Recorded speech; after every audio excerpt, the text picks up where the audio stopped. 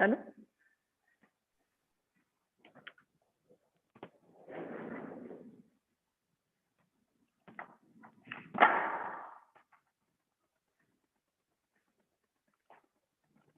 Okay, good morning once again, students. So let's begin the class. Okay, we had studied about the nuclear reactions, and in that there are two types of the nuclear reactions are there, and we studied about the nuclear fission. Okay, yes or not? So what do you mean by nuclear fission then? What have you understood from the previous class about the nuclear fission? Yes, students, are you able to hear me? So today we'll complete this chapter. So have you understood whatever the concepts have been cleared in this chapter? So what do you mean by nuclear fission now? Nuclear fission. Are you able to hear me? Yes, students? The heavy molecules split into smaller molecules Very good. by The heavy, energy. yes, heavy molecules will split up into the smaller one along with the release of the enormous amount of the energy. So what further you are going to use this energy for? Whatever the energy you are going to get in this nuclear fission reaction, you have supposed to use it for some useful purpose. So what did you use this in your chapter? For what Production of purpose? electricity. For the production of the electricity. So whatever the enormous amount of the energy is released, it is used for the generation of the electricity. So which is the useful form of the energy? We can use it for the variety of the work that can be that you and we are performing. Okay.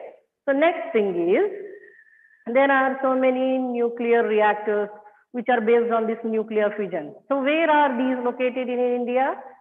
Where are these located? The places are given in your textbook. So where are these located? So just give me one or two examples. So we can continue again. Okay. Where are these located? Okay, in Maharashtra, Tarapur. where it is? Okay, it is Tarapur in Maharashtra. In Gujarat, where it is? Rana Pratap Sagar. I am speaking about Gujarat. I am speaking about Gujarat, not Rajasthan. Gujarat. Takrapur. Takrapur. Kakrapur. Correct. Next in Karnataka, where it is? Kaiga. Kaiga. Kaiga. Okay. It is Kaiga. So these, furthermore, they are there. See, with the help of these nuclear reactors, they are generating the electricity. So how much percentage is it completing our demands or the needs? By using Less than these? 3%. Less than 3%. But if we compare ourselves with Japan or America, other countries, how much they are utilizing this for their useful purpose? They are utilizing 30%. more than 30% of the energy they are utilizing. See, why India is not utilizing this for the better use? It is not using it for the more and more production of the electricity. Means there are some demerits. So what are those demerits or the disadvantages that we will learn today? So the disadvantages of the nuclear fission reactions. What are those disadvantages? Means there is a problem of the storage is a big problem, as well as disposal of the used away fuel, whatever the fuel has been used away, the storage of that one as well as the disposal of that one is a big problem. The first disadvantage is the storage and disposal of the used away fuel is a big problem. Whatever the fuel they are using there, its storage and the disposal after the use, we have to dispose of. That is a big problem. Second one, see, improper storage and disposal of this nuclear waste, whatever the nuclear waste is being generated after the production of the electricity, the improper storage and the disposal of this nuclear waste, whatever it is generating, it leads to contamination of the environment. It leads to a heavy risk for the contamination of the environment. Whatever the nuclear waste is there, no, that the storage of that and the disposal of that waste leads for the environmental contamination. There is a heavy risk for the environment. Further, there is a heavy risk of leakage, accidental leakage of the nuclear radiations.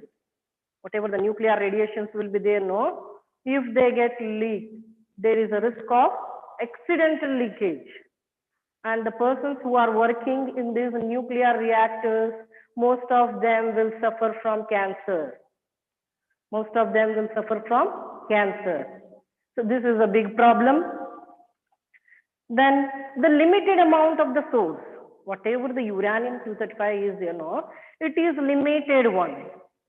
So uranium, so many isotopes of uranium are there. They will be easily available from the earth. But which is needed for this nuclear fission is, it is uranium-235. That one particular uranium is needed for the nuclear fission reaction, and it is the limited one. It is limited one. That means it will be naturally costly. It will be naturally costly, isn't it? Since it is limited one, the cost of that is more. And establishment of the nuclear power reactor also costs more. The establishment of the nuclear power reactors also costs more. So let us list one by one what are the disadvantages. So one by one, will you say me what are the disadvantages? So what is the first disadvantage here? Yes, what is the first disadvantage? Storage. Uranium. Very good. Storage and disposal of this used away fuel is a big problem. Second thing, what is the second disadvantage? Yes, second disadvantage. High risk of environmental contamination. Yes, high risk of the environmental contamination, because whatever the nuclear waste is there, if it is not stored properly, if it is not disposed properly, then it leads for the contamination of the environment. And due to this contamination of the environment or the surroundings, people usually suffer from cancer.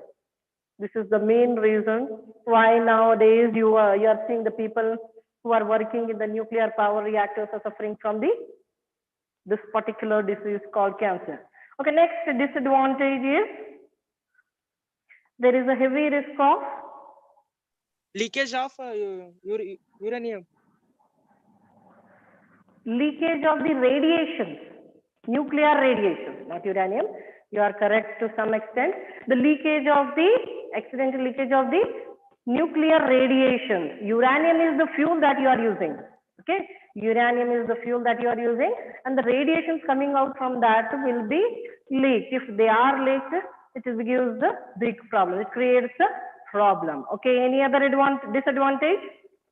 Another one. High cost of installation of nuclear power. Yes, high cost of the installation of the nuclear power reactors. Next, any other disadvantage? Limited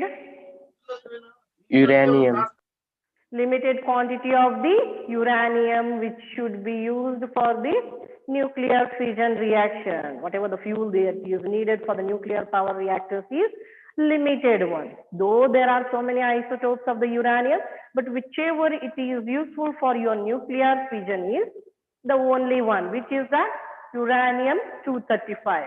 When it undergoes the nuclear fission reaction, barium and krypton is formed, and along with that the neutrons are released. Okay, so these were the disadvantages of the nuclear fission reaction. Have you understood about the disadvantages? Is it clear? Yes, ma'am. Yes. Now let us go to the next thing, that is nuclear. How it can be used? Earlier, nuclear fission was first used for the destructive purpose. This nuclear fission reactions, whatever the energy you are getting after this nuclear fission, it can be used in two ways. One for the useful purpose and another one for the destructive purpose. And in the starting, or at the beginning, when they found out the nuclear fission reaction and they found out the enormous amount of the energy is released during this reaction, First, they use for the destructive purpose only. And you are social students. You know about the history. Recall from the Second World War. What happened in the Second World War? Do you know? Atom bomb is blasted in Japan. Very good, very good. Atom bomb was blasted in Hiroshima and Nagasaki, August 1945, in Japan. It is remembered forever, those who will study that history, because now also you can see the effect of that atom bomb in Japan. August 1945, in the Second World War, which was going on between America and Japan, to within few seconds, see, when they dropped the bomb, America dropped the bomb on Hiroshima and Nagasaki, within few seconds, 80 lakh people were dead. 80 lakh people died within few seconds due to the use of the atomic bomb, which were on this principle only, nuclear fission. Just imagine, within few seconds, 80 lakh people died. So how much amount of the energy would have been released at that time? What was happened with the people who were present over there? So it was a very drastic condition, just we can't imagine also. So first it was used for the destructive purpose. That is atomic bomb which has been dropped in Hiroshima and Nagasaki. But if it is used in the controlled rate, then we can use it for the useful purpose. Just now we studied that it is used for the production of the electricity. How it is done, just in a small way we will understand. Whatever the uranium-235 is there now, first it will be strike, or it will be made to hit by a low energy neutron. When the neutron strikes this uranium-235, see, barium and krypton will be formed. Two lighter nuclei will be formed. When a heavy nuclei is bombarded with a low energy neutron, then you will get a lighter nuclei. Along with this enormous amount of energy is released. That is, you will get 3 neutrons again. 3 neutrons you will get. And in your nuclear reactor, a large amount of the fuel will be there. See, one nucleus is enough to activate one atom of the uranium. Now, when it is being activated and it gets split up and gives enormous amount of energy, you are getting 3 nuclei again. These 3 nuclei, again they will act on the uranium. See, due to the nuclear fission of one uranium atom, you are making the another 3 uranium metal to get activated, isn't it? That means again this will split. Again, this will split. Again, barium and krypton will be obtained. Okay, barium and krypton. Okay, see, everywhere. Along with each, again, 3 nuclear neutrons will be there. Along with each, again, 3 neutrons. See, they go on multiplying by the multiples of 3. See here. This happens in the atomic bomb. Further, again, each neutron will affect each single uranium atom. In this is called as the chain reaction. This is the chain reaction that actually goes on in the nuclear fission. So, in nuclear fission, actually this process goes on. When one neutron hits the one uranium, it gets split up into barium and krypton, and 3 neutrons are obtained. Further, each neutron will act upon each uranium atom, and again it will split.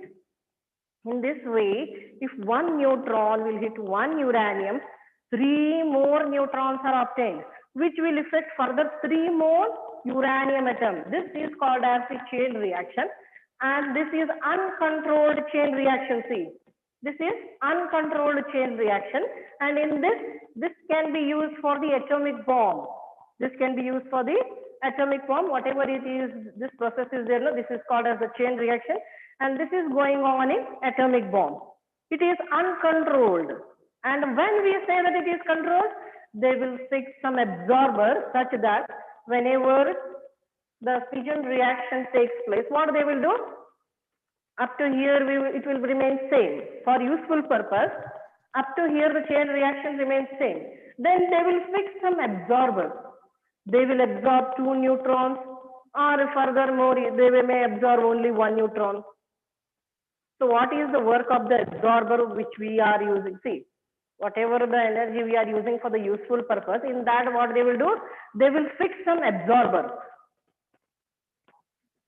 The work of these absorbers is, they will absorb only 1 neutron, that means only 2 are left. Now this will act on uranium. So 1 uranium is safe. If we are making 1 neutron to be absorbed, then only 2 atoms of the uranium will be continuing the chain reaction. So this is the thing what is going on in the useful form for the production of the useful form of the energy. What happens means, whatever the neutrons are produced, no, how much energy is needed, only that much amount of the neutrons are allowed to go for the further chain reaction.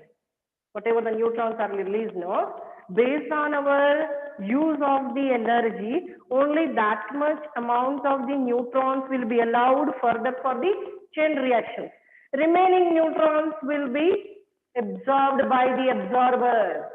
Whatever the absorbers will be there, no, extra neutrons they will absorb, and whatever amount of the energy that you want to use, that much only the neutrons will be left out for the further chain reaction. In this way, we will get a limited amount of the energy for the generation of the electricity. So, have you understood how it will be used in atomic bomb and how it can be used for the useful production of the electricity? So, did you understand? Though we are saying that enormous amount of the energy is released, then how it is used in the production purpose and for the destruction purpose. Is it clear? So, what happens in the atomic bomb? A continuous chain reaction goes on where the neutrons are not absorbed. Continuously the chain reaction goes on, and that is the result what happens in the atomic bomb.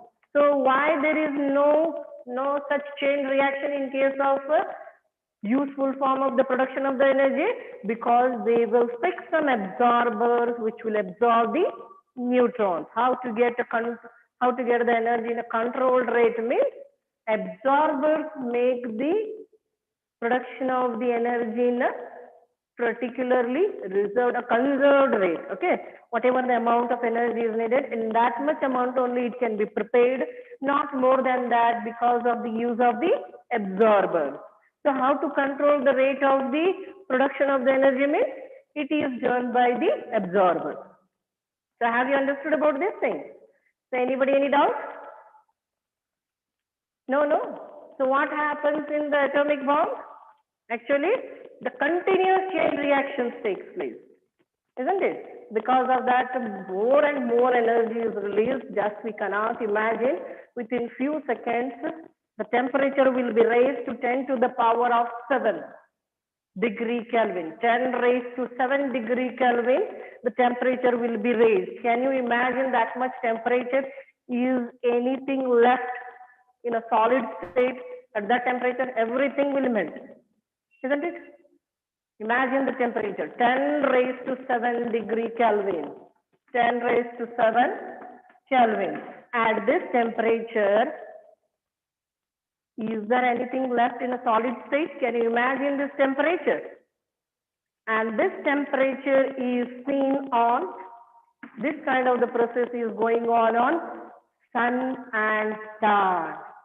And this is going on sun and star. Is it right or wrong? No, it is nuclear fusion is going on. This fission is not going on star and star. Are you hearing me? Yes, students, are you hearing me? Yes, ma'am. Nuclear Yes, fission ma'am. is not going on the sun. This temperature is there on sun, but nuclear fission reaction is not there on sun. Nuclear fusion is there, fusion. See, fusion reaction is on sun, but fission is not there. Okay, but temperature is this much only. This much temperature is there on sun, and when atom bomb is activated, nearly this much temperature is there where the atom bomb is, this much amount of the temperature is recorded where the atom bomb is activated. Okay. So see the rate of the, see the amount of the temperature. You just can't imagine. Okay. Now let us come to the next one, nuclear fusion reaction. What happens in nuclear fusion? Yes, what happens in the nuclear fusion? Fusion means what? Combine. Combination, just combination. Here, lighter nuclei combine and form a heavy nuclei. Okay. Fusion was splitting up. Fusion means combination of the lighter nuclei. Usually what happens here, two lighter nuclei, usually isotopes of hydrogen, isotopes of the hydrogen combine into form the helium, and along with that enormous amount of the energy is released here. Again the energy is released. Here helium is formed plus the energy. Okay, see here. The lighter nuclei, we have taken the isotopes of the hydrogen. When they combine together, a heavy nucleus is formed. Again, see the mass of the reactant and the mass of the product. Mass of the reactant is just little more than that of the mass of the product. So, enormous amount of the energy is released here again, isn't it?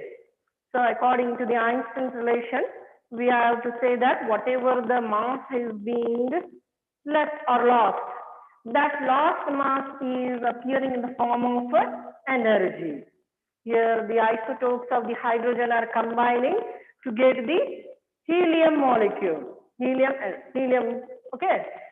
Two isotopes of the hydrogen combine to get helium, and since it is little bit less in mass as compared to the mass of the reactant, that lost mass appears in the form of energy. But what happens to overcome this reaction? If this reaction has to be taken place, what is the condition?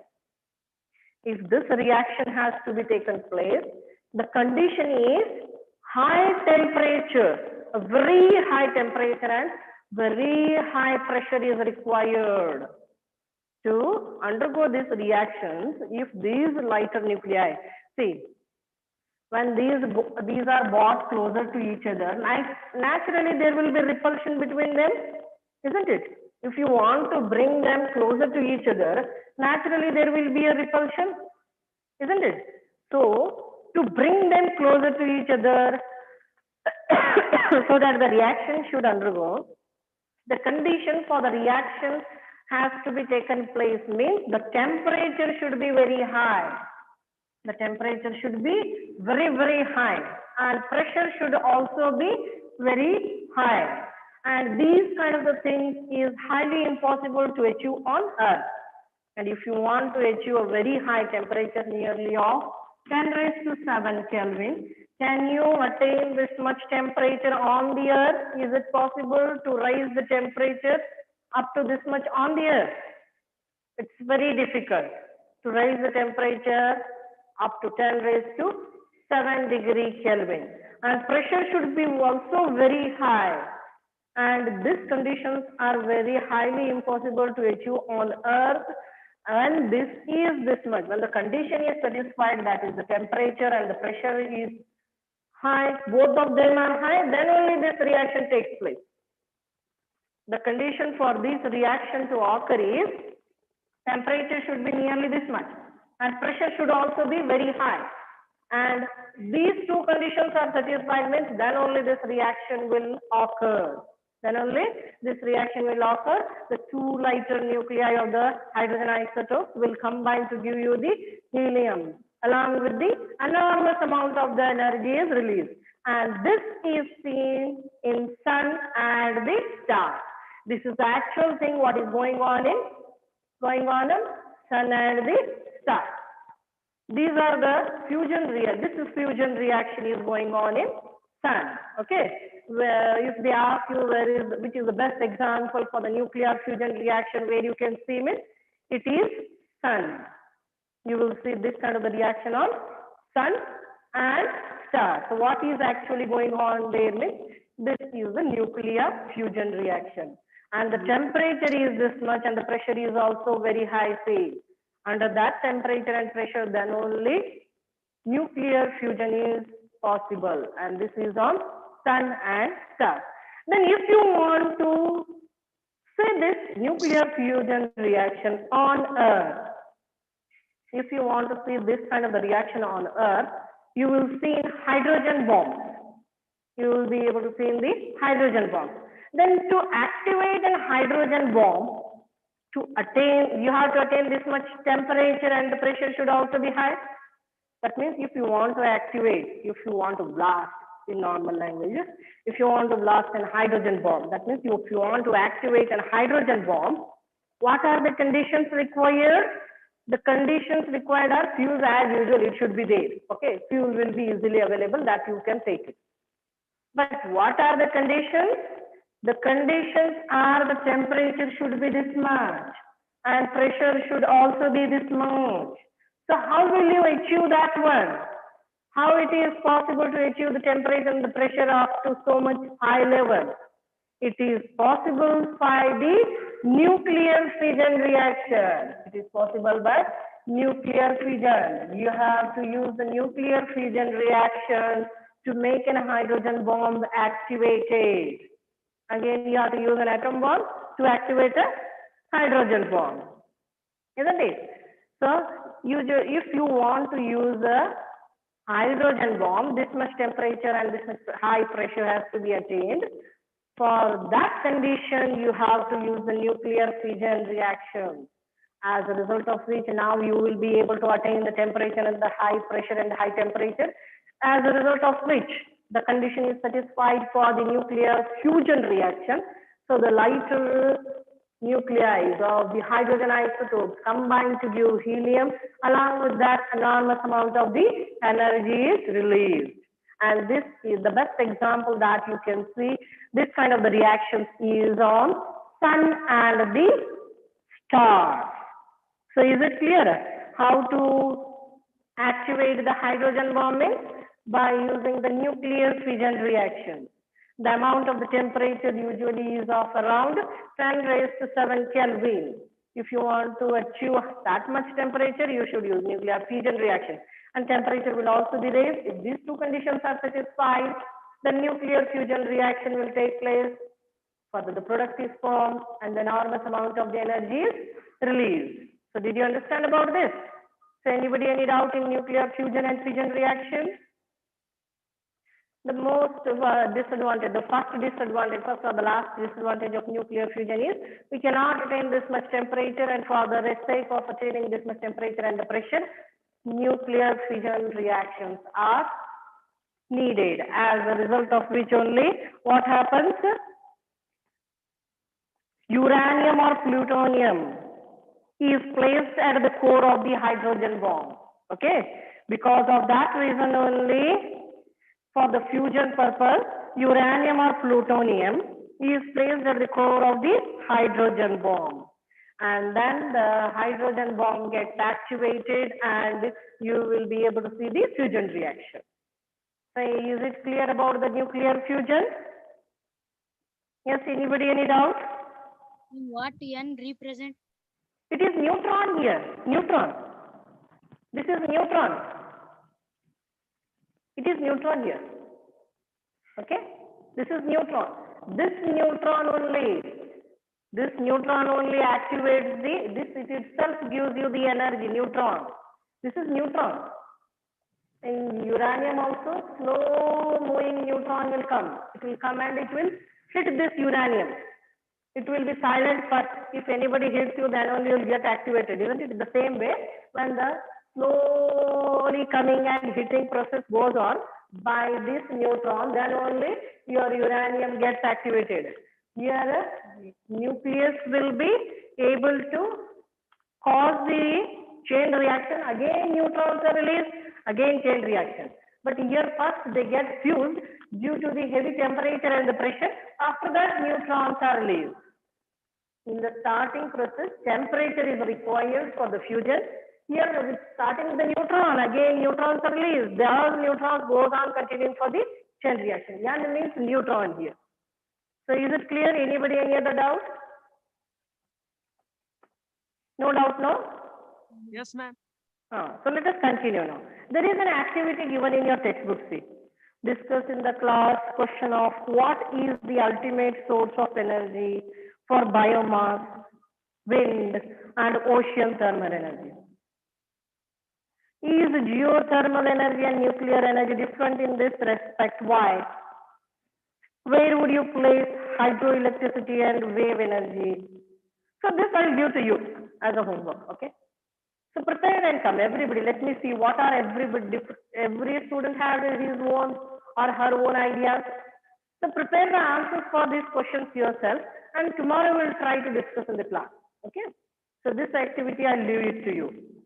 You think it over and write in shortly about your opinion about all these different forms of the energies. That is biomass, wind, ocean thermal energy, geothermal energy. Okay? So you write yourself answer to this question. So tomorrow we'll discuss in the class about this one. And students, yesterday I sent you the question paper half an hour late. Sorry for that. Actually, the paper has to be started at 11 o'clock. I sent at 11:35. Sorry for that. I was busy in a function. Okay. Have you completed writing all those class tests? All the questions did you attend? Yesterday's class test. Yes, ma'am. Yes, ma'am. Everybody has attempted all the questions now? Yes, ma'am. Okay. After completing that, when they will intimate you to submit to the school, on that day only you submit, okay? Yes, ma'am. Okay, next thing now. Environmental consequences. Let us come to the next concept, environmental consequences. What are the environmental consequences? Since we are using so many different types of the energies, different types of the sources we are using to convert it the useful form of the energy for our different works to be done. Each one will damage the environment in one or the other way. Naturally, there is a result of the use of these sources on the environment in one or the other way. They will damage the environment, isn't it? If you are taking or extracting something from the environment, means naturally it will affect the environment. It may be coal, it may be water, whatever it may be. Petroleum. Yes? Yes, any question? No, ma'am. No question. Okay. So we will discussing about the environmental consequences, how the various types of the sources of the energies that we are using, how it affects the environment. Naturally, it affects the environment in one or the other way. So how to identify which kind of the source should be utilized? So before selecting the type of the various types of the sources are available on the various type of the sources of energies are available on the earth. So before selecting that, what you should think of? There are some factors that you have to think over them, and then you have to decide the selection of those sources. First thing, what is the first thing? Whether it is easily available or not. First thing is that you will think about while selection of the source is whether it is easily available or not. It is easily available or not. Easily available concept. Second thing, whether it is economic or not. That means it should be up to the economic level of each and every class of the society. So that poor people should also use, middle class people should also use, and high class people should also use. The cost of that should be less. That means it should be economic. Okay, it should be economic. First thing you'll see whether it is easily available. Second thing you'll see whether it is economic or not. Then third thing, whether it gives you the efficient result or not. After selecting the source which is easily available, which is economic also, the third thing that you have to see is whether it gives the efficient amount of the work that you are needed or not. It should be efficient. Okay, it should be efficient. Third.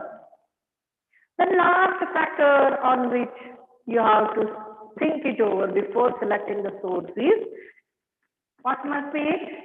Yes, just a guess. It should not damage the environment. It shouldn't damage the environment. It should not damage our environment. It should be environmental friendly. Okay, environmental friendly.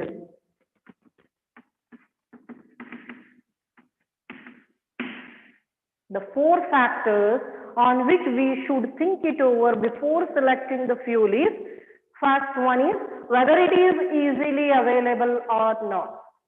It should be easily available. So whatever the source you are going to select it for the production of your useful form of the energies is, it should be easily available. Second one, it should be economic. That means the cost should be very less.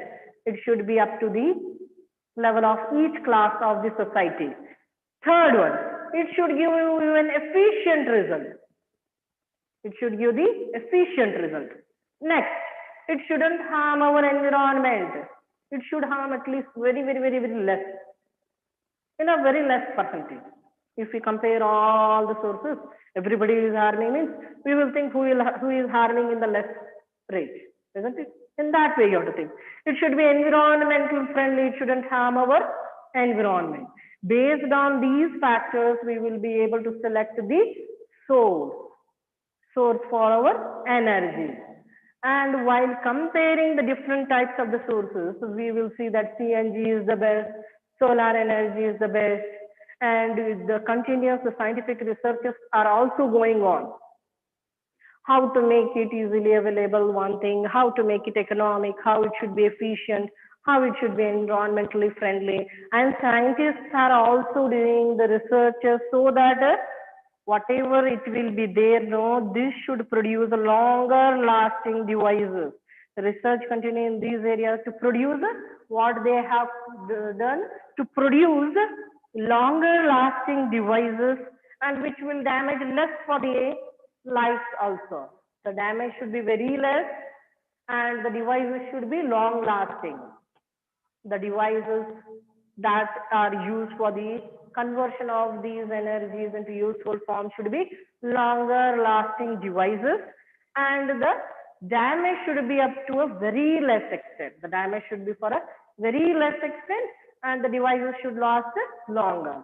So these are the studies going on for improving the quality of the sources that we are going to use for the next generation and so on. Okay, this was about the consequences on the environment or environmental consequences for the use of the different amount of the sources. So let us sum it up. So if you want to select a source of energy, what are the factors on which you have to think it over? I had written 4 factors here. So just let us list them. What is the first factor here? Yes, what is the first factor? Easy availability. Yes, easy availability of the source. Next, second factor. Economic, ma'am. It should be economic. Next.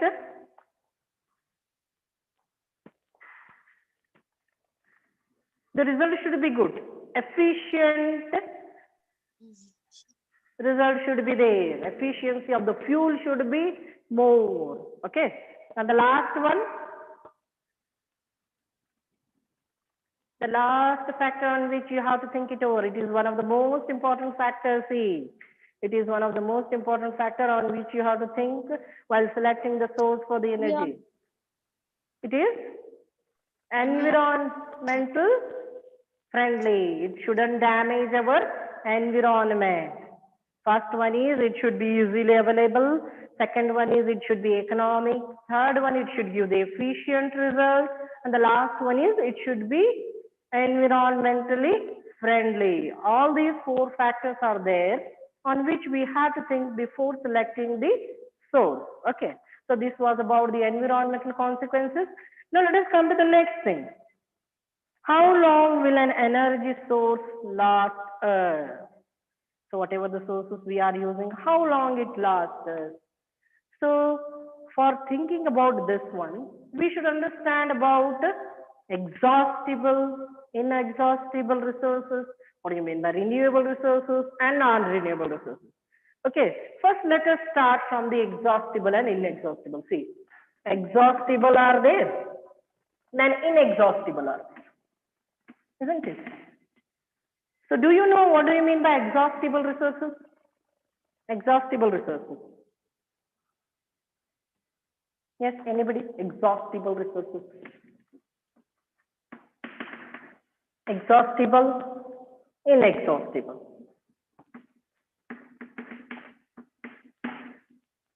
See, these are the two types of the resources or sources. Just you tell sources here. Sources. Sources can be divided into two types, exhaustible and inexhaustible. So what do you mean by exhaustible resources? The second one. Sources can be divided into two forms, exhaustible sources, inexhaustible sources. Inexhaustible means what and exhaustible means what? What is the difference between these two? You are learning it from your lower classes. See, just recall from your lower class studies, what do you mean by exhaustible and what do you mean by inexhaustible? Exhaust. The meaning of the word Which can be exhaust. finished and which cannot Very be good. finished. Which can be finished and cannot be got again. Exhaustible means which can be finished. This gets finished. In the normal language, it finishes. And inexhaustible means Things which cannot be finished after some time. they will never finish. They remain as it is. Okay, they will never finish. So what kind of these are the? Can you give me the examples of this? Forest, ma'am. That will come there. Here, inexhaustible are sunlight. Sunlight, water, and air.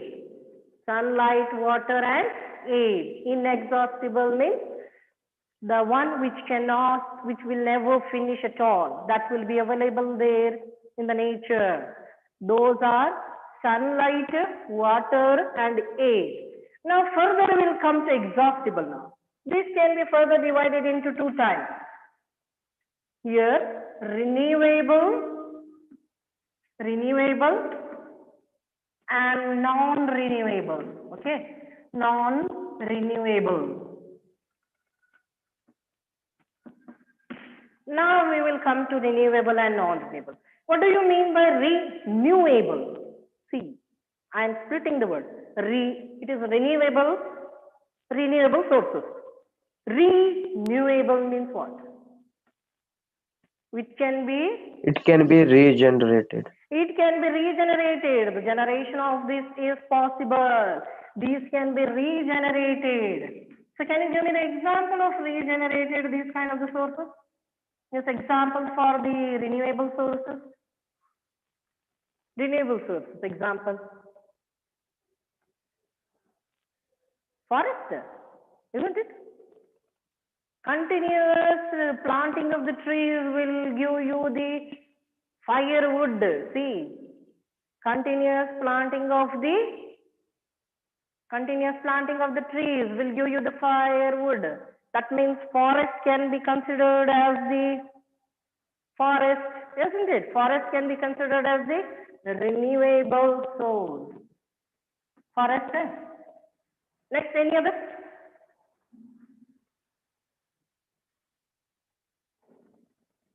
Yes, any other example for this renewable source of energy?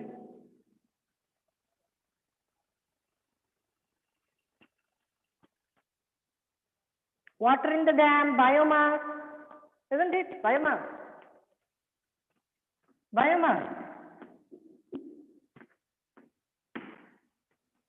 Forest and biomass. See,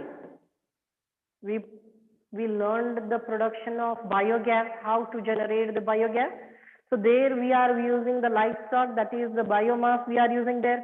That means due to biomass can be regenerated. Trees can be planted. And the animals, continuous, there is increase in the population of the animals.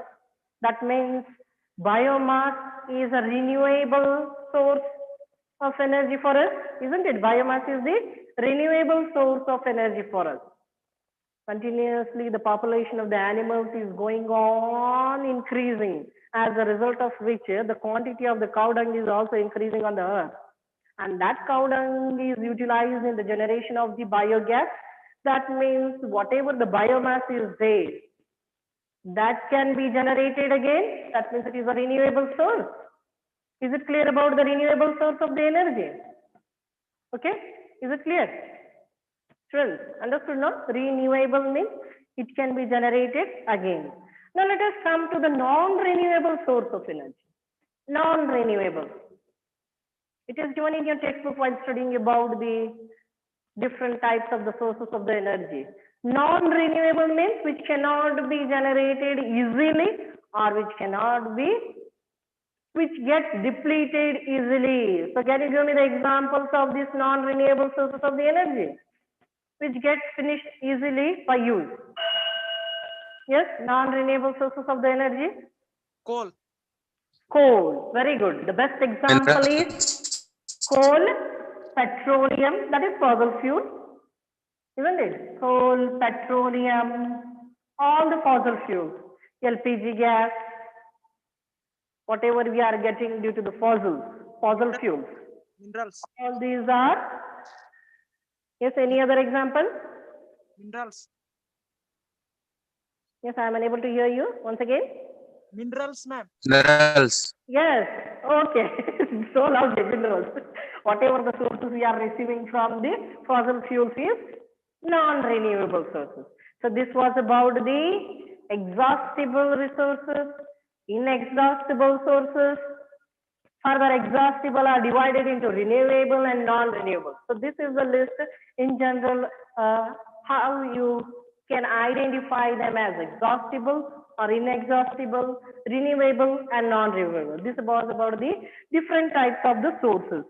So now let us come to the activity. Have you understood about the renewable, non-renewable, everything? So renewable is easily available in our environment, isn't it? So there is an activity given in your textbook now. Activity 14.9. You have to debate, see. Online debating. Debate the following two issues in class. Most of you are very good in debating, isn't it? So what you have to debate on, what are the concepts for the debating is, the estimated coal reserves are said to be enough to last us for another 200 years. Whatever the coal is still present in the earth, is it, or whether it can be used for the next 200 years or not? One should say that, yes, it can be used for the next 200 years.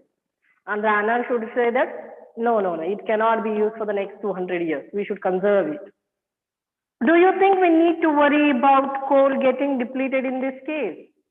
First, you study how much amount of the coal is available on the earth. Based on that, you can say that whether it can be used for the next 200 years or it cannot be used for the next 200 years. Why or why not? Both the reasons you have to say. While debating, you have to compete for why or why not.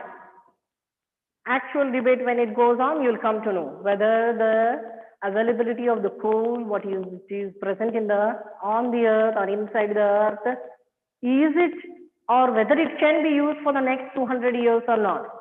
That means next 2-3 generations only we can say. Liver, if we think that whatever the baby has born today, next, his son and his grandson, if we take their ages as 75 or nearly 60, or let us take 80. Only 3 generations in 200 years means only next 3 generations can only use. Isn't it? Is it possible to use the fuel available, coal available on the earth for next 200 years or not? You have to debate. If yes, why? If no, why? Both the things you have to see while debating. Okay. So next one. It is estimated that sun will last for another 5 million years. We also studied in the chapter that it will last for next 5 billion years. Do we have to worry about the solar energy getting exhausted? Still, it is going to be 5 billion years. It is still going to radiate the energy for next 500 billion years. So even then, after knowing this also, do we have to worry about the solar energy getting exhausted? If why, we have to give the reason. If why not, then also we have to give the reason. It is also a topic of the debate. Next one. On the basis of the debate, decide which energy source can be considered exhaustible, inexhaustible, renewable, and non-renewable, whether coal or solar energy. These two energies have to be used for the concept of the debate and then finalize them as exhaustible or inexhaustible or renewable and non-renewable. And you have to give reason for your choice. If you are choosing coal, then also you have to give the reason for it. If you are using solar energy, then also you have to give reason for it. So these are the two topics for the debate. And is it possible to do the online debate? Let me see. If it is possible, we'll do in the online class. If it's not, then before the online debate, I'll ask you to get prepared for yourself. And then we'll do on one day. So all these things we have to further. These two we have to divide them and see in which contest where it goes. Whether it is exhaustible, inexhaustible, whether or it is renewable or non-renewable. So these are the two activities, I think so. Today we have discussed about three activities. Another one also is there, see. 14.8, I didn't say you about that one. Gather information about various energy sources and how each one affects the environment. You have to gather the information about the different sources, how they will affect the environment. You have to make a list. How they will affect the environment. You have to first gather the information about them and then make a list how they will affect. Whether the effects are good or bad. Both the things you have to list in front of each sources of the energy. Debate the merits and demerits of each source and select the best source of energy on this basis. Again, you have to debate. One is best, another one is not good. Then after debating only, you have to decide which you have to use for your basic purposes. Okay. So these are the three activities I'm going to leave for you. Prepare the answers yourself, and if possible, we'll try to do the online debating. Otherwise, when the school will start, we will do these activities there only, as we have studied in general the activities in the same way we'll study here. And when the school starts, we will do them practically. Okay. So this completes your chapter about the sources of the energy. So is there any doubt in this chapter? Tomorrow we'll start the new chapter. Okay. Anybody any doubt in this chapter? No, ma'am. No. So we will start the new chapter tomorrow. So totally how many still chapters are being left for the, how many chapters are left for completion? Still how many chapters are there? I think in this book only one is left. 16th one. Sustainable management of natural resources. In part 2, only the 16th chapter is left, isn't it? If we complete this chapter, this part 2 book will be completed. Yes, students, speak properly and clearly. I should have an idea. Only this is left, no? Sustainable management of natural resources. Only this chapter is left, isn't it? So we'll start this chapter tomorrow onwards. And what about part 1 book? How many chapters are there? Yes, speak clearly so I can understand how many chapters has to be completed still. Because if we complete soon, then only you'll get the chance for revision. If we complete the syllabus, then only you will be free for revision. Otherwise, we will be in completion of the syllabus. You will be in completion of the notes. So you want the time for the revision means syllabus has to be completed first. So I'll start the chapter Sustainable Management of the Natural Resources tomorrow. And if any other chapters are left in the part 1 book, tomorrow give me the list. Still how many chapters are there for completion? Okay. So thanks for today's class. Thank you. If any doubt is there, you can ask. Okay. I'll send you the notes today or tomorrow on this chapter.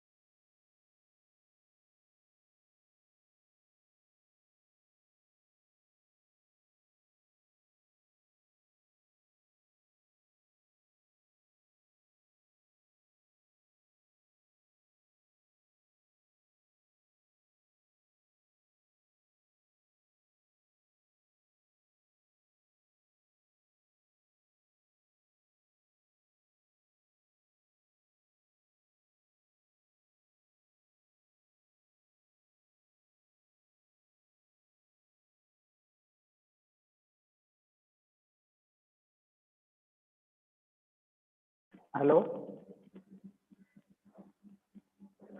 Hello, students, can you hear me?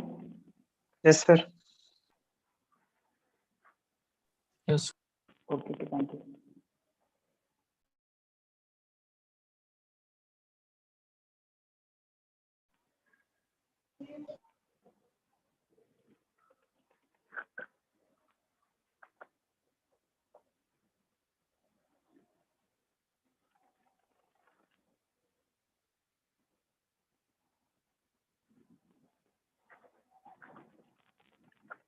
Good morning to all.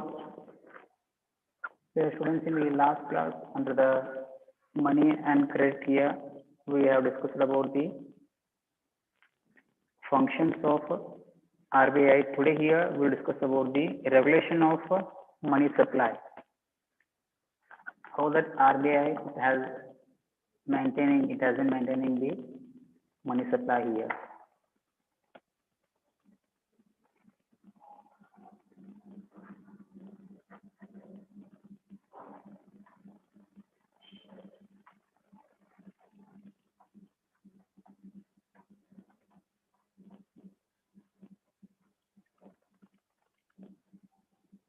Currency notes and coins issued by monetary authority of the country from the money supply in a country at any given time.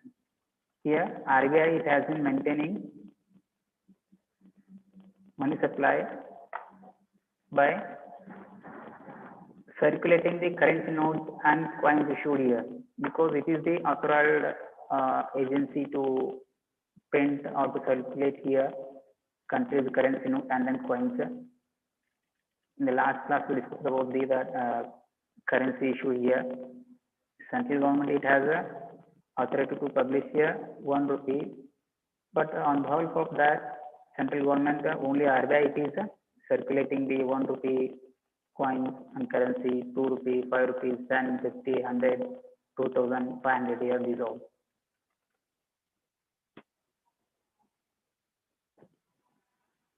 It means it has the right here to circulate here. These are all currency and then coins. This is the one way to maintain that money supply in country.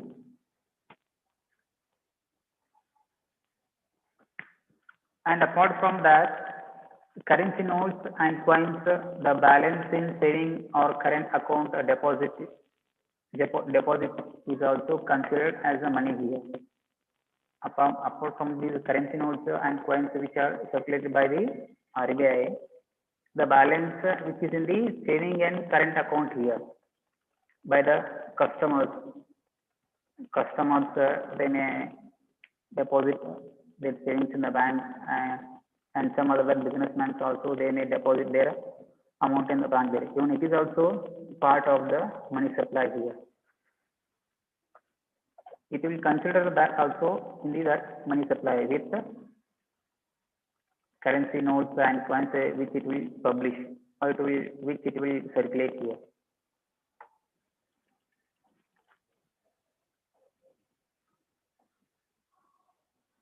In India, there are 4 measures of money supply are used to measure the monetary stock here.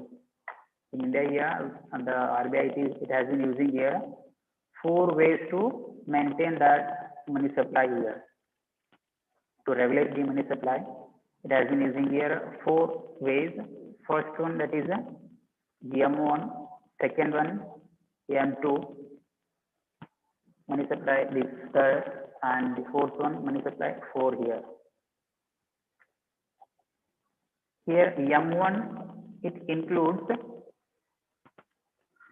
currency notes,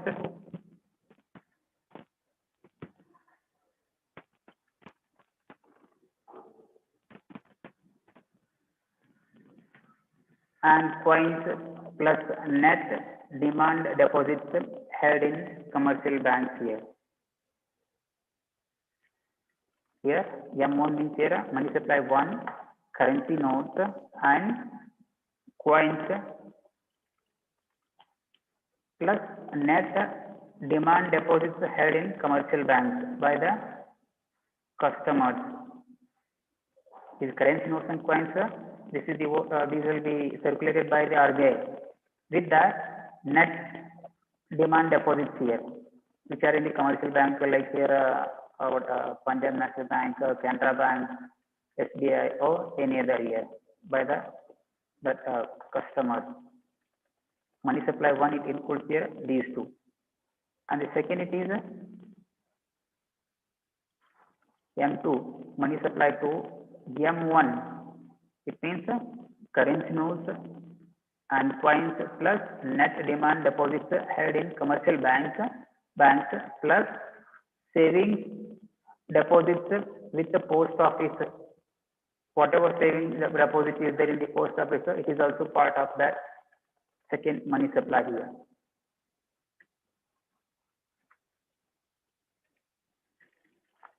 In the first one, it doesn't consider the amount which is in the post office in the form of savings here by the from the customer. But in the second measure, second way, it will consider even that also the supply of money here. And the fourth it is, third one, money supply third one, M1, currency notes plus coins, and also net demand deposits held in commercial bank. With that, net time deposit. What is this time deposit here? That is another meaning of a term deposit here. Fixed deposit, recurring deposit, RD, FD, DR. M1 plus net time or term deposit of commercial banks. It includes here these two categories. And the last is here M4, money supply 4 here. It includes M3. M3 it includes M1 also. With M1, it includes the net term deposits of commercial banks.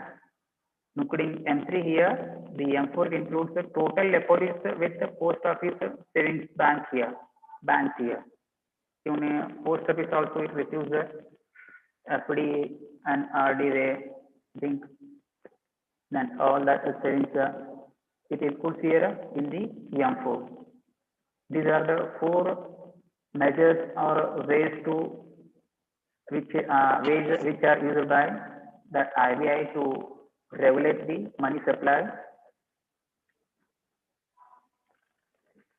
By calculating these all here, or by using these measures, it will decide what % of amount they require in the future, or what % of amount they have to circulate, they have to print there, or which they have to send it in the circulation by printing there. ಈ ಒಂದು 4 measurement ಆಧಾರದ ಮೇಲೆ RBI ಏನ್ ಮಾಡ್ತತಿ, ಮುಂದೆ ಎಷ್ಟು ಅಲ್ಲಿ ನಾವು ಪ್ರಿಂಟ್ ಮಾಡಬೇಕು, how much amount we have to print or we have to circulate in the country, it will decide there. Without taking these measures here, if it is started to circulate money there will be no coordination and then control on the money supply here. Therefore, by taking these measures here, or with the help of these measures, it will try to maintain that or regulate money supply in the country. Here, for the purpose of monetary management, financial management in the country here, M1 and M2, these are referred to a narrow money here, small money, and M3 and then M4 as a broad money here to manage the financial activities or financial management here in the country. Here, first 2 categories or measurements are referred as the small money or narrow money, because they include a small quantity of amount, and the M3 and then M4, these are broad money here, because here these are in the commercial bank, it has a large quantity of deposited, because of that these are considered as the broad money there.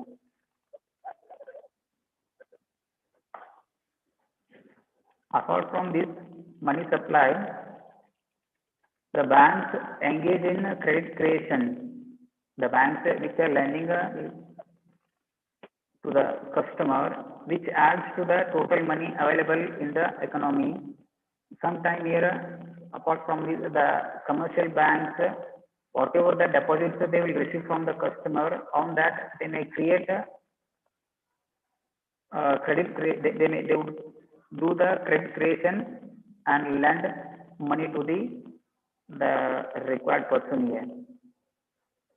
So that is also the part of this money supply of that RBI. This money supply and availability supply of goods and services affect the demand for them and therefore their prices.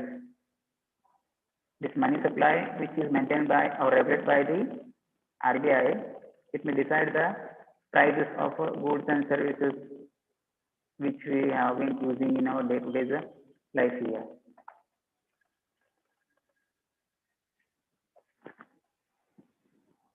In some other occasions, we can see the inflation also in the country there. Here, inflation means whenever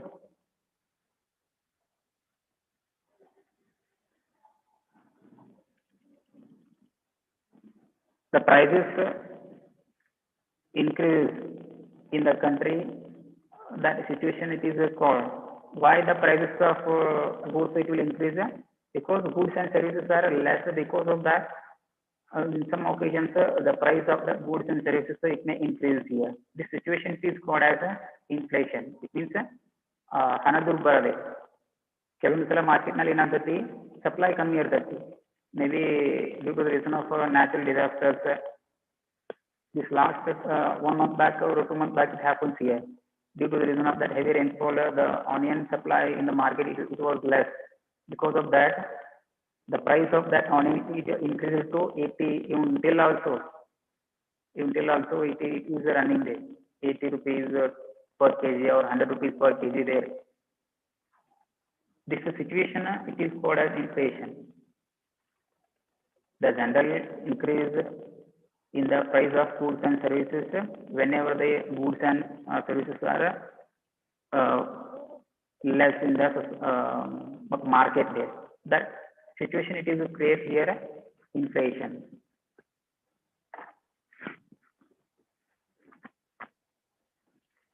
There are 4 measures to maintain money supply. They are M1, M2, M3, M4.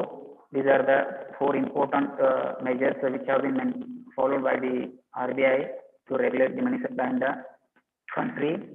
And among these all 4, the starting 2, these 2 are considered as the narrow money supply, and the remaining 2, money supply 3rd and money supply 4, that measures are broad money here.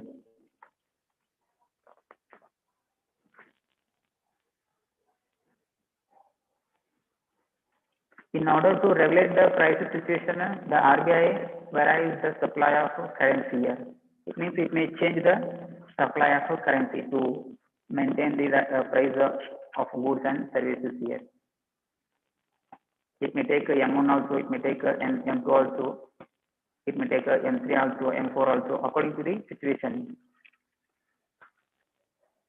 It also regulates the credit lending by banks through certain measures.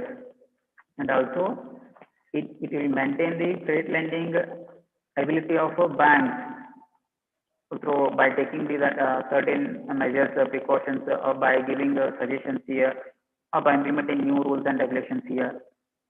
As their wish, banks they shouldn't give money or lend money. They cannot lend money to the customer. According to the suggestion, instruction, rules and regulations of the RBI, they have to lend here money to that required person or consumers here, according to the guidelines of RBI. If they would lend money more than that, there will be what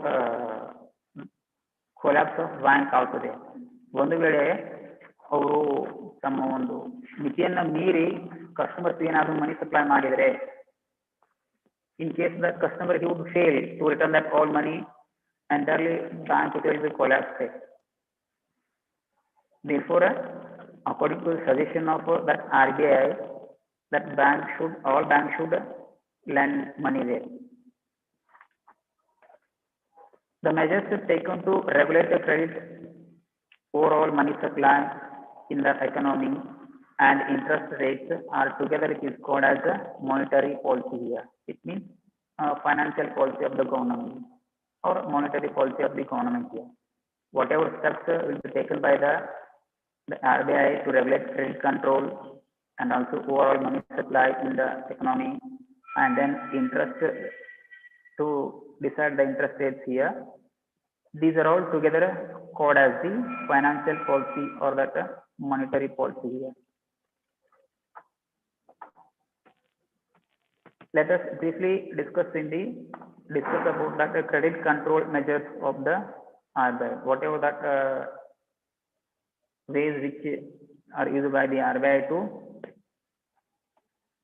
regulate the credit control. Let us discuss here about all. There are two ways. The first one, quantitative control measures, and the second it is qualitative or selective control measures here. RBI, it has been maintaining the credit control of a bank through these two measures here. First one, quantitative control measures, and the second it is qualitative or selective control measures. The first one, it is quantitative credit control measures. Let us understand about this here now. The quantitative credit control measures directly affect the quantity of money available to the business and people here.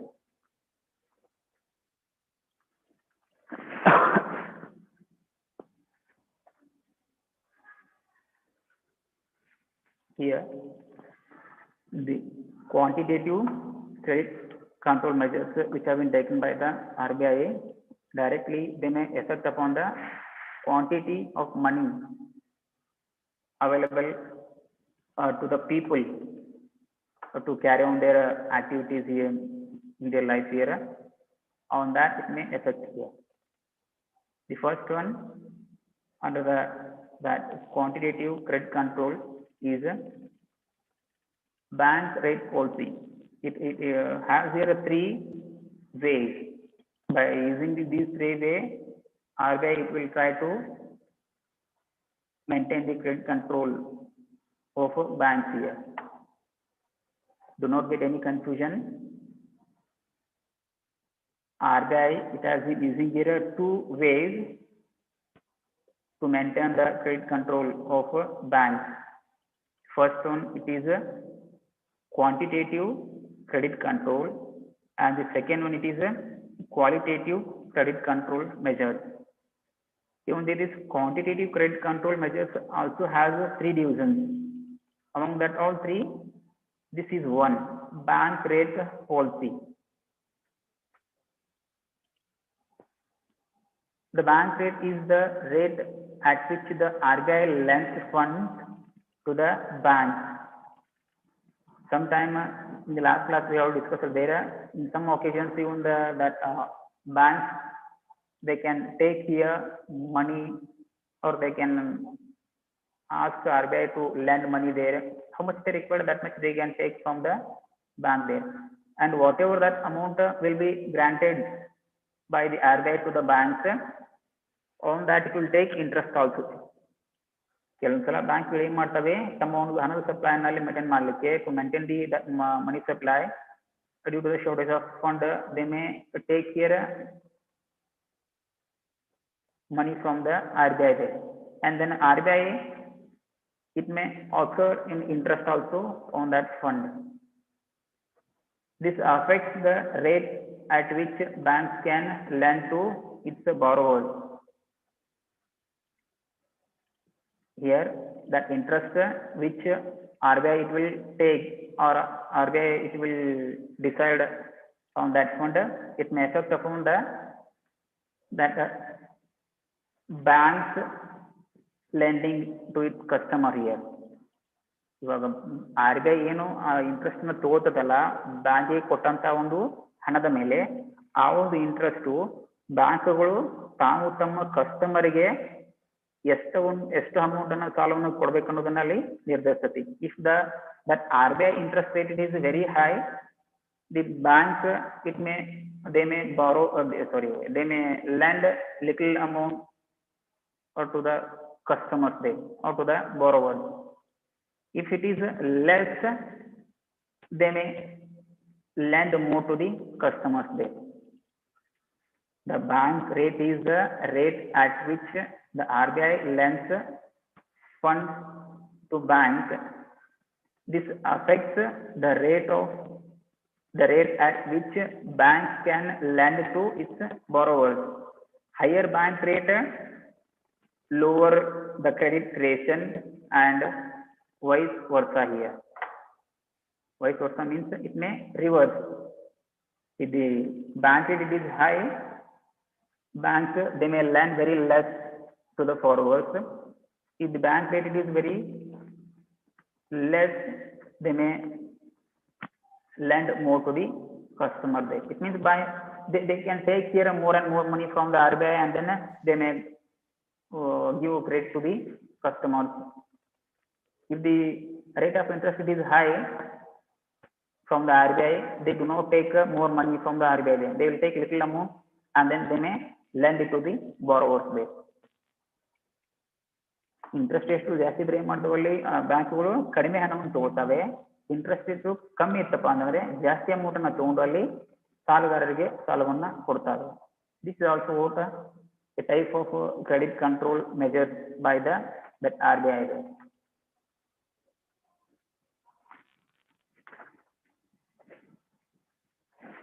Whenever the interest rate is high, during this situation lower economic growth, because government the banks they do not lend more money to the borrowers and the borrowers they cannot invest that money in the other activities here. Whenever the interest rate is less, here they can take more and more money from the RBI and lend it to the borrower, and automatically that borrower he can invest more and more money in the economical activities. It may increase the economic growth here.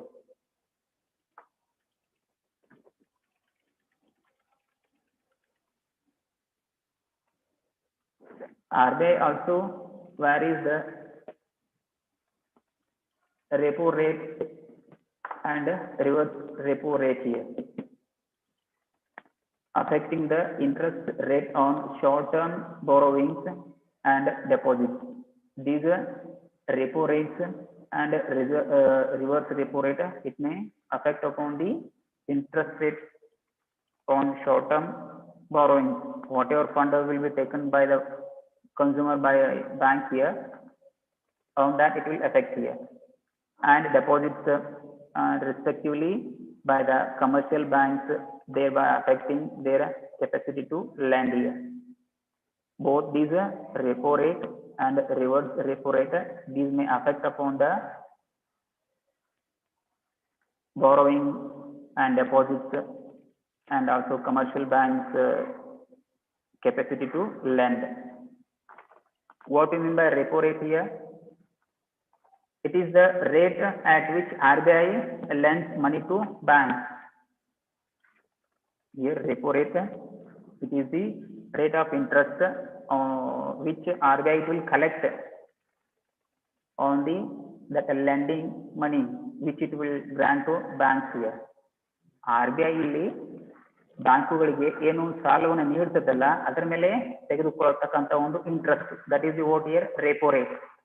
Whatever interest RBI will collect from the banks on that lend, it is the part of repo rate here. And then reverse repo rate means here whatever interest RBI it will pay to banks whenever it takes money from the banks here. So the repo rate in the repo rate what happens here RBI may lend here money to the bank and occur or collect here percent of that interest here according to that situation. In other situation here in the reverse repo rate here RBI only take money from the bank to supply the money in economical activities here. ಕೆಲವೊಂದು ಸಂದರ್ಭಗಳಲ್ಲಿ ಏನಾಗುತ್ತೆ in some occasions that RBI only will take care money from the banks and for that it will pay their little amount as interest here. That is the part of reverse repo rate here. The reverse repo rate means here it is the rate of at which RBI borrows money from the bank. Are you understanding or not this repo rate and reverse repo rate? ಅರ್ಥ ಆಗ್ತಾ ಇದೆ? Hello?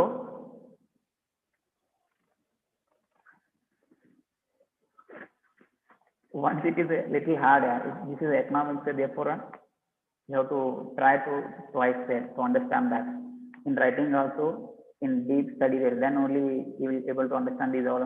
What do you mean by repo rate and then what do you mean by the reverse repo rate here? Otherwise, in once it is difficult to understand that. Okay, let it be. The first one, first kind of that quantitative credit control it is measure it is here bank rate policy. There are two ways here. In some occasions, RBI may lend money to the banks and offer here the interest. In that is called repo rate. In some other occasions here, to maintain that money supply, RBI only may take here money from the banks and pay interest on for that. This is called as a reverse repo rate here. This is the way which is followed by the that RBI to maintain the credit control. Money supply of the credit control there.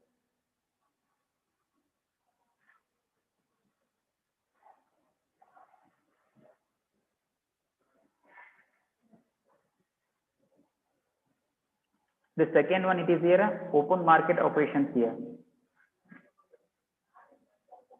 Open market operations is the buying and selling of government securities. It means government bonds here by the central bank. Which is the central bank in India here? That is RBI.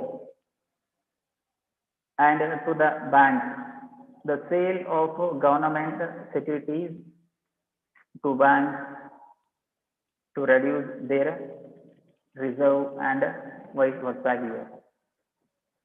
Here in the open market, RBI it will sell or buy the government securities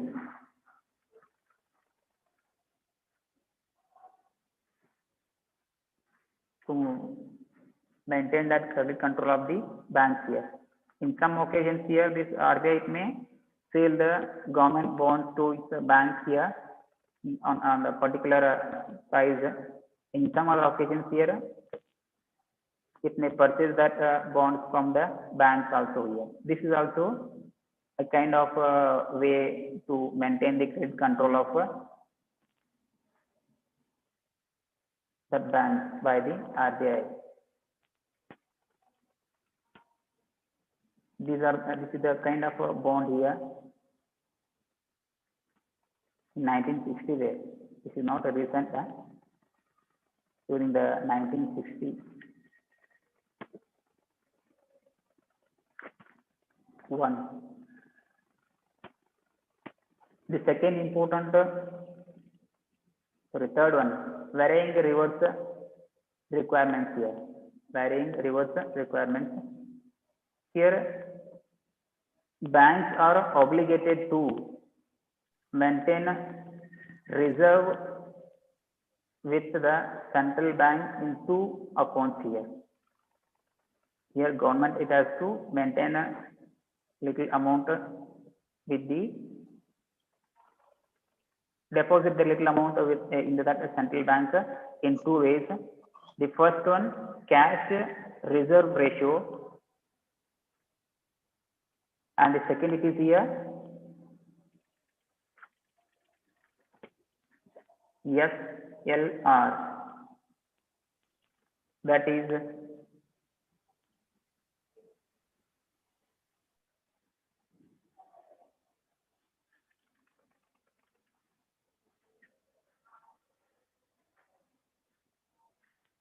that.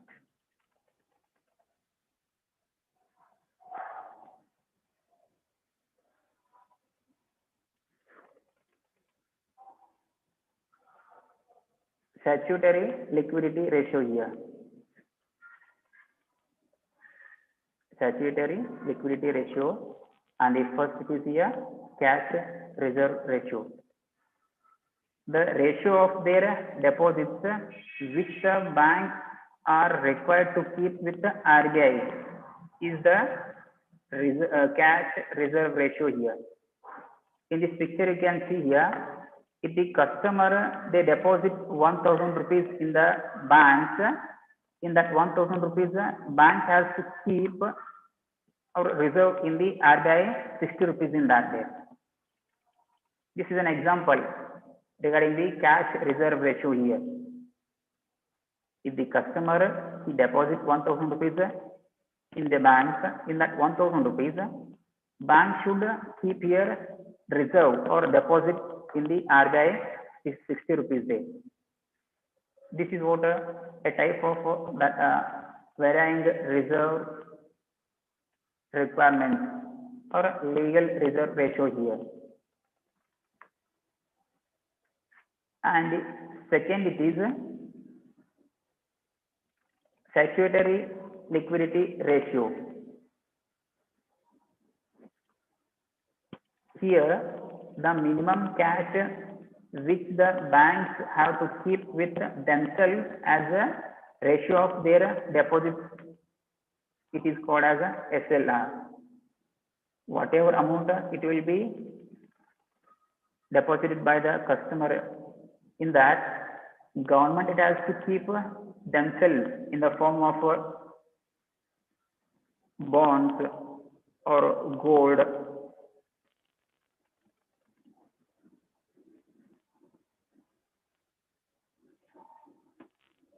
or in the form of cash also there, according to their requirements or necessity there, according to the situation. In the cash reserve ratio, government, bank has to keep here little amount in the RBI. In the statutory liquidity ratio here, bank it has to keep themselves here little amount in there only, in the form of cash also, gold also there, or bonds also there.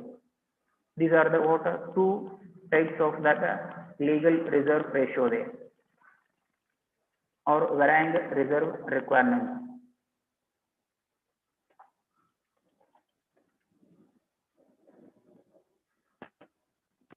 By varying, by changing these CRR, cash reserve ratio, and then statutory liquidity ratio, the RBI can vary or change the lending capacity of banks. By using these two that measures here, RBI it will regulate the lending capacity of banks there.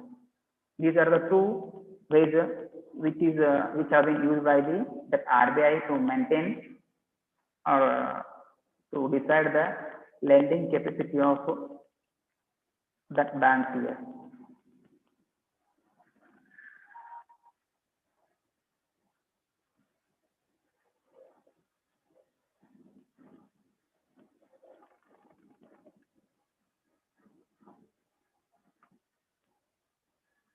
The second important credit control measure it is here, qualitative credit control. The qualitative or selective credit control measures affect the usage of credit for different purposes here. They affect the quality of usage and credit. Here, qualitative credit control or selective credit control measures affect the usage of credit. It means that taking of that lending money from the bank in different purposes here. First one is a change in lending margins.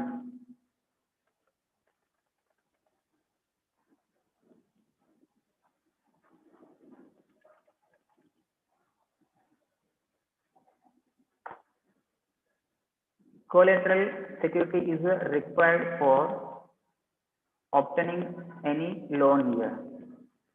It means in some occasion,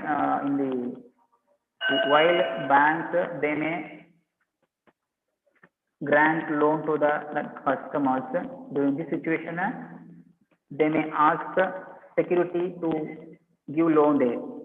ಕೆಲವೊಂದು ಸಂದರ್ಭಗಳಲ್ಲಿ ಬ್ಯಾಂಕ್ಗಳು ಏನ್ ಮಾಡ್ತವೆ, almost all banks they may ask surety regarding the their money return here, and the percentage value of the security required to be kept with the bank for getting loan is called as the margin here.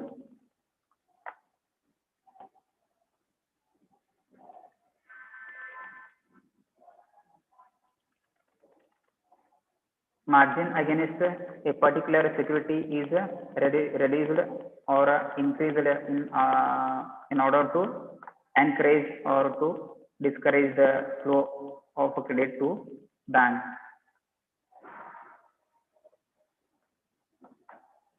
To increase the lending money here, RBI it may use here effectively this change in lending margins.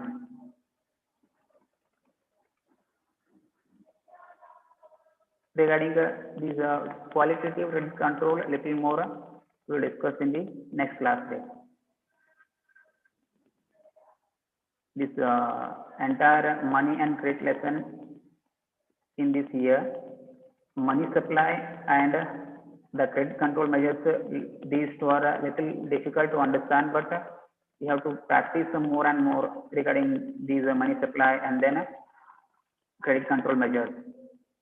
This time they have asked a question on these quantitative credit control in the exam there. They didn't ask in description, just they asked the types here. For 2 marks, I think.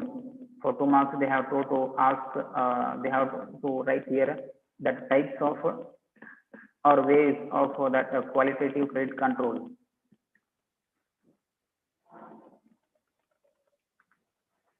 Okay, students, I think you have understood little here, but you have to read it carefully by using the dictionary and then notes, then you will easily understand.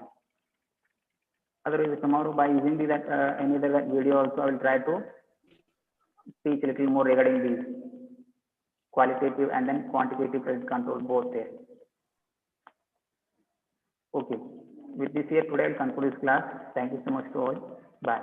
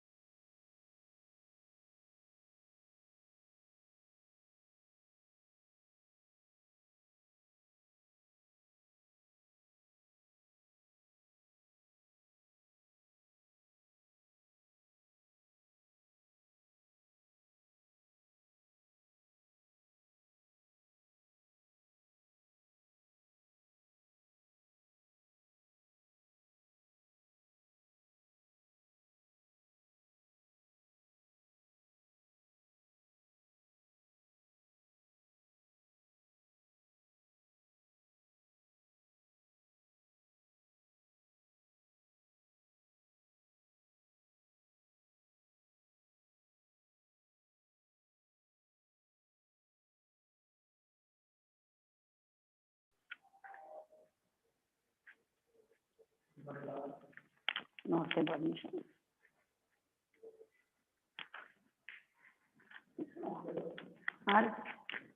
ಆಗ್ತಿರ್ತೀನ.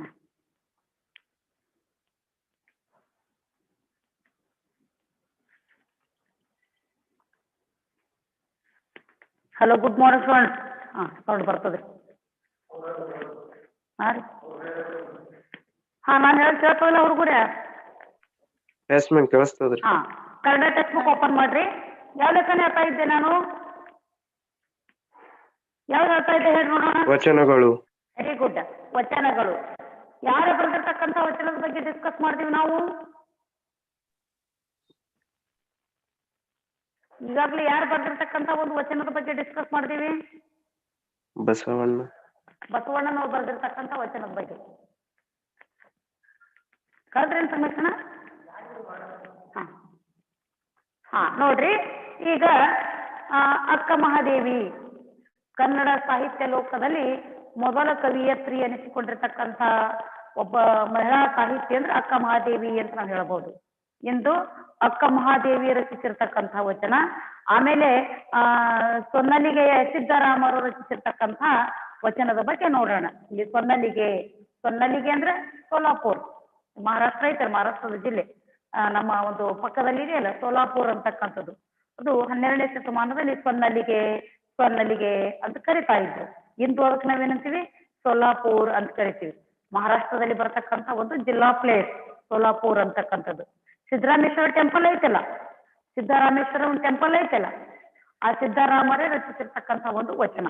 ಆ ಟೆಂಪಲ್ದಲ್ಲಿ ಇರ್ತಕ್ಕಂಥ ಸಿದ್ದರಾಮರು 12ನೇ ಶತಮಾನದಲ್ಲಿ ಅವರು ಜೀವಂತಿದ್ದಾಗ ಇಂದು ಮೂರ್ತಿ ರೂಪದಲ್ಲಿ ಟೆಂಪಲ್ದಲ್ಲಿರೋರು ಸೋಲಾಪುರದಲ್ಲಿ. ಅವರು 12ನೇ ಶತಮಾನದಲ್ಲಿ ಆ ಒಂದು ವಚನವನ್ನ ರಚಿಸಿದ್ರು ಅವರು ಜೀವಿತಾವಧಿಯಲ್ಲಿ. ಈ ಸೊನ್ನಲಿಗೆ ಸಿದ್ದರಾಮರು ಯಾರ ಸಮಕಾಲೀನರು ಅಂತ ಕೇಳಿದ್ರೆ ಈ ನಮ್ಮ ಬಸವಣ್ಣನವರ ಸಮಕಾಲೀನರಾಗಿರ್ತಕ್ಕಂಥ ಒಬ್ಬ ಶರಣರು. ಈ ವಿಜಯಪುರ ಜಿಲ್ಲೆಯ ಬಾಗೇವಾಡಿ ತಾಲೂಕಿನ ಇಂಗ್ಲೇಶ್ವರ ಗ್ರಾಮದಲ್ಲಿ ಜನಿಸಿರ್ತಕ್ಕಂಥ ಬಸವಣ್ಣನವರು ಅಂತಕ್ಕಂಥವ್ರು ಏನದಾರಲ್ಲ ವಚನಕಾರರು, ಶ್ರೇಷ್ಠ ವಚನಕಾರರು. ವಿಶ್ವಗುರು ಅಣ್ಣ ಬಸವಣ್ಣ ಅಂತಕ್ಕಂಥ ಖ್ಯಾತಿ ಪಡೆದಿರ್ತಕ್ಕಂಥ ಬಸವಣ್ಣನವರ ಸಮಕಾಲೀನರು. ಅಂದ್ರೆ ಸಮಕಾಲೀನರು ಅಂದ್ರೆ ಇವರು 12ನೇ ಶತಮಾನದಲ್ಲಿದ್ರು ಬಸವಣ್ಣನವರು. ಸೋಲಾಪುರದಲ್ಲಿ ಸಿದ್ದರಾಮರು ಅಂತಕ್ಕಂಥ ಒಬ್ಬ ಶರಣರು ಕೂಡ 12ನೇ ಶತಮಾನದಲ್ಲಿ ಇದ್ರು. ಬಸವಣ್ಣ ಮತ್ತು ಸಿದ್ದರಾಮರಿಬ್ಬರು ಸಮಕಾಲೀನ ಶರಣರು ಅಂತ ಹೇಳ್ಬೋದು. ವಚನಕಾರರು, ಶರಣರು, ಶ್ರೇಷ್ಠ ಮಾನವತಾವಾದಿಗಳು ಅಂತ ಹೇಳಿ ಅವರನ್ನ ನಾವು ವರ್ಣಿಸಿ ನೋಡಬಹುದು. ಆ ಒಂದು ಸೊನ್ನಲಿಗೆ ಸಿದ್ದರಾಮರು ರಚಿಸಿರ್ತಕ್ಕಂಥ ವಚನದ ಬಗ್ಗೆ ಇಂದು ನಾವು ನೋಡೋಣ. ನಾವು ಹಿಂದಿನ ಒಂದು ಅವಧಿಯಲ್ಲಿ ಬಸವಣ್ಣನವರ ವಚನದ ಬಗ್ಗೆ ನೋಡಿದ ಆಗಿದೆ, ಹೌದಲ್ಲ? ಬಸವಣ್ಣನವರ ವಚನ ನೋಡಿವಲ್ಲ ನಾವೀಗ. ಎಷ್ಟನ್ನು ಹೇಳ್ರಿ, ಬಸವಣ್ಣನವರ ವಚನ ನೋಡಿವಲ್ಲ? ಅದು ತಿಳ್ಕೊಂಡಿವಿ, ಅದ್ರ ಬಗ್ಗೆ ನಾವು ಅರ್ಥ ಇಟ್ಕೊಂಡಿವಿ. ಈಗ ಸಿದ್ದರಾಮರ ಒಂದು ರಚಿಸಿರ್ತಕ್ಕಂಥ ವಚನದ ಬಗ್ಗೆ ಇವತ್ತು ಡಿಸ್ಕಸ್ ಮಾಡೋಣ. ವಚನಗಳು. ವಚನ ಅಂದ್ರೆ ಏನು? ವಚನಗಳು, ವಚನ ಅಂತ ನಾವು ಎದಕ್ಕೆ ಅನ್ಬೇಕು? ವಚನಗಳು. ವಚನದಲ್ಲಿ ಪಿಕ್ಚರ್ ಸ್ಟೋರಿ ಇರ್ತದೇನು? ವಚನ ಅಂದ್ರೆ ಏನು? ಯಾವುದಕ್ಕೆ ವಚನ ಅಂತ ಕರಿಬೇಕು ನಾವು? ಮತ್ತೊಂದು ಬಾರಿ ನೆನಪಿಸ್ಕೊಳ್ಳೋಣ. ವಚನ ಅಂದ್ರೆ ಏನು ಬೇಕಲ್ಲ? ವಚನಗಳ ಬಗ್ಗೆ ಅಧ್ಯಯನ ಮಾಡ್ತಾ ಇದ್ದೀವಿ. ವಚನಗಳು, ವಚನ ಅಂದ್ರೆ ಏನು ಹೇಳ್ರಿ. ಎದಕ್ಕೆ ವಚನ ಬೇಕು? ಎದಕ್ಕೆ ನಾವು ವಚನ ಅಂತ ಹೇಳಿ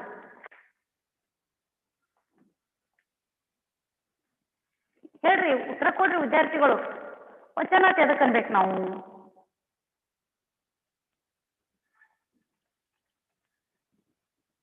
ಒಬ್ರಿಗೆ ಗೊತ್ತಿಲ್ಲ ವಚನ ಅಂದ್ರೆ? ಲಕ್ಷ್ಮಿ, ವಚನ ಅಂದ್ರೆ ಏನು?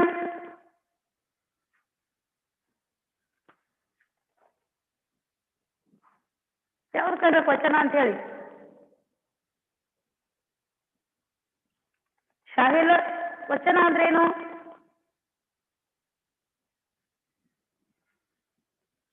ಉತ್ತರ ಬರ್ತಾ ಇಲ್ಲ, ಕೇಳಿಸ್ಕೊಡ್ರಿ ಇನ್ನೊಂದು ಬಾರಿ. ಇಲ್ಲಿ ವಚನ ಅಂದ್ರೆ ಶರಣ ಶರಣೆಯರು, ಅಥವಾ ಬುದ್ಧಿಜೀವಿಗಳು, ಅನುಭವಿಗಳು ಕೇಳಿರುವ ಅನುಭವದ ಮಾತುಗಳೇ ವಚನಗಳು ಅಂತ. ಶರಣರು, ಶರಣೆಯರು, ಬುದ್ಧಿಜೀವಿಗಳು, ಮಹಾನುಭಾವಿಗಳು ಹೇಳಿರ್ತಕ್ಕಂಥ ಅನುಭವದ ವಾಕ್ಯಗಳೇ ವಚನ, ಅನುಭವದ ನುಡಿಗಳೇ ವಚನ ಅಂತ ಹೇಳಿ. ಇನ್ನ ವ್ಯಾಕರಣದ ಪರಿಭಾಷೆಯಲ್ಲಿ ವಚನ ಎಂದರೆ ಸಂಖ್ಯೆ ಎಂದು ಅರ್ಥ.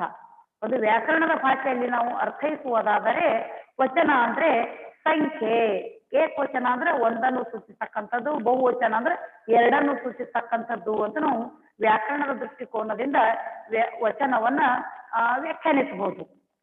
ಇನ್ನ ಇಲ್ಲಿ ಈ ಪದ್ಯದಲ್ಲಿ ನಿಮ್ಗೆ 10ನೇ ತರಗತಿ ವಿದ್ಯಾರ್ಥಿಗಳಿಗೆ ಓದ್ಲಿಕ್ಕೆ ಇರ್ತಿರ್ತಕ್ಕಂಥ ವಚನ ಅಂದ್ರೆ ಶರಣರ ಅನುಭವದ ಮಾತು.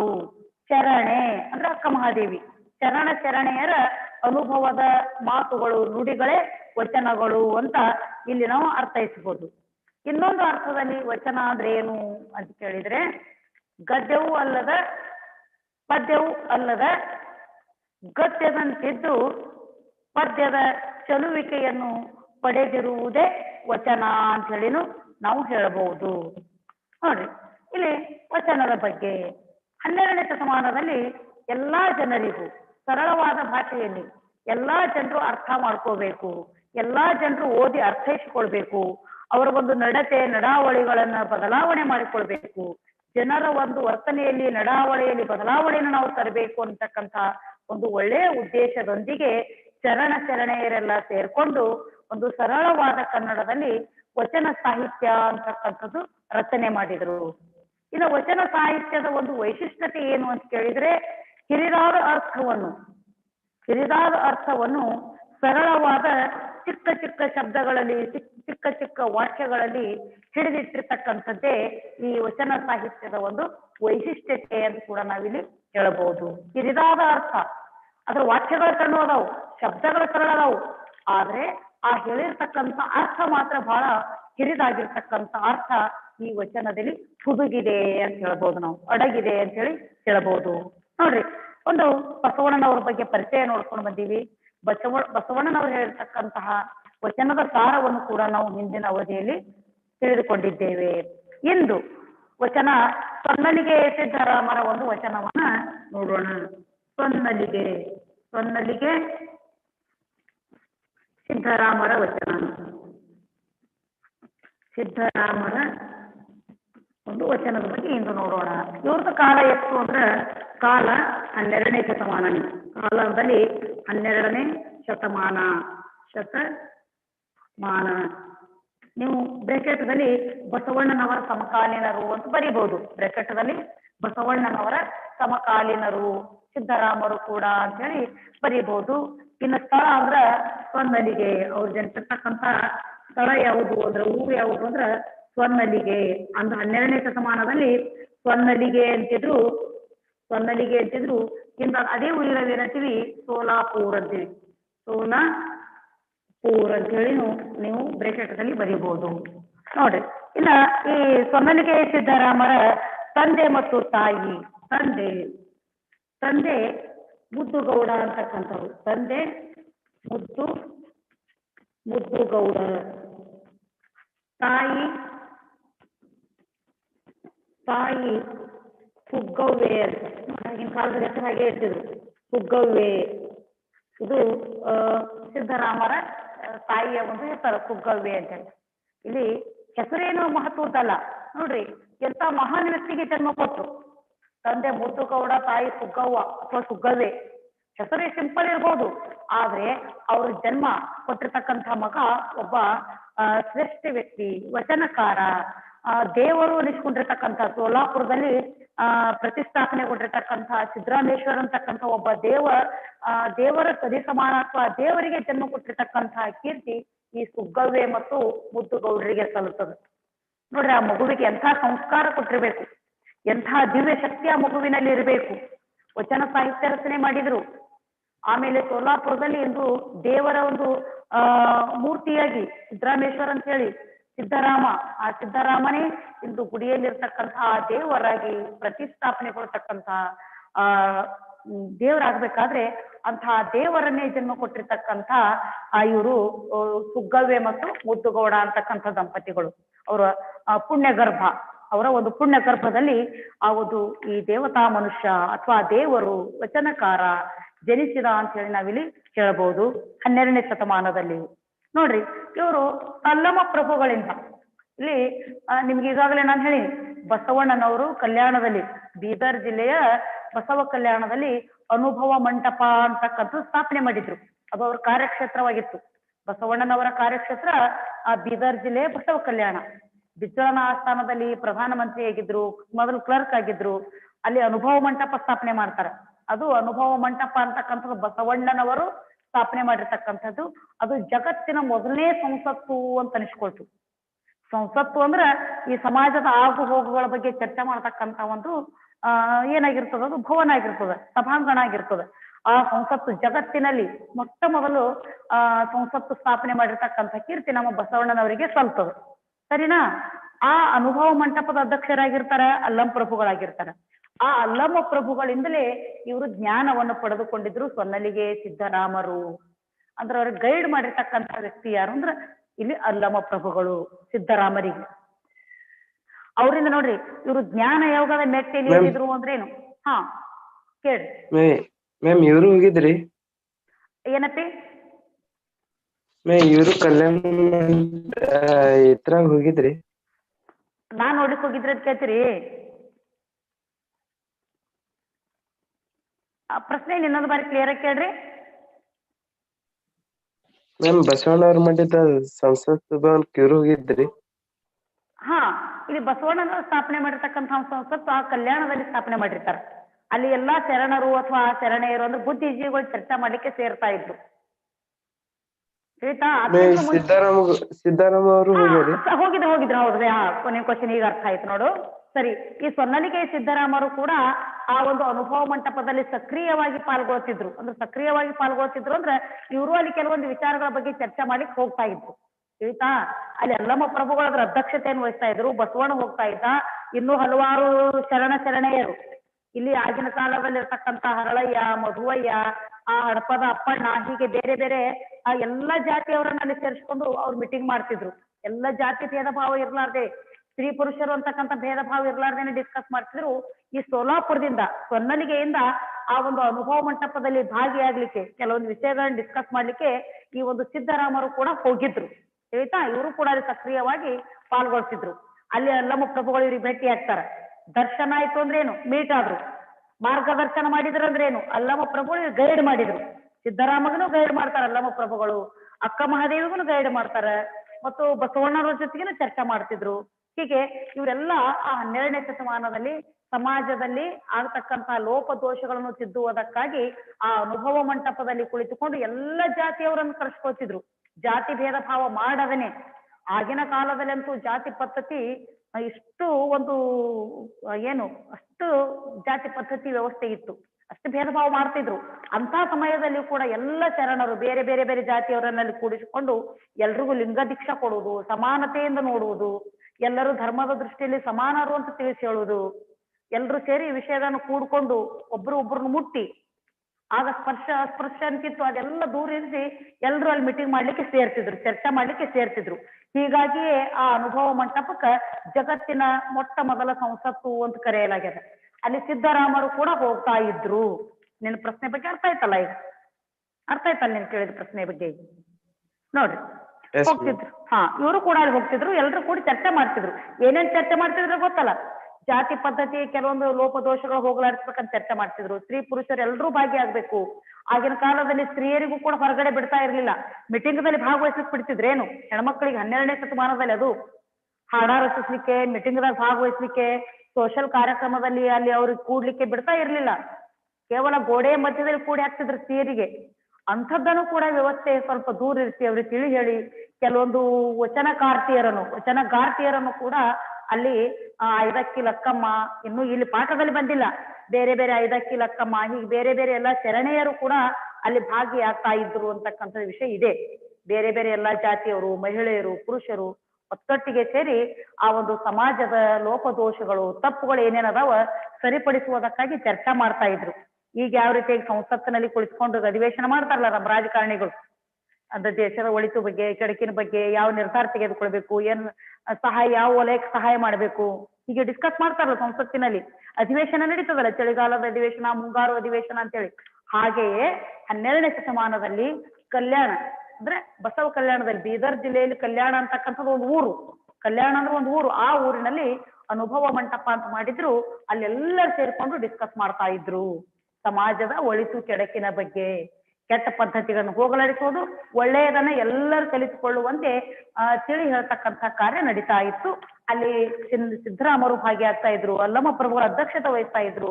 ಅವರ ಮಾರ್ಗದರ್ಶನದಿಂದ, ಅವ್ರ ದರ್ಶನದಿಂದ, ಅವರನ್ನು ಭೇಟಿಯಾಗುವುದರಿಂದ, ಅವ್ರ ಕೆಲವೊಂದು ಮಾಹಿತಿ ತಿಳಿಸಿಕೊಡುವುದರಿಂದ ಈ ಸಿದ್ದರಾಮರು ಕೂಡ ಒಬ್ಬ ಮಹಾನ್ ಬುದ್ಧಿಜೀವಿ ಅಂತ ಆಗ್ತಾರೆ. ನೋಡ್ರಿ, ಈ ಒಬ್ಬ ಸಿದ್ದರಾಮರು ಇವರು ಕೆಲವೊಂದು ವಚನಗಳನ್ನು ಬರೀತಾರೆ. ಇಲ್ಲಿ ಇವರ ವಚನದ ಅಂಕಿತನು ಕೂಡ ಕಪಿಲ ಸಿದ್ಧ ಮಲ್ಲಿಕಾರ್ಜುನ ಅಂತದ. ಅಂದ್ರೆ ಶ್ರೀಶೈಲ ಮಲ್ಲಿಕಾರ್ಜುನನೇ.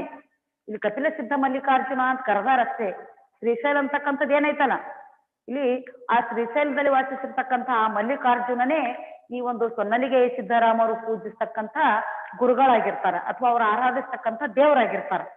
ಈ ಸಿದ್ದರಾಮರಿಗೆ 7 ವರ್ಷದವರೆಗೆ ಮಾತು ಬಂದಿರ್ಲಿಲ್ಲಂತೆ. ಮಾತು ಬರದೇ ಇದ್ದಾಗ ಅದು ಶ್ರೀಶೈಲಕ್ಕೆ ಒಂದು ಕಂಬಿ ಅಂತ ಹೋಗ್ತದಲ್ಲ, ಆಗ ಅವ್ರ ಮನೆ ಮುಂದೆ ಹಾದು ಹೋದಾಗ ಅವ್ರ ಮನೆಯಲ್ಲಿ ಹೋಗಿ ಅಮ್ಮ ಅಂತ ಕೂಗಿರ್ತಾರ. ಅಂದ್ರೆ ಕುಗ್ಗವಿ ಅಂತಕ್ಕಂಥ ತಾಯಿಗೆ. ಆ ಮಗುವಿಗೆ ಮಾತು ಬಂದ ತಕ್ಷಣ ಈ ಫ್ಯಾಮಿಲಿಯವರೆಲ್ಲರೂ ಸೇರಿ ಆ ಶ್ರೀಶೈಲ ಮಲ್ಲಿಕಾರ್ಜುನದ ಏನಾಗ್ತಾರೆ, ಭಕ್ತರಾಗ್ತಾರೆ. ಅಂದಿನಿಂದ ಮನೆತನದವರು ಆ ಸಿದ್ದರಾಮ ಅಥವಾ ಇವ್ರ ತಂದೆ ತಾಯಿಗಳೆಲ್ಲ ಶ್ರೀಶೈಲ ಮಲ್ಲಿಕಾರ್ಜುನನೇ ನಡೆದುಕೊಳ್ತಾ ಇದ್ರು. ಮುಂದೆ ಅದನ್ನೇ ಇವರು ವಚನ ರಚಿಸಿದ ಮೇಲೆ ಅದನ್ನ ತನ್ನ ವಚನದ ಅಂಕಿತ, ತಾನು ಆರಾಧಿಸುವ ದೇವರು ಅಂತ ಹೇಳಿ ತಮ್ಮ ಒಂದು ವಚನದ ಕೊನೆಯಲ್ಲಿ ಅವರು ಸ್ಮರಿಸಿಕೊಳ್ಳುತ್ತಾ ಅದನ್ನು ಬರೆಯುತ್ತಾ ಬಂದ್ರು. ಅಂತ ಒಂದು ವಚನದ ಬಗ್ಗೆ ನಾವಿಂದು ಇಲ್ಲಿ ನೋಡೋಣ. ನೋಡ್ರಿ, ಈ ಸೋಲಾಪುರ ಸಿದ್ದರಾಮರು ಏನ್ ಹೇಳ್ತಾರ ವಚನದಲ್ಲಿ, ಯಾವ ಒಂದು ಅಂಶ ಅಂದ್ರೆ ಯಾವ ಒಂದು ವಿಷಯವನ್ನ ತಿಳಿಸ್ತಾರ ಅಂತಕ್ಕಂಥದ್ದು ನೋಡೋಣ. ವೇಷ ಧರಿಸಿ ಫಲವೇನಯ್ಯ, ವೇಷದಂತೆ ಆಚರಣೆ ಇಲ್ಲದ ತನಕ. ನಾವು ಡ್ರೆಸ್ ಹಾಕೊಂಡ್ರೆ ಏನ್ ಯೂಸ್ ಆಗ್ತದ? ನಮ್ಮ ಡ್ರೆಸ್ಸಿನ ಹಾಗೆ ನಮ್ಮ ಆಚರಣೆ ಇರಬೇಕು. ನೋಡ್ರಿ, ವೇಷ ಧರಿಸಿ ಫಲವೇನಯ್ಯ, ವೇಷದಂತೆ ಆಚರಣೆ ಇಲ್ಲದನಕ್ಕ. ಇಲ್ಲದನಕ್ಕ ಅಂದ್ರೆ ಇಲ್ಲದ ತನಕ. ನಮ್ಮ ವೇಷಭೂಷಣಗಳು ಯಾವ ರೀತಿ ಇರ್ತಾವ ಅದೇ ರೀತಿ ನಮ್ಮ ಜೀವನದ ಆಚರಣೆ ಇರಬೇಕು. ಅಂದ್ರೆ ಆ ವೇಷಭೂಷಣೆಗಳಿಗೂ ನಮ್ಮ ಆಚರಣೆ, ನಮ್ಮ ವರ್ತನೆಗೂ ಏನಾಗ್ತದೆ, ಹೋಲಿಕೆ ಆಗ್ತದೆ. ಆದ್ರೆ ನಾವು ಧರಿಸಿರ್ತಕ್ಕಂಥ ವೇಷ ಒಳ್ಳೆಯ ವೇಷ ಧರಿಸೋದು, ಮಾಡ್ತಕ್ಕಂಥದ್ದು ಕೆಟ್ಟ ಕೃತ್ಯಗಳನ್ನು ಮಾಡಿದ್ರೆ, ಕೆಟ್ಟ ಕಾರ್ಯಗಳನ್ನು ಮಾಡಿದ್ರೆ ನಾವು ಧರಿಸಿರ್ತಕ್ಕಂಥ ವೇಷಭೂಷಣೆಗಳಿಗೂ ಅಂದ್ರೆ ಡ್ರೆಸ್ಗಳಿಗೂ ನಮ್ಮ ಒಂದು ನಡತೆಗೂ ಯಾವುದೇ ಹೋಲಿಕೆ ಆಗೋದಿಲ್ಲ. ಇದಕ್ಕೆ ಬೆಸ್ಟ್ ಎಕ್ಸಾಂಪಲ್ ಅಂದ್ರೆ ಯಾರು ಹೇಳಿ ನೋಡೋಣ? ನೀವು ಹೇಳ್ತೀರಿ ವೇಷದಂತೆ ಆಚರಣೆ ಇರೋದಿಲ್ಲ. ಯಾರು ಬೆಸ್ಟ್ ಎಕ್ಸಾಂಪಲ್? ಒಬ್ಬ ಸ್ವಾಮೀಜಿ ಏನ್ ಹೆಸರು ಹೇಳ್ರಿ. ಅವ್ರದ್ದು ವೇಷದಂತೆ ಅಂದ್ರೆ ಅವ್ರದ್ದು ಧರಿಸಿರ್ತಕ್ಕಂಥ ಬಟ್ಟೆ, ರುದ್ರಾಕ್ಷಿ, ವಿಭೂತಿ, ಅವರ ಒಂದು ಮೈ ಮೇಲಿರ್ತಕ್ಕಂಥ ಬಟ್ಟೆ ಹಾಗೆ ಅವರ ಆಚರಣೆ ಇಲ್ಲ. ವೆರಿ ಗುಡ್, ನನಗೆ ಗೊತ್ತಿತ್ತು ಮಕ್ಕಳು ಹೇಳ್ತೀರಿ ಅಂತ. ನಿತ್ಯಾನಂದ ಸ್ವಾಮಿಗಳು ಅವರ ಆಚರಣೆ, ಅವ್ರ ನಡಾವಳಿ, ಅವರ ವಿಚಾರಗಳು, ಅವ್ರು ಮಾಡ್ತಕ್ಕಂಥ ಕೆಟ್ಟ ಕೃತ್ಯಗಳಿಗೂ ನೋಡಿದ್ರೆ, ಅವ್ರು ಧರಿಸ್ತಕ್ಕಂಥ ವೇಷಕ್ಕೆ ನೋಡಿದ್ರೆ ಯಾವುದೇ ಹೋಲಿಕೆ ಇಲ್ಲ. ಅವರು ಸ್ವಾಮೀಜಿ ವೇಷಗಳನ್ನು ಧರಿಸ್ಲಿಕ್ಕೆ ಯೋಗ್ಯರಲ್ಲ, ಡಾಕುಗಳ ವೇಷ ಧರಿಸ್ಲಿಕ್ಕೆ ಯೋಗ್ಯರು. ಅಂದ್ರೆ ಇಲ್ಲಿ ನೋಡ್ರಿ, ವೇಷ ಧರಿಸಿ ಫಲವೇನ ಅಂತವ್ರು. ಅವರ ಆಚರಣೆ, ಅವ್ರ ವರ್ತನೆ, ಅವರ ನಡಾವಳಿ, ಅವರ ಮಾಡ್ತಕ್ಕಂಥ ಆಲೋಚನೆ ಚೆನ್ನಾಗಿಲ್ಲ ಅಂದ್ಮೇಲೆ ಅವರು ಒಳ್ಳೆಯ ಆದರ್ಶ, ಒಂದು ಶರಣರ, ಒಬ್ಬ ಸಭ್ಯ ವ್ಯಕ್ತಿಯ ಒಂದು ವೇಷಗಳನ್ನು ಧರಿಸಿದ್ರು ಯಾವುದೇ ಫಲ ಇಲ್ಲ, ಯಾವುದೇ ಉಪಯೋಗ ಇಲ್ಲ. ವೇಷ ಧರಿಸಿ ಫಲವೇನು, ಫಲವೇನಯ್ಯ, ವೇಷದಂತೆ ಆಚರಣೆ. ನಮ್ಮ ಡ್ರೆಸ್ಸಿನ ಹಾಗೆ ಅಥವಾ ನಮ್ಮ ಧರಿಸಿರ್ತಕ್ಕಂಥ ವೇಷಭೂಷಣಗಳ ಹಾಗೆ ನಮ್ಮ ವರ್ತನೆ, ನಡಾವಳಿ ಇಲ್ಲದಿದ್ದರೆ ಏನು ಉಪಯೋಗ ಅಂತ ಕೇಳ್ತಾರ ಸಿದ್ದರಾಮರು. ಇನ್ನೊಬ್ಬ ವ್ಯಕ್ತಿಯ ಉದಾಹರಣೆ ನಿಮ್ಗೆ ಕೇಳ್ತೀನಿ. ಅವ್ರ ವೇಷದಂತೆ, ಅವ್ರು ಧರಿಸಿರ್ತಕ್ಕಂಥ ವೇಷಭೂಷಣಗಳ ಹಾಗೆ, ಅವ್ರು ಮಾಡಿಕೊಂಡಿರ್ತಕ್ಕಂಥ ಡ್ರೆಸ್ಸಿನ ಹಾಗೆ ಅವ್ರ ವರ್ತನೆ ಇದೆ. ಪ್ರತಿಯೊಂದು ಆ ಒಂದು ಧರಿಸಿರ್ತಕ್ಕಂಥ ವೇಷಕ್ಕೂ ಅವರ ಆಲೋಚನೆ, ಅವ್ರ ವರ್ತನೆ, ಅವ್ರ ನಡಾವಳಿ, ಅವ್ರು ನಡೆದುಕೊಂಡ ರೀತಿಗೂ ಪೂರ್ಣ ಸಾಮ್ಯತೆ ಆಗ್ತದೆ, ಹೋಲಿಕೆ ಆಗ್ತದೆ. ಅಂತ ಒಬ್ಬ ಮಹಾನ್ ವ್ಯಕ್ತಿ ಯಾರು? ಒಬ್ಬೊಬ್ರ ಹೆಸರು ಹೇಳ್ತೀರಿ ನೀವು, ಯಾರು ಹೇಳ್ರಿ? ಅವ್ರ ವೇಷಕ್ಕೂ ಅವ್ರ ಆಚರಣೆಗೂ ಸಾಮ್ಯತೆ ಇದೆ, ಹೊಂದಾಣಿಕೆ ಇದೆ. ಅಂತ ವೇಷ ಅವ್ರು ಧರಿಸಿದ್ರು ಉಪಯೋಗ ಆಗ್ತದೆ. ಫಲ ಸಿಗ್ತದ. ಅಂತವ್ರು ಯಾರು ಹೇಳ್ರಿ? ನೋಡೋಣ ಫಸ್ಟ್ ಯಾರ ಹೆಸರು ಹೇಳ್ತೀರಿ ಹೇಳ್ರಿ ನೋಡೋಣ. ಹೇಳ್ರಿ, ನಿಮ್ ಕಲ್ಪನೆಯಲ್ಲಿ ಇದೆ. ಅವ್ರ ವೇಷ, ಅವ್ರು ಧರಿಸಿರ್ತಕ್ಕಂಥ ಉಡುಗೆ ತೊಡುಗೆಗಳಿಗೂ ಅವ್ರ ನಡಾವಳಿ ವರ್ತನೆಗೂ ಏನದ ಹೋಲಿಕೆ ಸಾಮ್ಯತೆ ಇದೆ. ಅಲ್ಲಿ ಫಲ ಸಿಗ್ತದೆ. ವೇಷದಂತೆ ಆಚರಣೆ ಇರ್ತದೆ, ಅದು ಫಲ ಸಿಗ್ತದೆ, ಒಳ್ಳೆಯ ಫಲ ಇರ್ತದೆ. ಅಂತ ವ್ಯಕ್ತಿ ಮಹಾನ್ ವ್ಯಕ್ತಿ ಯಾರು ಅನ್ರಿ? ಅಂತ ಮಹಾಪುರುಷರನ್ನ ಒಂದ್ಸಲ ಬಾಯಿಂದಾದ್ರು ಅನ್ರಿ. ಯಾರ್ಯಾರು? Siddaganga Swami. Very good, very good. Siddaganga ಮಠದ ಸ್ವಾಮೀಜಿಗಳು, ತುಮಕೂರಿನ ಸಿದ್ಧಗಂಗಾ ಮಠದ ಸ್ವಾಮೀಜಿಗಳು. ಆಮೇಲೆ ಈ ಒಂದು ವಿಜಯಪುರ ಜಿಲ್ಲೆಯ ನಡೆದಾಡುವ ದೇವರು ಯಾರು? ನಮ್ಮ ನಡೆದಾಡುವ ದೇವರು ಯಾರು? ಬಿಜಾಪುರ ಜಿಲ್ಲೆ ಹೇಳ್ರಿ. ಬುದ್ಧಿಜೀವಿಗಳು ನೋಡ್ರಿ, ಎಂತ ಸರಳವಾದ ವೇಷಭೂಷಣ. ಸಿದ್ದೇಶ್ವರ ಸ್ವಾಮೀಜಿಗಳು. ಅವ್ರದ್ದು ವೇಷಭೂಷಣಕ್ಕೂ ಅವರ ನಡಾವಳಿಗೂ ಅವರ ಆಚರಣೆಗೂ ಹೋಲಿಕೆ ಸಾಮ್ಯತೆ ಇದೆ. ಅಂತವ್ರು ವೇಷ ಧರಿಸಿದ್ರೆ ಫಲ ಸಿಗ್ತದ. ಇನ್ನು ನಿತ್ಯಾನಂದ ಸ್ವಾಮೀಜಿ ಅಂತವ್ರು ವೇಷ ಧರಿಸಿದ್ರು ಫಲ ಏನು ಸಿಗೋದಿಲ್ಲ. ಇವ್ರ ವೇಷನೇ ಬೇರೆ, ಇವ್ರು ಮಾಡ್ತಕ್ಕಂಥ ಕಾರ್ಯನೇ ಬೇರೆ. ಅಂದ್ರೆ ಅಲ್ಲಿ ಫಲ ಸಿಗೋದಿಲ್ಲ ಅಂತಕ್ಕಂಥ ಮಾತನ್ನ ಇದೇ ಅರ್ಥದಲ್ಲಿನೇ ಅಂಥ ವೇಷಭೂಷಣ ಧರಿಸಿದವರು, ಸ್ವಾಮೀಜಿ ವೇಷಭೂಷಣ ಧರಿಸಿದವರು ಒಳ್ಳೆಯ ಆಚರಣೆ, ಆಲೋಚನೆ, ನಡಾವಳಿ ಇರ್ಲಿಲ್ಲ ಅಂದ್ರೆ ಅದು ಯಾವುದೇ ಫಲ ಇಲ್ಲ ಅಂತಕ್ಕಂಥ ಮಾತನ್ನ ಇಲ್ಲಿ ಸೊನ್ನಲಿಗೆ ಸಿದ್ದರಾಮರು ವಚನದಲ್ಲಿ ಹೇಳ್ತಾರ. ನೋಡ್ರಿ, ವೇಷ ಧರಿಸಿ ಫಲವೇನಯ್ಯ, ವೇಷದಂತೆ ಆಚರಣೆ ಇಲ್ಲದ ತನಕ ನಮ್ಮ ಆಚರಣೆ, ನಮ್ಮ ನಡಾವಳಿ ಇರುವಂತೆ ನಮ್ಮ ವೇಷಭೂಷಣ ಇರ್ಬೇಕು, ವೇಷಭೂಷಣದಂತೆ ನಮ್ಮ ಆಚರಣೆ ಇರ್ಬೇಕು. ನಾವು ಒಳ್ಳೆಯವರಂತೆ ವೇಷಭೂಷಣ ಧರಿಸಿದ್ರೆ ಒಳ್ಳೆಯವರಂತೆ ನಡೆದುಕೊಳ್ಬೇಕು. ನಾವು ವೇಷಭೂಷಣ ನೋಡಿದ್ರೆ ಒಬ್ಬ ಒಳ್ಳೆಯ ವ್ಯಕ್ತಿ, ಸಭ್ಯ ವ್ಯಕ್ತಿ, ಮಹಾನ್ ವ್ಯಕ್ತಿ, ಸದ್ಗುಣ ಸಂಪನ್ನ ಇರ್ತಕ್ಕಂಥ ವ್ಯಕ್ತಿ ಅಂತ ಕಾಣಿಸಿ ನಮ್ಮ ಆಚರಣೆ, ಆಲೋಚನೆ, ಮಾಡ್ತಕ್ಕಂಥ ಕಾರ್ಯಗಳು ಕೆಟ್ಟದ್ದಿದ್ರೆ ಅದರಿಂದ ಯಾವುದೇ ಫಲ ಇಲ್ಲ ಅಂತಕ್ಕಂಥ ಮಾತನ್ನ ಇಲ್ಲಿ ಸೊನ್ನಲಿಗೆ ಸಿದ್ದರಾಮರು ಹೇಳಿದ್ದಾರೆ. ಇನ್ನು ಮುಂದಿನ ಸಾಲಿನಲ್ಲಿ, ವೇದಾಂತವನ್ನೋದಿ ಫಲವೇನಯ್ಯ ಬ್ರಹ್ಮ ತಾನಾಗದನಕ್ಕ. ನೋಡ್ರಿ, ನಾವು ಬ್ರಹ್ಮ ಆಗದೇ ಇದ್ರೆ, ಬ್ರಹ್ಮ ಅಂದ್ರೆ ಏನು? ಸೃಷ್ಟಿಕರ್ತ ಯಾರು? ಈ ಸೃಷ್ಟಿಯನ್ನು ತಯಾರು ಮಾಡ್ತಕ್ಕಂಥವ್ರು ಯಾರು? ಬ್ರಹ್ಮ, ದೇವರು. ಇಲ್ಲಿ ಬ್ರಹ್ಮ ಅಂದ್ರೆ ಸೃಷ್ಟಿಕರ್ತ ಅಂತ ಆಗ್ತದ. ಆ ಸೃಷ್ಟಿಕರ್ತ ಬ್ರಹ್ಮ ಅನ್ನೋಕ್ಕಿಂತ ದೇವರು ಅಂದ್ಕೊಳ್ಳೋಣ. ನಿಮ್ಗೆ ಈಜಿ ಆಗಿ ತಿಳಿತದ. ನೋಡ್ರಿ, ವೇದಾಂತವನ್ನು ಓದಿ ಫಲವೇನಯ್ಯ ಬ್ರಹ್ಮ ತಾನಾಗದನಕ್ಕ. ನಾವು ದೇವ ಸ್ವರೂಪಿ ಆಗುವ ತನಕ ನಾವು ಒಳ್ಳೆಯವರು ಆಗ್ಲಿಲ್ಲ ಅಂದ್ರೆ, ದೇವರಾಗೋದಂದ್ರೇನು? ಒಳ್ಳೆಯವರಾಗೋದು. ಈಗ ನೋಡ್ರಿ, ಸೊನ್ನಲಿಗೆ ಸಿದ್ದರಾಮರು ದೇವರಾದ್ರು. ಇವ್ರು ಹುಟ್ಟುವಾಗಿ ದೇವ್ರಿದ್ರೇನು? ಇಲ್ಲ. ಇವತ್ತ ಸೋಲಾಪುರದಲ್ಲಿ ಸಿದ್ದರಾಮೇಶ್ವರ ಟೆಂಪಲ್ ಐತಿ. ಆ ಸಿದ್ದರಾಮ ಅಂತಕ್ಕಂಥ ದೇವರ ಅಂತ ಹೇಳ್ತೀವಿ ನಾವು, ದೇವ್ರದಾರ. ಅವ್ರು ದೇವರಾದ್ರು. ಯಾವಾಗ ದೇವರಾದ್ರು? ಅವರು ಹುಟ್ಟುವಾಗ ನಮ್ಮ ನಿಮ್ಮ ಹಾಗೆ ಮನುಷ್ಯರಾಗಿನೇ ಹುಟ್ಟಿದ್ರು. ಈ ಸುಗ್ಗವ್ವೆ ಮತ್ತು ಮುದ್ದುಗೌಡರ ಹೊಟ್ಟೆಯಲ್ಲಿ, ಮುದ್ದುಗೌಡ ಮತ್ತು ಸುಗ್ಗವ್ವೆಯ ಹೊಟ್ಟೆಯಲ್ಲಿ ಉದರದಲ್ಲಿ ಒಂದು ಮಗುವಾಗಿನೇ ಜನಿಸಿದ್ರು. ನಮ್ಮ ಹಾಗೆ ನಿಮ್ಮ ಹಾಗೆ ಮನುಷ್ಯರಾಗೆ ಜನಿಸಿದ್ರು. ಆದ್ರೆ ದೇವರಾದ್ರು. ಬ್ರಹ್ಮ ಆದ್ರು. ಬ್ರಹ್ಮ ಅಂದ್ರೆ ದೇವರಾದ್ರು. ಯಾವಾಗ ದೇವರಾಗ್ತಾರ?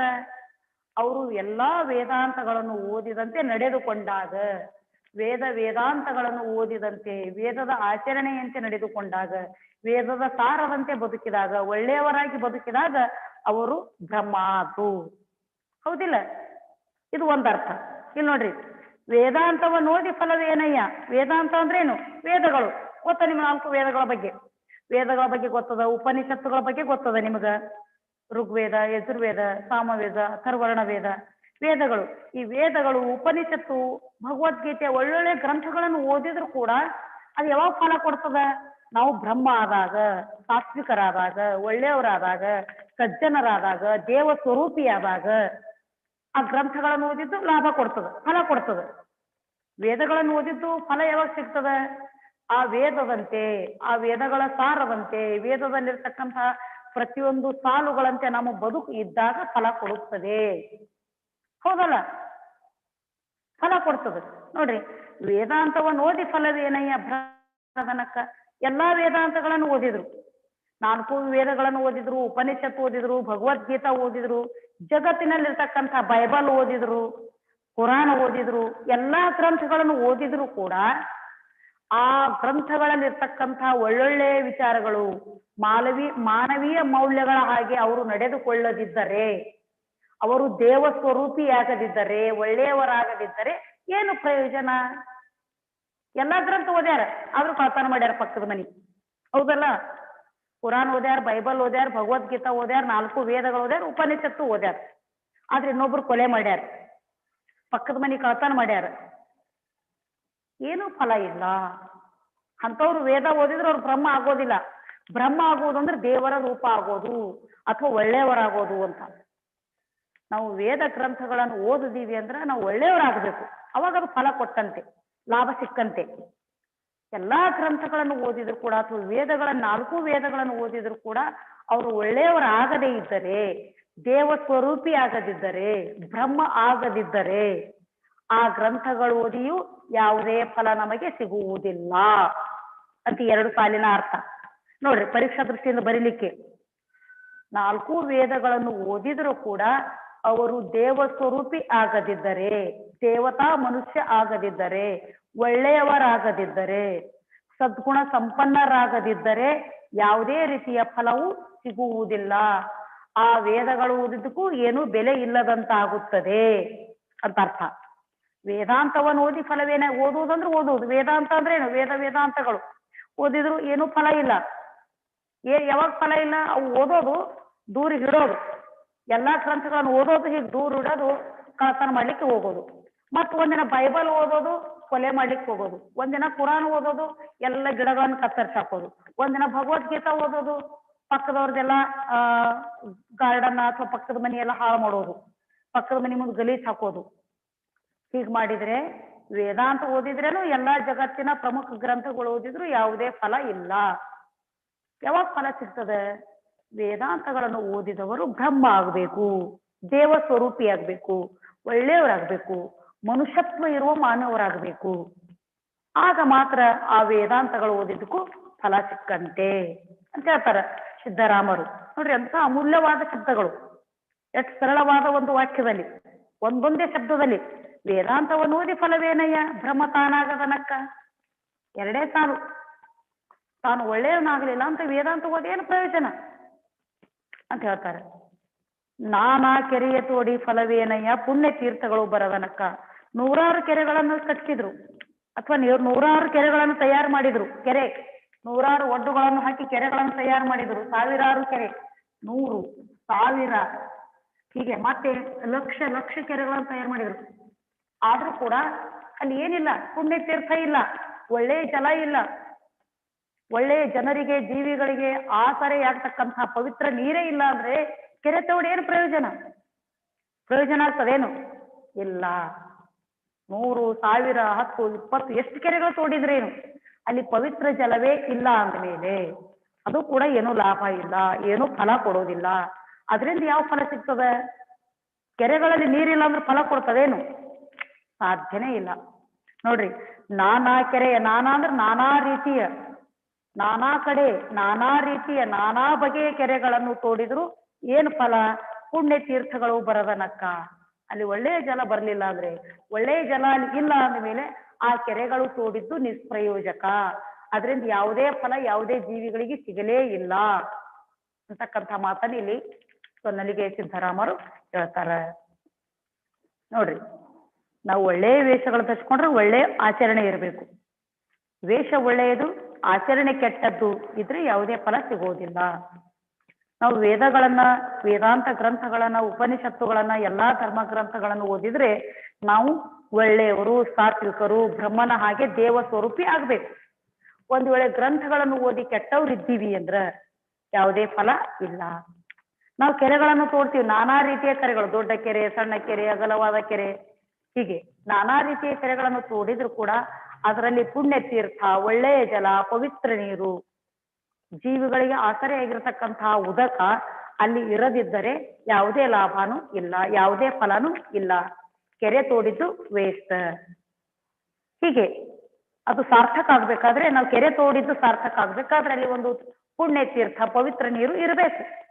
ಆಗ ನಾವು ಕೆರೆ ತಯಾರು ಮಾಡಿರ್ತಕ್ಕಂಥ ಕಾರ್ಯಕ್ಕೂ ಒಂದು ಬೆಲೆ ಇರ್ತದ ಅಂತಕ್ಕಂಥ ಬೆಲೆ ಇರ್ತದ ಅಂತಕ್ಕಂಥ ಮಾತನ್ನ ಸೊನ್ನಲಿಗೆ ಸಿದ್ದರಾಮರು ಹೇಳ್ತಾರ.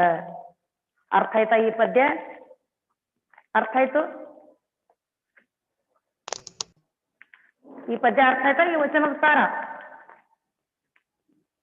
ಕಪಿಲ ಸಿದ್ಧ ಮಲ್ಲಿಕಾರ್ಜುನ ಅಂತಕ್ಕಂಥವ್ರು ವಚನದ ಅಂಕಿತ ನೋಡ್ರಿ. ಇನ್ನು ಇದು ಅರ್ಥ ಆದ್ಮೇಲೆ ಅಕ್ಕ ಮಹಾದೇವಿಯ ಒಂದು ವಚನ ನೋಡ್ರಿ. ಸರಳವಾದ ಶಬ್ದಗಳಲ್ಲಿ, ಚಿಕ್ಕ ಚಿಕ್ಕ ಶಬ್ದಗಳಲ್ಲಿ ದೊಡ್ಡ ದೊಡ್ಡ ಅರ್ಥಗಳನ್ನು ಹಿಡಿದಿಟ್ಟಾರ. ಅಕ್ಕ ಮಹಾದೇವಿ ಅಂತಕ್ಕಂಥ ಒಬ್ಬ ಮಹಿಳಾಮಣಿ 12ನೇ ಶತಮಾನದಲ್ಲಿ ಈ ಒಂದು ಸಾಹಿತ್ಯ ಲೋಕದಲ್ಲಿ ಮೊದಲು ಗುರುತಿಸಿಕೊಂಡಿರ್ತಕ್ಕಂಥ ಮಹಿಳೆ, ಅಲ್ಲಿ ಮೊದಲ ಕವಿಯತ್ರಿ, ಮೊದಲ ವಚನಗಾರ್ತಿ ಅಂತಕ್ಕಂಥ ಕೀರ್ತಿ ಅಕ್ಕ ಮಹಾದೇವಿಗೆ ಸಲ್ಲುತ್ತದೆ. ಇವರ ಒಂದು ಊರು ಯಾವುದು ಅಂದ್ರ ಅಕ್ಕ ಮಹಾದೇವಿ ಬಗ್ಗೆ 3ನೇ ವಚನಕ್ಕೆ ಹೋಗೋಣ.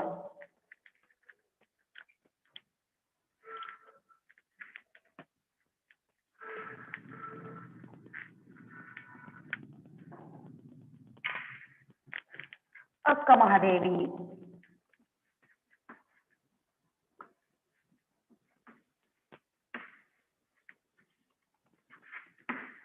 ಇವ್ರ ಕಾಲನ ಎಷ್ಟು? ಇವ್ರ ಕಾಲನ ಎಷ್ಟು? 12ನೇ ಶತಮಾನನೇ. 12ನೇ ಶತಮಾನ. ನಿಮ್ ಪರೀಕ್ಷೆದ ಕಾಲ ನೆನಪಿಡ್ಲಕ್ಕೆ ಈಜಿ ಅದು. ಕಾಲ ಎಲ್ರಿಗೂ ಎಷ್ಟು? 12ನೇ ಶತಮಾನನೇ ನೋಡ್ರಿ. ಸಿದ್ದರಾಮರಿಗೂ ಗೈಡ್ ಮಾಡಿದವರು ಅಲ್ಲಮ ಪ್ರಭುಗಳೇ. ಅಕ್ಕ ಮಹಾದೇವಿ ಗೈಡ್ ಮಾಡಿದವ್ರು ಯಾರು? ಅಲ್ಲಮ ಪ್ರಭುಗಳೇ. ಮಾರ್ಗದರ್ಶನ ಮಾಡಿದವರು. ದರ್ಶನ, ಮಾರ್ಗದರ್ಶನ. ದರ್ಶನ ಅಂದ್ರೆ ಮೀಟ್ ಆಗೋದು, ಭೇಟಿ ಆಗೋದು. ಮಾರ್ಗದರ್ಶನ ಅಂದ್ರೆ ತಿಳಿಸಿ ಹೇಳೋದು, ಗೈಡ್ ಮಾಡೋದು. ಇವಳಿಗೂ ದರ್ಶನ, ಮಾರ್ಗದರ್ಶನ ಎರಡೂ ಕೊಡ್ತಾರೆ ಅಲ್ಲಮ ಪ್ರಭುಗಳೇ. ಅಂದ್ರ ಅಲ್ಲಮ ಪ್ರಭುಗಳು ಅಂತಕ್ಕಂಥವ್ರು ಬುದ್ಧಿಜೀವಿಗಳಾಗಿದ್ರು 12ನೇ ಶತಮಾನದಲ್ಲಿ. ಮೊದಲು ನಿಮ್ಗ ಸ್ಕೂಲ್ದಲ್ಲಿ ಮಾಡಿರ್ತಕ್ಕಂಥ ಒಂದು ನಾಟಕದಲ್ಲಿ ನೋಡಿರಿ.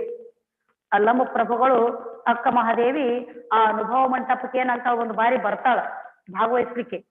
ತಾನು ಕೆಲವೊಂದು ವಿಷಯಗಳಲ್ಲಿ ಚರ್ಚಾ ಮಾಡ್ಬೇಕು, ತನ್ನ ಅಭಿಪ್ರಾಯಗಳನ್ನು ತಿಳಿಸ್ಬೇಕು ಅಂತ ತಿಳ್ಕೊಂಡು ತುಂಬು ಯೌವನೆಯಾಗಿರ್ತಕ್ಕಂಥ ಮಹಿಳೆ ಒಂದು ಅಕ್ಕ ಮಹಾದೇವಿ ಅಂತಕ್ಕಂಥ ಮಹಿಳೆ ಅಲ್ಲಿಗೆ ಬಂದಾಗ ಅಲ್ಲಮ್ಮ ಪ್ರಭುಗಳು ಅವಳಿಗೆ ಪರೀಕ್ಷೆ ಮಾಡುವುದಕ್ಕಾಗಿ ಅವಳು ಪೂರ್ಣ ವೈರಾಗ್ಯ ಭಾವನೆ ತಾಳೆದಳೋ ಅಥವಾ ಇಲ್ಲೋ ಅಂತಕ್ಕಂಥ ಪರೀಕ್ಷಿಸುವುದಕ್ಕಾಗಿ ಸಾಕಷ್ಟು ಪ್ರಶ್ನೆಗಳನ್ನು ಕೇಳ್ತಾರೆ. ನಿನಗೆ ಇಲ್ಲಿ ಬರುವ ಅವಶ್ಯಕತೆ ಏನಿತ್ತು ಅಂತ ಕೇಳ್ತಾರೆ.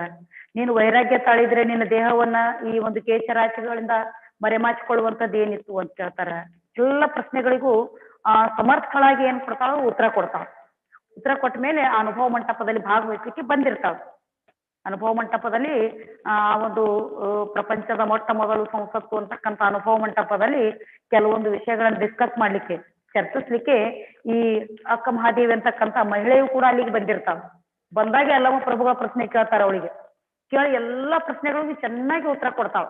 ನೀವು ನಾಟಕದಲ್ಲಿ ನೋಡಿರಿ, ಸ್ಕೂಲ್ದಲ್ಲಿ ಬಸವಣ್ಣನ ಬಗ್ಗೆ ನಾಟಕ ಮಾಡಿರತಕ್ಕಂಥ ನಾಟಕದಲ್ಲಿ ಅವಳು ಅನುಭವ ಮಂಟಪಕ್ಕೆ ಬರ್ತಕ್ಕಂಥ ದೃಶ್ಯ, ಅಲ್ಲಮ್ಮ ಪ್ರಭುಗಳು ಕೇಳಿರ್ತಕ್ಕಂಥ ಪ್ರಶ್ನೆಗಳು, ಆ ಎಲ್ಲ ಅಲ್ಲಮ್ಮ ಪ್ರಭುಗಳ ಪ್ರಶ್ನೆಗೆ ಅವಳು ಚೆನ್ನಾಗಿ ಉತ್ತರ ಕೊಟ್ಟಿರ್ತಾಳ. ಅವಾಗ ಅವಳ ಒಂದು ಮನೋಸ್ಥಿತಿಯನ್ನ ಅಲ್ಲಮ್ಮ ಪ್ರಭುಗಳು ಚೆನ್ನಾಗಿ ಅರ್ಥ ಮಾಡ್ಕೊಂಡಿರ್ತಾರ. ಮೊದಲೇ ತಿಳಿದಿರ್ತಾರ ಬೇಕಂತೇಳಿ ಅವಳ ಮನಸ್ಸು ಪಕ್ವಗೊಂಡಿದೆಯೋ ಇಲ್ಲೋ ಅಥವಾ ಪೂರ್ಣ ವೈರಾಗ್ಯ ಭಾವ ಅವಳಲ್ಲಿ ಬಂದಿದೆಯೋ ಇಲ್ಲೋ ಅಂತಕ್ಕಂಥ ಪರೀಕ್ಷಿಸುವುದಕ್ಕಾಗಿ ಪ್ರಶ್ನೆಗಳನ್ನು ಕೇಳ್ತಾರ. ಎಲ್ಲಾ ಪ್ರಶ್ನೆಗಳನ್ನ ಉತ್ತರಿಸಿದ ಮೇಲೆ ಅವಳಲ್ಲಿ ವೈರಾಗ್ಯ ಭಾವ ಬಂದಿದೆ, ಅವಳ ಮನಸ್ಸು ಪಕ್ವಗೊಂಡಿದೆ, ಅವಳು ಒಬ್ಬ ಒಳ್ಳೆಯ ಶರಣೆ, ಅವಳು ತಿಳುವಳಿಕೆ ಇರ್ತಕ್ಕಂಥ ಮಹಿಳೆಯಾಗಿದ್ದಾಳೆ ಅಂತಕ್ಕಂಥದ್ದು ತಿಳಿದ ಮೇಲೆ ಮತ್ತೆ ಗೌರವ ಪೂರ್ವಕವಾಗಿ ಆ ಅಕ್ಕ ಮಹಾದೇವಿಗೆ ಆ ಅನುಭವ ಮಂಟಪದಲ್ಲಿ ಭಾಗವಹಿಸ್ಲಿಕ್ಕೆ ಅವಕಾಶ ಮಾಡಿ ಕೊಡ್ತಾರೆ. ಅಲ್ಲಿ ಇವಳು ಚರ್ಚೆ ಮಾಡ್ತಾಳೆ ಕೆಲವೊಂದು ವಿಷಯಗಳ ಬಗ್ಗೆ. ತಿಳಿತಾ? ಈ ಅಕ್ಕ ಮಹಾದೇವಿ ಅಂತಕ್ಕಂಥ ಇವಳು ಕಾಲನು 12ನೇ ಶತಮಾನ. ಇಲ್ಲಿ ಯಾವ ಜಿಲ್ಲೆಯವಳು ಅಂದ್ರೆ ಶಿವಮೊಗ್ಗ ಜಿಲ್ಲೆಯ ಉಡುತಡಿ ಅಂತಕ್ಕಂಥ ಊರಿನಲ್ಲಿ ಜನಿಸ್ತಾಳ. ಶಿವಮೊಗ್ಗ ಜಿಲ್ಲೆಯ ಉಡುತಡಿ, ಶಿವಮೊಗ್ಗ ಡಿಸ್ಟಿಕ್, ಕುವೆಂಪು ಡಿಸ್ಟಿಕ್ ಅದಲ್ಲ ಶಿವಮೊಗ್ಗ. ಅಥವಾ ಈಗ ನಮ್ಮ ರಾಜ್ಯದ ಮುಖ್ಯಮಂತ್ರಿಗಳು ಯಡಿಯೂರಪ್ಪನವರ ಊರು ಶಿವಮೊಗ್ಗ, ಆ ಒಂದು ಜಿಲ್ಲೆ, ಅವ್ರ ಜಿಲ್ಲೆ ಈ ಅಕ್ಕ ಮಹಾದೇವಿ ಜಿಲ್ಲೆ ಸೇಮ್. ನಮ್ಮ ಕರ್ನಾಟಕದ ಒಂದು ಮಲೆನಾಡಿನ ಹೆಬ್ಬಾಗಿಲು ಅಂತಕ್ಕಂಥ ಕೀರ್ತಿ ಪಡೆದಿರುವ ಜಿಲ್ಲೆ ಶಿವಮೊಗ್ಗ. ಶಿವಮೊಗ್ಗದಲ್ಲಿ ಬೆಟ್ಟ ಗುಡ್ಡಗಳದಾವು, ಮಲೆನಾಡಿನ ಹೆಬ್ಬಾಗಿಲು ಅಂತಾರ. ಮಲೆನಾಡು ಅಂದ್ರೆ ಬೆಟ್ಟಗಳ ನಾಡು. ಆ ಬೆಟ್ಟಗಳ ನಾಡಿನ ಹೆಬ್ಬಾಗಿಲು ಎನಿಸ್ಕೊಂಡಿರ್ತಕ್ಕಂಥ ಕೀರ್ತಿ ಪಡೆದಿರುವ ಜಿಲ್ಲೆ ಶಿವಮೊಗ್ಗ ಅಂತಕ್ಕಂಥದ್ದು. ಆ ಶಿವಮೊಗ್ಗ ಜಿಲ್ಲೆಯ ಉಡುತಡಿ ಅಂತಕ್ಕಂಥ ಒಂದು ಗ್ರಾಮದಲ್ಲಿ ಇವ್ರ ಅಕ್ಕ ಮಹಾದೇವಿ ಏನ್ ಮಾಡ್ತಾಳ, ಜನಿಸ್ತಾಳ. ನೋಡ್ರಿ, ಇಲ್ಲಿ ತಂದೆ ನಿರ್ಮಲ ಶೆಟ್ಟಿ ಅಂತ ಬರ್ತಾನ, ತಾಯಿ ಸುಮತಿ ಅಂತ. ತಂದೆ ನಿರ್ಮಲ ಶೆಟ್ಟಿ, ತಾಯಿ ಸುಮತಿ ಅಂತಕ್ಕಂಥದ್ದು. ಹೀಗೆ ತಂದೆ ತಾಯಿಗಳು ನಿರ್ಮಲ ಮತ್ತು ಸುಮತಿ ಅಂತೇಳಿ ಅವರ ಒಂದು ಪುಣ್ಯ ಸರ್ಪದಲ್ಲಿ ಈ ಅಕ್ಕ ಮಹಾದೇವಿ ಅಂತಕ್ಕಂಥ ಒಬ್ಬ ಮಹಿಳಾಮಣಿ ಅಥವಾ ಕನ್ನಡ ಸಾಹಿತ್ಯದ ಮೊದಲ ಕವಿಯತ್ರಿ, ಕನ್ನಡ ಸಾಹಿತ್ಯದ ಮೊದಲ ವಚನಗಾರ್ತಿ ಜನಿಸ್ತಾಳ. ನಿರ್ಮಲ ಶೆಟ್ಟಿ ಮತ್ತು ಸುಮತಿ ಅಂತಕ್ಕಂಥ ತಂದೆ ತಾಯಿಗಳ ಉದರದಲ್ಲಿ 12ನೇ ಶತಮಾನದಲ್ಲಿ ಇವಳು ಕೂಡ ಕೆಲವೊಂದು ಸಂಪ್ರದಾಯಗಳನ್ನು ಧಿಕ್ಕರಿಸಿದ್ರು. ಸಂಪ್ರದಾಯ ಅಂದ್ರೆ ಏನು? ಮಹಿಳೆಯರು ಹೊರಗಡೆ ಬರ್ತಿರ್ಲಿಲ್ಲ, ಮಹಿಳೆಯರು ಶಿಕ್ಷಣಾಭ್ಯಾಸವನ್ನು ಪಡಿತಿರ್ಲಿಲ್ಲ, ಮಹಿಳೆಯರು ಅಧಿವೇಶನದಲ್ಲಿ ಭಾಗವಹಿಸ್ತಿರ್ಲಿಲ್ಲ, ಸೋಷಲ್ ಒಂದು ವಲಯದಲ್ಲಿ ಭಾಷಣಗಳು ಮಾಡ್ತಾ ಇರ್ಲಿಲ್ಲ. ಆ ಎಲ್ಲ ಸಂಪ್ರದಾಯಗಳನ್ನು ಧಿಕ್ಕರಿಸಿ ಇವಳು ದಿಟ್ಟ ಮಹಿಳೆ ಅನಿಸ್ಕೊಳ್ತಾಳೆ 12ನೇ ಶತಮಾನದಲ್ಲಿ. ಆಮೇಲೆ ಈ ಒಂದು ಅಲೌಕಿಕ ಒಂದು ನೆಲೆಯಲ್ಲಿ ಅವಳು ಏನ್ ಮಾಡ್ತಾಳ, ನಿಂತ್ಕೋತಾಳ. ಅಲೌಕಿಕ ಅಂದ್ರೆ ಏನು? ಲೌಕಿಕ ಅಂದ್ರೆ ಲೋಕ, ಲೋಕದ ಹಾಗೆ ಬದುಕೋದು ಲೌಕಿಕ ಜೀವನ. ಅಲೌಕಿಕ ಅಂದ್ರೆ ಲೋಕದ ಆಸೆ, ಅಂದ್ರೆ ಅಧ್ಯಾತ್ಮ ಲೋಕದಲ್ಲಿ. ಲೌಕಿಕ ಅಂದ್ರೆ ಜಗತ್ತು. ಈ ಜಗತ್ತಿನಲ್ಲಿ ಇತರ ಮಹಿಳೆಯರು ಬದುಕಿದಂತೆ ಬದುಕು ನಡೆಸಿದ್ರೆ ಅದು ಲೌಕಿಕ ಜೀವನ. ಮದುವೆ ಆಗೋದು, ಮಕ್ಕಳಿಗೆ ಜನ್ಮ ಕೊಡೋದು, ಸಂಸಾರ ನಿಭಾಯಿಸ್ಕೊಂಡು ಹೋಗೋದು, ಇದು ಲೌಕಿಕ ಜೀವನ. ಅಲೌಕಿಕ ಅಂದ್ರೆ ಲೋಕದ ಆಸೆ, ಲೋಕದ ಸಾಮಾನ್ಯ ಮಹಿಳೆಯರು ಅಥವಾ ಸಾಮಾನ್ಯ ಜನರು ಮಾಡ್ತಕ್ಕಂತಹ ಬದುಕನ್ನು ಬಿಟ್ಟು ಹೊರಬಂದು ಸಾಹಿತ್ಯ ಲೋಕದಲ್ಲಿ, ಅಧ್ಯಾತ್ಮ ಲೋಕದಲ್ಲಿ ಸಾಧನೆ ಮಾಡಿರ್ತಕ್ಕಂತಹ ದಿಟ್ಟ ಮಹಿಳೆ ಇವಳು ಅಕ್ಕ ಮಹಾದೇವಿ ಅಂತ. ನೋಡ್ರಿ, ಇವಳು ಕೂಡ ನಾನು ಹೇಳ್ದಲ್ಲ, ಅಲ್ಲಮ್ಮ ಪ್ರಭುಗಳು ಸಾಕಷ್ಟು ಪ್ರಶ್ನೆಗಳನ್ನು ಕೇಳ್ತಾರ, ಅವಳ ಮನಸ್ಸನ್ನ ಟೆಸ್ಟ್ ಮಾಡ್ತಾರ. ಆಗ ಅವಳು ಸಂಪೂರ್ಣ ಒಂದು ಮನೋಸ್ಥಿತಿ ಅರ್ಥ ಆದ್ಮೇಲೆ ಅವಳನ್ನ ವರ್ಣನೆ ಮಾಡ್ತಾರ. ವೈರಾಗ್ಯ ನಿಧಿ ಅಲ್ಲಮ್ಮ ಪ್ರಭುಗಳು ವರ್ಣನೆ ಮಾಡ್ತಾರ ಅಕ್ಕ ಮಹಾದೇವಿಗೆ. ಹೌದು, ನಿಜ ನಿಜ, ನೀನು ನಿಜವಾಗಿಯೂ ವೈರಾಗ್ಯ ನಿಧಿ, ನಿನ್ನ ಮನಸ್ಸು ವೈರಾಗ್ಯ ತಾಳಿದೆ, ಭಲೇ ಮಹಿಳೆ, ಮೆಚ್ಚಿದೆ, ನಿನಗೆ ಮೆಚ್ಚಿದೆ. ನೀನೇನ್ ಮಾಡಬಹುದು, ಈಗ ಅನುಭವ ಮಂಟಪದಲ್ಲಿ ಭಾಗವಹಿಸಬಹುದು, ವಚನ ಸಾಹಿತ್ಯ ರಚಿಸಬಹುದು, ನೀನು ಮದುವೆ ಆಗದೇ ಇರಬಹುದು, ಪರವಾಗಿಲ್ಲ, ನಿನ್ನ ಮನಸ್ಸು ಚೆನ್ನಾಗಿದೆ ಅಂತ ಹೇಳಿ ಆ ಲವ ಪ್ರಭುಗಳಿಂದ ವೈರಾಗ್ಯ ನಿಧಿ ಅನಿಸ್ಕೋತಾಳ, ಭಲೇ ಭಲೇ ಅನಿಸ್ಕೋತಾಳ ಅಕ್ಕ ಮಹಾದೇವಿ. ಈ ಅಕ್ಕ ಮಹಾದೇವಿ ತನ್ನ ಒಂದು ವಚನಗಳಲ್ಲಿ ಭಕ್ತಿಯ ಭಾವ, ವೈರಾಗ್ಯದ ಭಾವ ಮತ್ತು ಜ್ಞಾನ ಸಂಪತ್ತನ್ನ ಒಂದು ಸೌಂದರ್ಯತವಾಗಿ ಹೊರಹಾಕ್ತಾಳ. ಭಕ್ತಿ, ವೈರಾಗ್ಯ, ಜ್ಞಾನ ಅವಳು ವಚನದಲ್ಲಿ ನಮಗೆ ನೋಡ್ಲಿಕ್ಕೆ ಸಿಗ್ತಾವ. ಭಕ್ತಿಯ ಭಾವ ಕಾಣ್ತದ, ಜ್ಞಾನ ಅರಿವು ಅದನ್ನು ನೋಡ್ಲಿಕ್ಕೆ ಸಿಗ್ತದೆ. ಆಮೇಲೆ ವೈರಾಗ್ಯ ಅಂದ್ರೇನು? ಸಂಸಾರಿಕ ಜೀವನವನ್ನು ಬಿಟ್ಟು ಒಂದು ಆಧ್ಯಾತ್ಮಿಕ ಚಿಂತನೆ, ಸಾಧನೆಯ ಕಡೆಗೆ ನಮ್ಮ ಬದುಕನ್ನು ಸಾಗಿಸುವುದೇ ವೈರಾಗ್ಯ ತಾಳುವುದು ಅಂತ. ಆ ಒಂದು ಭಾವನೆ ಅವಳ ವಚನದಲ್ಲಿ ನಾವು ನೋಡಬಹುದು. ಇನ್ನ ಈ ರೀತಿಯಾಗಿ ಇರ್ತಕ್ಕಂಥ ಅಕ್ಕ ಮಹಾದೇವಿಗೆ ಅವಳು ಅಲ್ಲವ ಪ್ರಭುಗಳ ಪ್ರಶ್ನೆ ಕೇಳಿದಾಗ ಹೇಳ್ತಾಳ, ನಿನ್ನ ಪತಿ ಯಾರು ಅಂತ ಕೇಳಿದ್ರೆ ಆ ದೇವರೇ ನನ್ನ ಗಂಡ ಅಂತ ಹೇಳ್ತಾರ. ಚನ್ನಮಲ್ಲಿಕಾರ್ಜುನನೇ ನನ್ನ ಗಂಡ ಅಂದ್ರೇನು? ಚನ್ನಮಲ್ಲಿಕಾರ್ಜುನನೇ ನನ್ನ ಪತಿ ಅಂದ್ರೇನು ಇದ್ರ ಅರ್ಥ? ಆ ದೇವರು ಅವದು ಶ್ರೀಶೈಲದ ಮಲ್ಲಿನಾಥ, ಆ ಶ್ರೀಶೈಲದ ಬನದಲ್ಲಿರ್ತಕ್ಕಂಥ ಅಥವಾ ನೋಡ್ರಿ ಶೈಲ ಅಂದ್ರೆ ಏನು? ಶೈಲ ಅಂದ್ರೆ ಪರ್ವತನೇ. ಇಲ್ಲಿ ಮಲೆ ಅಂದ್ರೆ ಬೆಟ್ಟ, ಶೈಲ ಅಂದ್ರೆ ಪರ್ವತ. ಶ್ರೀಶೈಲ ಪರ್ವತಗಳ ಒಂದು ನಾಡು ಅಥವಾ ಪರ್ವತಗಳ ಊರು ಶ್ರೀಶೈಲ ಅಂತ. ಆ ಶ್ರೀಶೈಲದಲ್ಲಿರ್ತಕ್ಕಂಥ ಆ ಶೈಲ, ಆ ಬೆಟ್ಟದಲ್ಲಿರ್ತಕ್ಕಂತಹ ಮಲ್ಲಿನಾಥ, ಆ ಮಲ್ಲಿಕಾರ್ಜುನನೇ ನನ್ನ ಪತಿ, ನನ್ನ ಗಂಡ, ಆ ದೇವರೇ ನನ್ನ ಒಡೆಯ ಅಂತ ಹೇಳಿದಳು ಅಕ್ಕ ಮಹಾದೇವಿ. ಹೀಗೆ ತನ್ನ ಒಂದು ಜೀವನದಲ್ಲಿ ವೈರಾಗ್ಯ ತಾಳಿ ಒಂದು ಅಧ್ಯಯನ ಮಾಡಿ ಒಂದು ಒಳ್ಳೆಯ ಶರಣೆ ವಚನಗಾರ್ತಿ ಎನಿಸಿಕೊಂಡು ಅನುಭವ ಮಂಟಪದಲ್ಲಿಯೂ ಭಾಗಿಯಾಗಿ ಒಂದು ತನ್ನ ವಚನಗಳಲ್ಲಿ ಜ್ಞಾನದ ಬಗ್ಗೆ, ವೈರಾಗ್ಯ ಭಾವವನ್ನ ಮತ್ತು ಒಂದು ಭಕ್ತಿಯ ಭಾವವನ್ನ ವಚನಗಳಲ್ಲಿ ಅಭಿವ್ಯಕ್ತಿಗೊಳಿಸಿರ್ತಕ್ಕಂಥ ಮಹಿಳೆ ಅಕ್ಕ ಮಹಾದೇವಿ ಅಂತಕ್ಕಂಥವ್ರು. ಈಗ ಇವಳ ಪರಿಚಯದ ಬಗ್ಗೆ ನೋಡಿದೀವಿ. ಇನ್ನ ಅಕ್ಕ ಮಹಾದೇವಿ ರಚಿಸಿರ್ತಕ್ಕಂಥ ವಚನದ ಬಗ್ಗೆ ನೋಡೋಣ. ಯಾವ ರೀತಿ ವಚನ ರಚಿಸಿದಳು? ಇನ್ನ ಇವಳ ವಚನದ ಅಂಕಿತನು ಚನ್ನಮಲ್ಲಿಕಾರ್ಜುನ. ನೋಡ್ರಿ, ಇನ್ನೊಂದು ಅರ್ಥ ಮಾಡ್ಕೊಡ್ರಿ. ಸಿದ್ದರಾಮರ ವಚನದ ಅಂಕಿತನು ಮಲ್ಲಿಕಾರ್ಜುನನೇ. ಅವ್ರು ಕಪಿಲ ಸಿದ್ಧ ಮಲ್ಲಿಕಾರ್ಜುನ ಅಂದ್ರು ಅಷ್ಟೇ. ಅವರ ಆರಾಧ್ಯ ದೇವನು ಆ ಶ್ರೀಶೈಲದಲ್ಲಿರ್ತಕ್ಕಂಥ ಮಲ್ಲಿಕಾರ್ಜುನನೇ. ಈ ಅಕ್ಕ ಮಹಾದೇವಿಯ ಒಂದು ಆರಾಧಿಸುವ ದೇವರು ಕೂಡ ಆ ಶ್ರೀಶೈಲದಲ್ಲಿ ವಾಸಿಸಿರ್ತಕ್ಕಂಥ ಮಲ್ಲಿಕಾರ್ಜುನನೇ. ಇವಳು ಚೆನ್ನ ಮಲ್ಲಿಕಾರ್ಜುನ ಅಂತ ಕರಿತಾಳೆ, ಅವಳು ಕಪಿಲ ಸಿದ್ಧ ಮಲ್ಲಿಕಾರ್ಜುನ ಅಂತ ಕರೆದ್ರು ಸಿದ್ದರಾಮರು. ಅದೇ ಮಲ್ಲಿಕಾರ್ಜುನನೇ, ಶ್ರೀಶೈಲದಲ್ಲಿರ್ತಕ್ಕಂತಹ ಮಲ್ಲಿಕಾರ್ಜುನನೇ ಅಕ್ಕ ಮಹಾದೇವಿ ಆರಾಧ್ಯ ದೈವವೂ ಹೌದು, ಸಿದ್ದರಾಮರ ಆರಾಧ್ಯ ದೈವವೂ ಹೌದು. ಅವರು ತಾವು ಪೂಜಿಸ್ತಕ್ಕಂತಹ ದೇವರನ್ನ ತಮ್ಮ ವಚನದಲ್ಲಿ ಕೊನೆಯಲ್ಲಿ ಒಂದು ಬಾರಿ ನೆನಪಿಸ್ಕೊತಾರೆ, ಸ್ಮರಿಸ್ಕೊಳ್ತಾರೆ. ಅದೇ ವಚನದ ಅಂಕಿತ ಆಗಿರ್ತದೆ ನೋಡ್ರಿ. ಅಂದ್ರೆ ಅಕ್ಕ ಮಹಾದೇವಿ ವಚನದ ಅಂಕಿತ, ಚೆನ್ನ ಮಲ್ಲಿಕಾರ್ಜುನ ದೇವ ಅಂತ ಹೇಳಿ. ಇನ್ನ ವಚನದ ಬಗ್ಗೆ ನೋಡ್ತಾನೆ. ಮರವಿದ್ದು ಫಲವೇನಯ್ಯ ನೆರಳಿಲ್ಲದ ನಕ್ಕ. ಇಲ್ಲಿ ನೆರಳಿಲ್ಲದ ನಕ್ಕ ಅಂದ್ರೆ ನೆರಳಿಲ್ಲದ ತನಕ. ಒಂದು ಮರ ಐತಿ, ಆ ಮರ ಇದ್ದದ್ದು ಫಲ, ಲಾಭ. ಫಲ ಅಂದ್ರೆ ಇಲ್ಲಿ ಲಾಭ ಅಂತ ಮಾಡ್ಕೊಳ್ಳೋಣ. ಫಲ ಅಂದ್ರೆ ಅದು ಫಲ ಕೊಡುವುದು, ಲಾಭ ಕೊಡುವುದು, ಅದರಿಂದ ಉಪಯೋಗ ಆಗುವುದು ಅಂತ ಅರ್ಥ. ಫಲ ಅಂದ್ರೆ ಉಪಯೋಗ, ಫಲ ಅಂದ್ರೆ ಹಣ್ಣು, ಫಲ ಅಂದ್ರೆ ಲಾಭ ಅಂತ ಹೇಳಿ ಅರ್ಥ ಇಟ್ಬೋದು. ಒಂದು ಮರ ಅದ ಅಂತ ಇಟ್ಕೊಳ್ಳೋಣ. ಆ ಮರ ಹಚ್ಚಿದ್ದಕ್ಕೂ ಆ ಮರ ಬೆಳೆಸಿದ್ದಕ್ಕೂ ಫಲ ನಮ್ಗೆ ಯಾವಾಗ ಸಿಗ್ತದ, ಲಾಭ ಯಾವಾಗ ಸಿಗ್ತದ? ಅದು ನೆರಳು ಕೊಟ್ಟಾಗ, ಹಣ್ಣು ಕೊಟ್ಟಾಗ, ಹೂ ಕೊಟ್ಟಾಗ ಆ ಮರ ನೆಟ್ಟಿದ್ದಕ್ಕೂ ಲಾಭ ಆಗ್ತದೆ, ಫಲ ಆಗ್ತದೆ, ಪ್ರಯೋಜನ ಆಗ್ತದೆ. ಹೌದಿಲ್ಲ? ಅಕ್ಕ ಮಹಾದೇವಿ ಹೇಳ್ತಾಳ, ಒಂದು ಮರ ಅದ ಅಂದ್ರೆ ಅದು ನೆರಳೇ ಕೊಡ್ಲಿಲ್ಲ ಅಂದ್ರೆ, ಒಂದು ಮರ, ಒಂದು ಗಿಡ, ಒಂದು ವೃಕ್ಷ ಅದು ನೆರಳೇ ಕೊಡ್ಲಿಲ್ಲ ಅಂದ್ರೆ ಯಾವ ಪ್ರಯೋಜನವೂ ಇಲ್ಲ. ಇದು ಈ ಸಾಲಿನ ಅರ್ಥ. ಒಂದು ಮರ ಅದ ಅಂದ್ರೆ ಅದು ನೆರಳು ಕೊಡ್ಬೇಕು, ಒಂದು ವೃಕ್ಷ ಅದಂದ್ರೆ ಅದು ಹಣ್ಣು ಕೊಡ್ಬೇಕು, ಹೂ ಕೊಡ್ಬೇಕು. ಆಗ ಆ ಮರ ನೆಟ್ಟಿದ್ದಕ್ಕೂ ಪ್ರಯೋಜನ, ಲಾಭ, ಫಲ ಸಿಗುತ್ತದೆ. ಆ ಮರ ನೆರಳು ಕೊಡದಿದ್ದರೆ ಯಾವ ಫಲವೂ ಯಾವ ಪ್ರಯೋಜನವೂ ಇಲ್ಲ. ಅದು ನೆಟ್ಟಿದ್ದು ಉಪಯೋಗ ಇಲ್ಲ, ಬೆಳೆಸಿದ್ದು ಉಪಯೋಗಕ್ಕೆ ಬಾರದು. ಈ ಸಾಲಿನ ಅರ್ಥ. ಆಮೇಲೆ ಧನವಿದ್ದು ಫಲವೇನಯ್ಯ ದಯವಿಲ್ಲದ ನಕ್ಕ. ದಯ ಅಂದ್ರೆ ಕರುಣೆ, ದಯ ಅಂದ್ರೆ ಕರುಣೆ, ಪ್ರೀತಿ. ಧನ ಐತಿ, ಹಣ ಐತಿ, ಅವ್ರು ಶ್ರೀಮಂತರದಾರು, ಅವ್ರ ಮನೆಯಲ್ಲಿ ಹಣ ಐತಿ, ಸಾಕಷ್ಟು ಹಣ ಐತಿ. ಭಾರತ ದೇಶದ ಅಷ್ಟೇ ಅಲ್ಲ, ಅವರು ಸ್ವಿಸ್ ಬ್ಯಾಂಕ್ದಲ್ಲಿ ಕೂಡ ಏನಿಟ್ರು ಹಣ ಇಟ್ಟಾರು ಅಂತ ದೊಡ್ಡ ಶ್ರೀಮಂತರದಾರ ಅಂತ ಇಟ್ಕೊಳ್ಳೋಣ.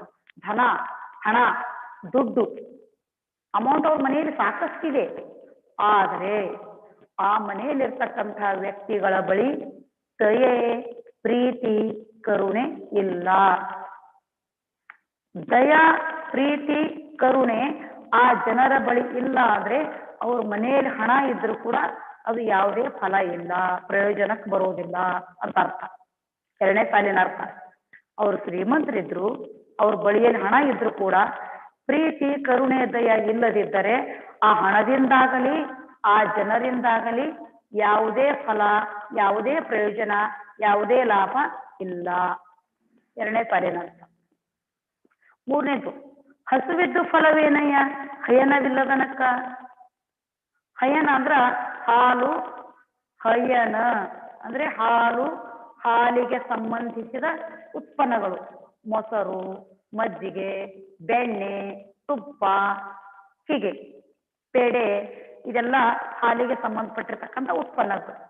ಹಯನ ಅಂದ್ರೆ ಹಾಲು, ಮೊಸರು, ಬೆಣ್ಣೆ, ತುಪ್ಪ ಇರೋದು ಹಯನ ಅಂದ್ರೆ. ನೋಡ್ರಿ, ಆಡು ಭಾಷೆಯಲ್ಲಿ ಅಂತಾರ ನೋಡ್ರಿ, ಅವ್ರ ಮನ್ಯಾಗ ಹೈನ ಐತಿ ಅಂತ. ಹಯನ ಐತಿ. ಹಯನ ಅಂದ್ರೇನು? ಹಾಲು, ಮೊಸರು, ತುಪ್ಪು, ಬೆಣ್ಣೆ, ಮಜ್ಜಿಗೆ ಎಲ್ಲ ಇದೆ ಅಂತ ಅರ್ಥ ಹಯನ ಅಂತ. ಒಂದು ಹಸು ಅದ ನಿಮ್ಮ ಮನೆ ಮುಂದೆ, ಆ ಹಸು ಐತಿ, ಅದಕ್ಕೆ ಮೇವು ಹಾಕ್ತೀರಿ, ಅದಕ್ಕೆಲ್ಲ ವ್ಯವಸ್ಥೆನೂ ಮಾಡ್ತೀರಿ. ಅದು ಹಯನ ಕೊಡದೇ ಇದ್ರೆ ಏನಾದ್ರೂ ಫಲ ಆಗ್ತದೆ ನಿಮಗೆ? ಏನಾದ್ರು ಉಪಯೋಗ ಆಗ್ತದೇನು? ಇಲ್ಲ.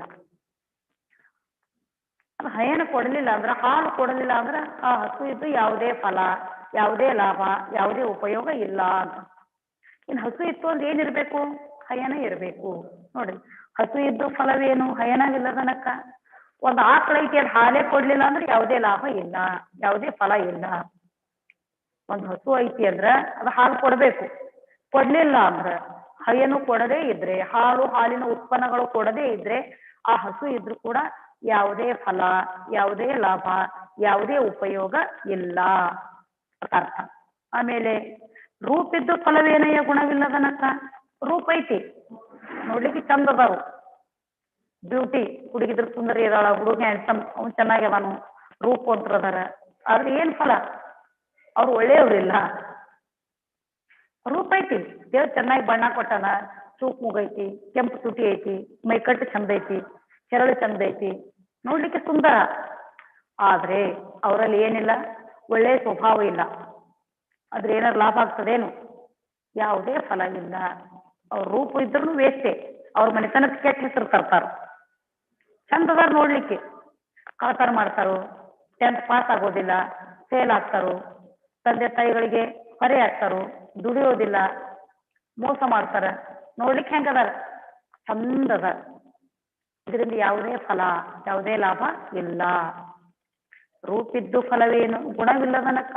ಒಳ್ಳೆಯ ಗುಣ ಇಲ್ಲದಿದ್ದರೆ, ಒಳ್ಳೆಯ ಗುಣ ಇಲ್ಲದಿದ್ದರೆ ಅವರ ಬಳಿ ಒಂದು ಸುಂದರವಾದ ಒಳ್ಳೆಯ ರೂಪವಿದ್ದರೂ ಯಾವುದೇ ರೀತಿಯ ಫಲ, ಲಾಭ, ಪ್ರಯೋಜನ ಇಲ್ಲ. ತಿಳಿತಾ? ಈ ಕೆಲವೊಂದು ನೋಡ್ತೀರಿ ನೀವು ಟಿವಿ ಕಾರ್ಯಕ್ರಮದಲ್ಲಿ ಕೆಲವೊಂದು ಡ್ರಗ್ಸ್ ಪ್ರಕರಣಗಳಲ್ಲಿ ಇರ್ತಕ್ಕಂಥ ನಟ ನಟಿಯ ಹೆಸರು ಕೇಳಿಸ್ಕೊಂಡ್ರೆ ನೋಡ್ರಿ, ಕೆಲವೊಂದು ಟಿವಿ ಕಾರ್ಯಕ್ರಮ ನೋಡುವಾಗ ನೋಡಿರಲ್ಲ. ಅತಿ ಸುಂದರ ರೂಪ ಇರ್ತಕ್ಕಂಥ ಸಂಜನಾ ರಾಗಿಣಿ ಅಂತಕ್ಕಂಥ ಯಾರು ನಟಿಯರು, ಅವ್ರ ರೂಪದ, ಅವ್ರ ಹತ್ರ ರೂಪ ಐತಿ, ಚಂದದಾರು, ನೋಡ್ಲಿಕ್ಕೆ ಸೂಪರ್. ಆದ್ರೆ ಅವ್ರ ಹತ್ರ ಏನಿಲ್ಲ, ಒಳ್ಳೆಯ ಗುಣ ಇಲ್ಲ, ಕೆಟ್ಟ ಒಂದು ಚಟಗಳಲ್ಲಿ ಭಾಗಿಯಾಗಿದ್ರು. ಇದರಿಂದ ಯಾವುದೇ ಫಲ ಐತೇನೋ, ಯಾವ್ದಾರ ಲಾಭ ಐತೇನೋ, ಪ್ರಯೋಜನ ಐತೇನೋ ಅವ್ರ ಮನೆತನದವರಿಗೆ, ಅವರಿಗೆ ಸಾಧ್ಯನೇ ಇಲ್ಲ. ಅಂದ್ರೆ ಒಂದು ಒಳ್ಳೆಯ ರೂಪ ಇದ್ರೆ ಒಳ್ಳೆಯ ಗುಣ ಇರಬೇಕು, ಅದು ಫಲ, ಅದು ಲಾಭ. ಅದನ್ನು ಬಿಟ್ಟು ಒಳ್ಳೆಯ ರೂಪ ಇದ್ರೂ ಕೂಡ ಅವರ ಬಳಿ ಒಳ್ಳೆಯ ಗುಣ ಇಲ್ಲ ಅಂದ್ರೆ ಅದು ಯಾವ ಲಾಭ, ಯಾವ ಫಲ, ಯಾವ ಪ್ರಯೋಜನನೂ ಇಲ್ಲ ಎಂದು ಅರ್ಥ. ನೀವು ಚಂದಿದ್ದೀರಿ, ಆದ್ರೆ ನಾಳೆ 10th ಫೇಲ್ ಆದ್ರೆ, ಕಳ್ತನ ಮಾಡಿದ್ರೆ, ಸೋಮಾರಿಗಳಾದ್ರೆ ಏನಾರು ಲಾಭ ಐತೇನೋ ನಿಮ್ಮಿಂದ? ಇಲ್ಲ. ನಿಮ್ಮ ಹತ್ರ ರೂಪ ಇದ್ರೆ ಅದ್ರ ಜೊತೆ ಗುಣನೂ ಇರಬೇಕು, ಅವಾಗ ಆ ರೂಪಕ್ಕೂ ಬೆಲೆ, ಗುಣಕ್ಕೂ ಒಳ್ಳೆಯ ಬೆಲೆ. ಹೀಗೆ ಇನ್ನು ಅಗಲಿದ್ದು ಫಲವೇನು? ಬಾಣವಿಲ್ಲದನಕ್ಕ. ಇಲ್ಲಿ ಬಾಣ ಅಂದ್ರೆ ಅನ್ನ, ರೈಸ್.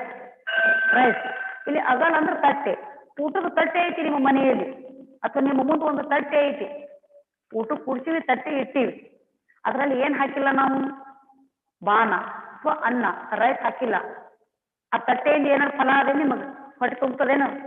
ಇಲ್ಲ. ತಟ್ಟೆ ಅಂತ ಅದ್ರ ಜೊತೆಗೆ ರೈಸ್ ಇರ್ಬೇಕು, ಆ ಫಲ. ಕೇವಲ ತಟ್ಟೆ ಐತಿ, ರೈಸ್ ಇಲ್ಲ ಅಂದ್ರೆ ಆ ತಟ್ಟೆಯಿಂದ ಯಾವುದೇ ಫಲ ಇಲ್ಲ. ಆ ತಟ್ಟೆಯನ್ನು ನೋಡಿ ಈಗ ಬಾರ್ಸೋದೈತೇನ, ಅದರಿಂದ ಫಲ ಇಲ್ಲ, ಲಾಭ ಇಲ್ಲ, ಪ್ರಯೋಜನ ಇಲ್ಲ. ತಟ್ಟೆ ಅಂದ್ರೆ ಅಲ್ಲಿ ಅನ್ನ ಇರ್ಬೇಕು, ಅವಾಗ ಫಲ, ಹೊಟ್ಟೆ ತುಂಬತೈತಿ.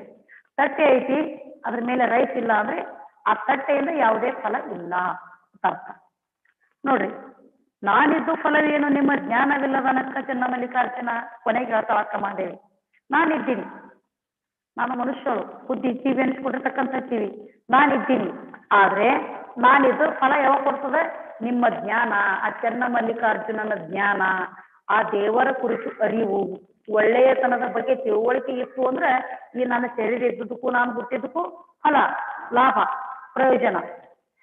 ಈಗ ನಾನು ಹುಟ್ಟಿನಿ, ಬೆಳೆದೀನಿ ಅಂದ್ರೆ ನನಗೆ ಜ್ಞಾನ ಇಲ್ಲ, ಚೆನ್ನಮಲ್ಲಿಕಾರ್ಜುನನ ಬಗ್ಗೆ ಜ್ಞಾನ ಇಲ್ಲ, ದೇವರ ಕುರಿತು ಅರಿವು ಇಲ್ಲ, ಒಳ್ಳೆಯ ವಿಚಾರದ ಕುರಿತು ತಿಳುವಳಿಕೆ ಇಲ್ಲ ಅಂದ್ರೆ ಈ ನನ್ನ ಶರೀರ ಇದ್ರು ಕೂಡ ಅಥವಾ ನಾನಿದ್ರು ಯಾವುದೇ ಫಲ ಇಲ್ಲ.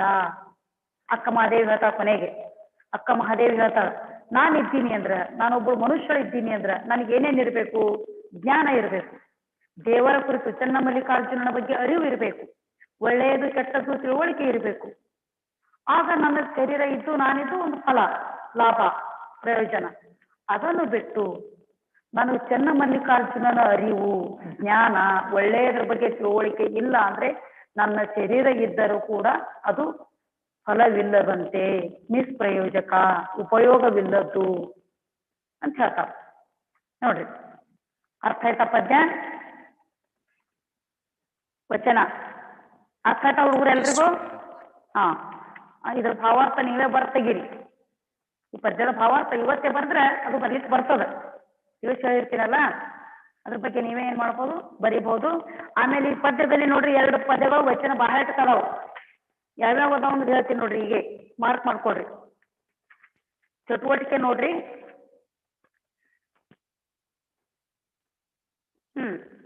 ಬಸವಣ್ಣ ಮತ್ತು ಅಕ್ಕಮಹಾದೇವಿ ವಚನಗಳನ್ನು ಬಾಯಾಟ ಮಾಡ್ರಿ. ಫಸ್ಟ್ ನುಡಿ ಬಾಯಾಟ ಮಾಡ್ರಿ, ಬಸವಣ್ಣನ ವಚನ ಬಾಯಾಟ ಮಾಡ್ರಿ, 4 ಸಾಲ ಐತಿ. ಅಕ್ಕಮಹಾದೇವಿ ವಚನ ಬಾಯಾಟ ಮಾಡ್ರಿ, ಅವೆರಡು ಬಾಯಾಟ ಕದಾವ. ನೀರ ಕಂಡಲ್ಲಿ ಮುಳುಗೋರಯ್ಯ ಬಾಯಾಟ ಮಾಡ್ರಿ, ಮರವಿದ್ದು ಫಲವೇನು ನೆರಳಿಲ್ಲದನಕ್ಕ, ಈ ಪದ್ಯ ಬಾಯಾಟ ಮಾಡ್ರಿ. ಇವೆರಡು ವಚನದ ನುಡಿಗಳು ಬಾಯಾಟ ಕದಾವು. ಇನ್ನು ಕ್ವಶನ್ ಹಾ ನೋಡಿ, ಇನ್ನು ಕ್ವಶನ್ ಆನ್ಸರ್ ನಾನು ಮುಂದಿನ ಅವಧಿಯಲ್ಲಿ ಡಿಸ್ಕಸ್ ಮಾಡ್ತೀನಿ. ಇಲ್ಲಿ ವಚನಕಾರರ ಪರಿಚಯ ಓದ್ಕೊಡ್ರಿ, ಆಮೇಲೆ ಪದ್ಯದ ಭಾವಾರ್ಥ ಬರ್ತಗಿ, ಅಕ್ಕ ಮಹಾದೇವಿ ವಚನ ಮತ್ತು ಬಸವಣ್ಣನ ವಚನ ಬಾಯಾಟ ಮಾಡ್ರಿ.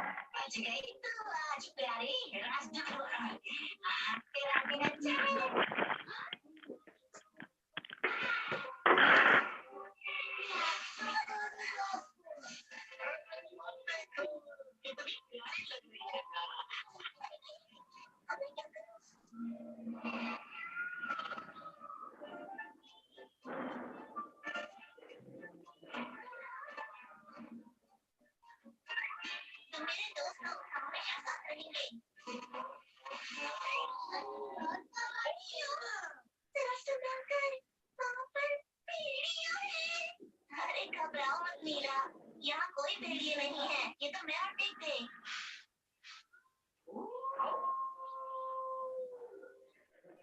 अरे, ये तो बिल्कुल असली भेड़िए जैसी आवाज थी। मैं तो बिल्कुल डर ही गई थी।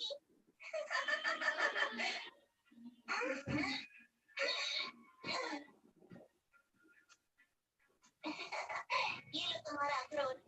शुक्रिया दोस्तों, तुम लोगों ने तो असली हीरो की तरह मेरी जान बचा ली। देख, मुझे लगता है कि भेड़ियों को भगाने वाला हीरो एक नहीं था, वो 2 हीरो थे। क्यों, मैंने सही कहा ना? हाँ बिल्कुल, तुमने सही कहा। शेर और चीता हीरो थे। तो ऐसा करते हैं, हम दोनों हीरो बनते हैं और मीरा भेड़िया बनेगी। तो चलो हीरो खेलें। मैं क्यों? मैं तो हीरो बनूंगी, मैं भेड़िया नहीं बनना चाहती। अरे तुम तो ये बात ठीक नहीं है, रुक जाओ। हीरो, मेरी बात सुनो। मेरे आगे तो और देखते, जिनकी बातें छोटी मस्ती और रुकान, ये करेंगे अपने खेल और करेंगे ठीक।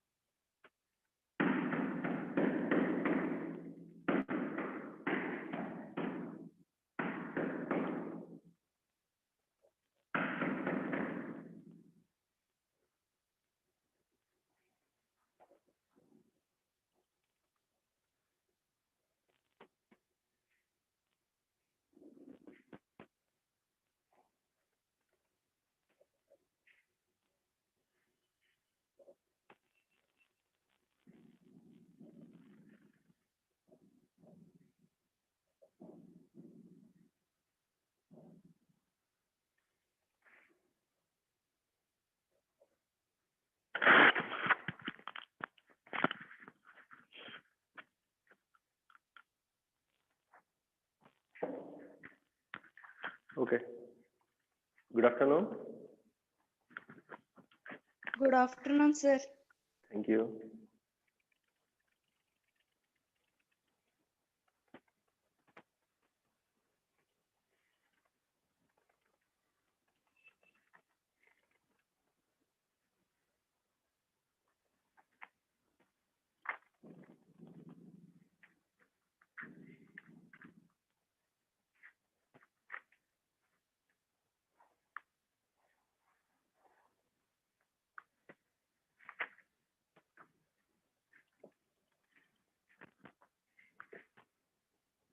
Okay. Already we have completed that lesson, the pi and tot. So just we will go for the discussion of the question answers.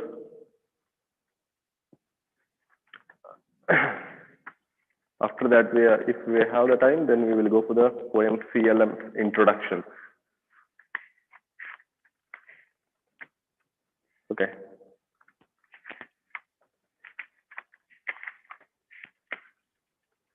See, first tell me if you are having any doubts regarding with the pi and tot. Then we will discuss about that. Then we will go for the question answers. If you are having any doubts, at least if you not get that whole lesson with the parawise, at least you have to just hint that story, just absorb that story. Okay, theme of the story, the characters and how it's connected. Okay, that you have to find out.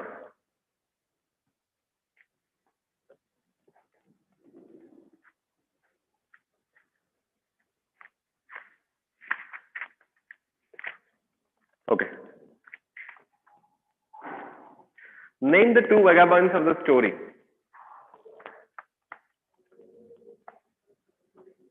Who will give the answer? Name the two vagabonds. So in the story, two vagabonds is there. Okay. Who were they?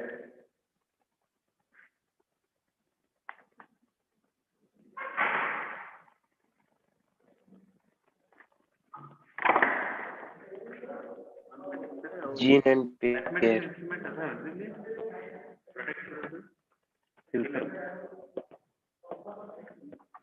Okay. So Jean and Pace. Good.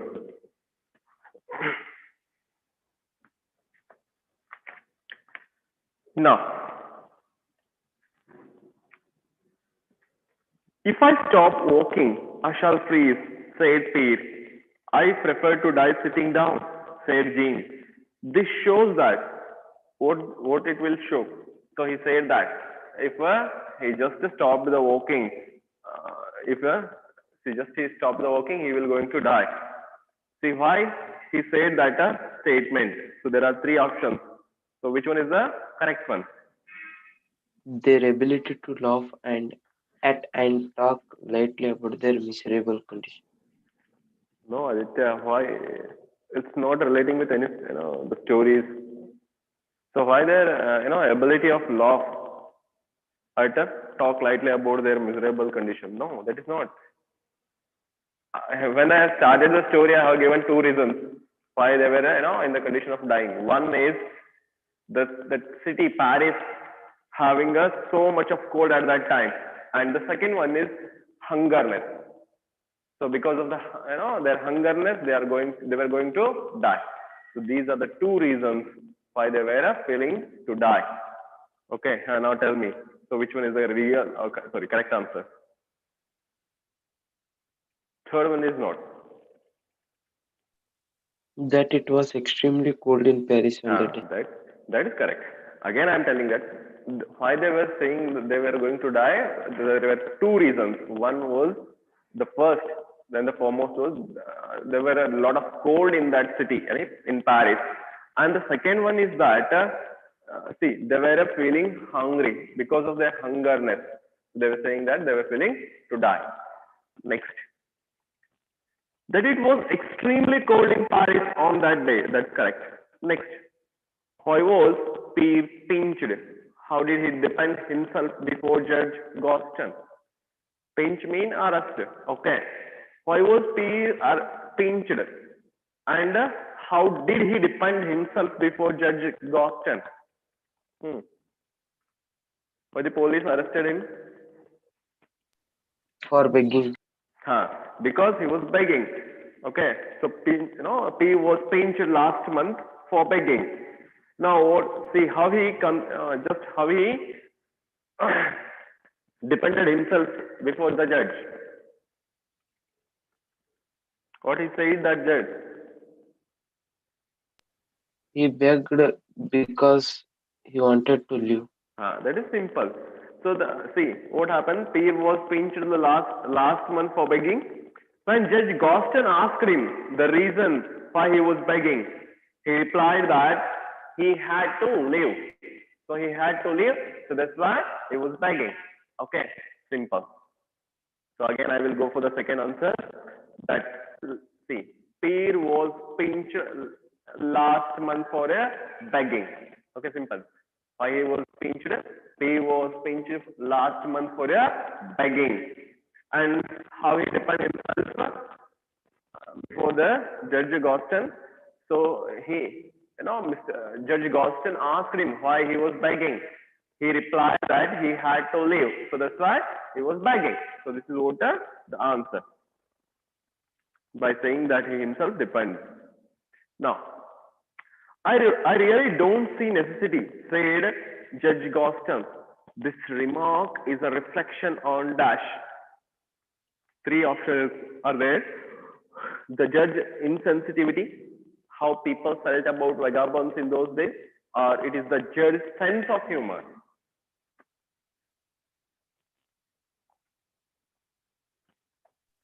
The judge's insensitivity. It is not judge was not an insensitive person. Okay, he was having a humor. Okay, so that was the judge's humor, sense of humor. So why he said that? Just he watched that piece. Actually, he was not in the position to beg. Okay, so he was not having any position or condition to beg. Physically, he was fit. Okay, he was not physically challenged one. Even he was fit. They were begging. He's begging. So that's why he said that. What he said, I really don't see the necessity. By watching you, and I won't think that you are going to, for you, it's not a good job. So just why he said that is what the sense of the judge. Just he watched him and he said he was not having any rights to beg or a necessity to beg. Next, see the answer is the judge's sense of humor. What according to Peace is a sure sign of starvation. So now, just in that song, Gene was singing that he was not eaten anything from the last that how many days? 4 days, na?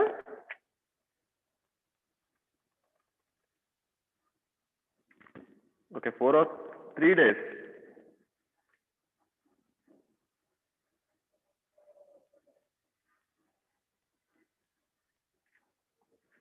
I think it's a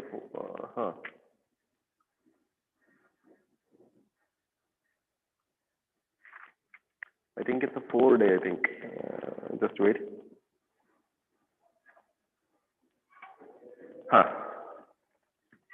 So he said 3 days. Okay, Gene was saying that in that song for begging, he said that he hadn't eaten or not had any food for 3 days.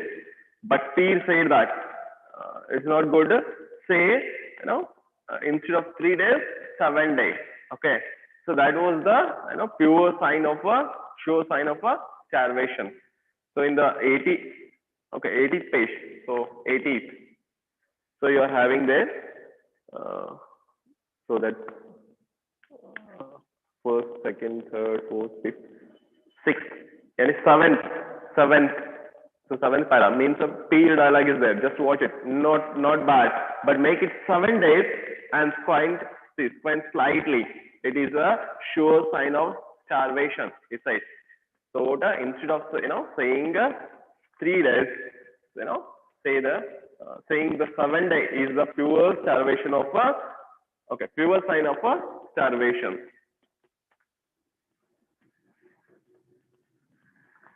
So again, I will give the answer of that. Squinting slightly and saying 7 days instead of 3 was a sure sign of starvation. Next. Who opens the door of the cake shop when Peer knocks on it? When Peer, went to the Gaultier's house and he knocks the door. Who opens the door? Yes, come on.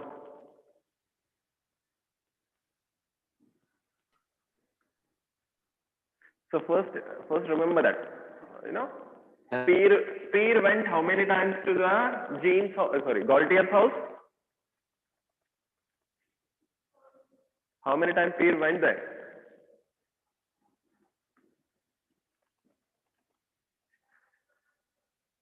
Come on fast.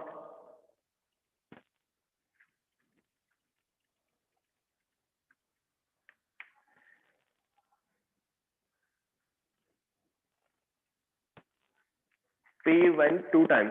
Got that? Peer went 2 times and Jean went 2 times. So first one. When Peer went, okay. When Peer went, who opens the door? Mr. Gaultier opens the door. When Jean went to the home, who opens the door? Marine opens the door. Got that? This is what we are having. So just remember that. And first 2 times, both Gaultier as well as Marine, what they were said. So when Gaultier said that his wife was not in the home and he has nothing to give. So that's why he said that he has to go to the next street, that is better one. And when Marine opened the door, she said the same thing, that her husband was not in the home, and she was nothing, she was nothing to her, she was having nothing to give. So that's why she said that it is better him to go to the next street. Same dialogue what both Gaultier as well as Marine given to the first 2 times. But the next time Peer came, at that time who opens the door? Second time when he came, just who opens the door? Who opens? Marine opens the door. At that time Gaultier was not in the home. Now first time he taken the pie, and later he again sent Jean to bring that tart, but Jean failed, and just he taken the paid off from that Gaultier, and he back and he sent again to that thief. Okay, but now again Peer played a clever trick, and now he just brought that tart. So this is what both went 2 times there. Okay. Now at the first time when Peer went, who opened the door? Mr. Gaultier opened the door. So Mr. Gaultier, the owner of the cake shop, opens the door when Peer knocks it. Pick out the common response of Gaultier and Marine to the vagabond's beginning. So this is what now only I have given the answer. So what was the response of Gaultier as well as a Marine? Okay.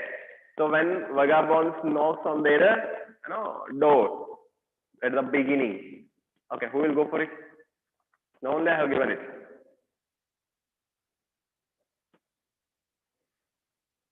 Come on fast. Anyone?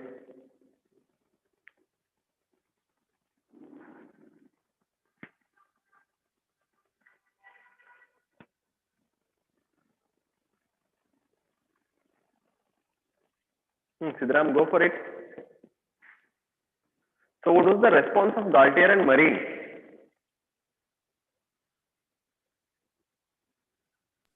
Both of them say, "Go away. I have got nothing for you." Gaultier says that his wife is away and he is busy, whereas Martin says that her husband is away and she is busy. So see, just simple. When Gaultier opens the door, he said that his wife was not in the house, and he was nothing. He was having nothing to give to that vagabond. So that's why he said that he has better to go to next street. Okay, first one.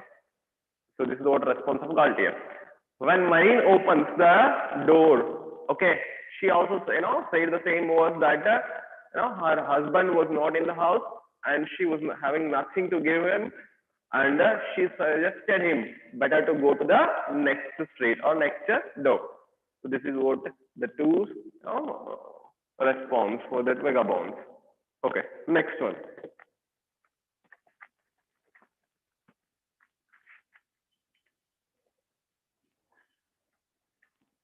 Choose from the box given below the phrases or adjectives that can be used to describe Gaultier, Marine, and P. So that three characters they have given there, and they have given some adjectives or phrases relating with that three. So you have to separate them. Okay. So first go for the P, because that character having very less adjectives there. First go for that only. Okay. Now give me the phrases or adjectives which are relating with the peer, character peer.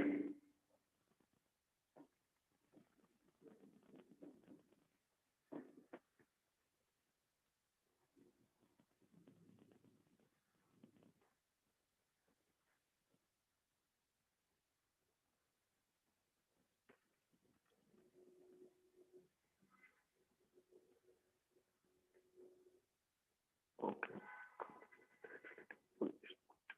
Okay, clever. Now, the first word is relating with peer is clever. Second one,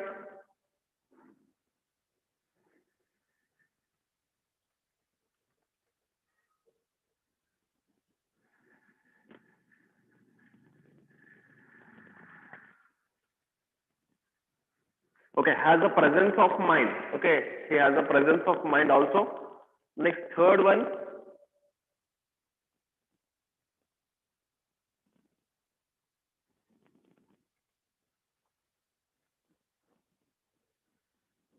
okay, quick-witted,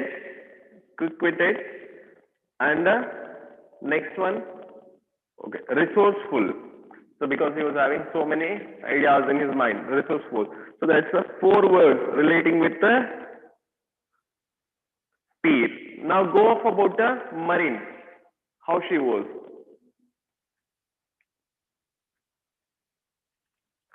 First word, she was foolish. Okay, she was foolish. Second word, she was stoutish. Now, third one, okay, calmly. Next word, okay, she was sensitive. She was generous. Actually, she is not. Okay, kind and gullible. Okay, so this is what the words relating with her. Now, what about the words relating with Gaultier? Except that all words of Gaultier, Marine and peer. So all words are regarding with the Gaultier only. So first one, content with his lot. Okay. Next, second one, he was a hypocritical one. Next, he was pompous, and last one, he was excellent pastry cook. Okay, so these are the words regarding with the three characters. Okay, next, I can't very well be seen carrying an eel pie through the streets of Paris, can I? Says Gaultier. This shows that he is dash. So Gaultier says that it is not good for him to carry that eel pie in the streets of Paris. Why he says this? So there are three options. One, he was lazy, or he was a wise, or he was too conscious and proud of his position. Three options are there. Which one is the right one?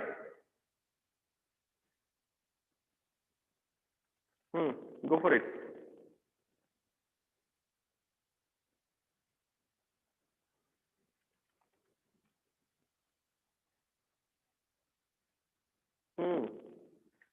So the C is your answer.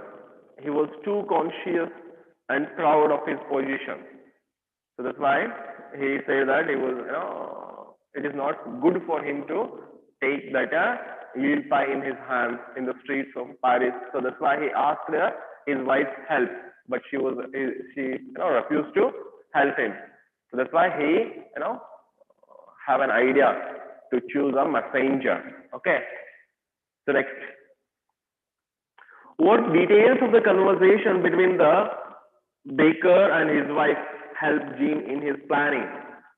So what was the conversation, detailed conversation between baker and his wife helped Jean in the planning? Okay, now tell me what is the conversation? What is that conversation?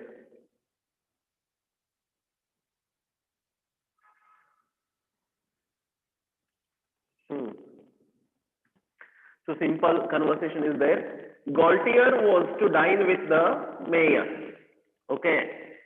So he was going to visit mayor's house, but he was, he want to take something to mayor. So that's why, he made a eel pie. Okay, which will, just make a mayor's dining was a good look. So now that's why he made a eel pie, and see, just he said his wife that he is going to take that eel pie to present a mayor. So just he was going to take that eel pie to mayor's house, but he's proud, or his prestige, hurts him to take that eel pie in his hands in the streets of Paris. So that's why he asked the help of his wife, but she also refused to help him.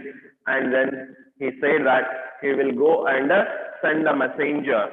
Okay, and that messenger will come there and he will kiss, his Marine's hand. Then only she has to know that he was the messenger of Gaultier. Then she has to give that eel pie to him. So this is the word conversation. Okay.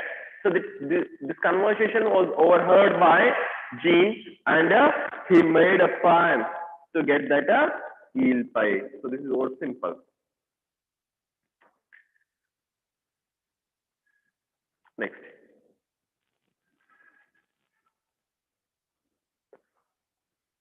Why does Jean ask P to get the pie instead of taking it himself?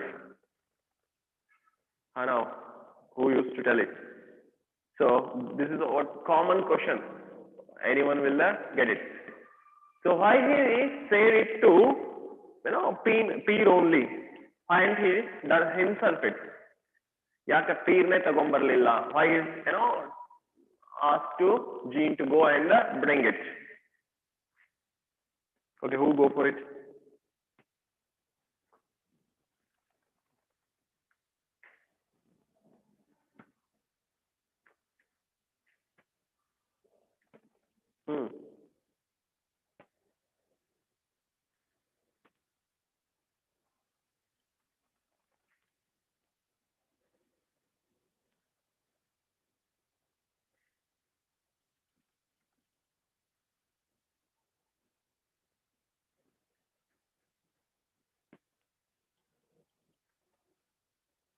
Because simple.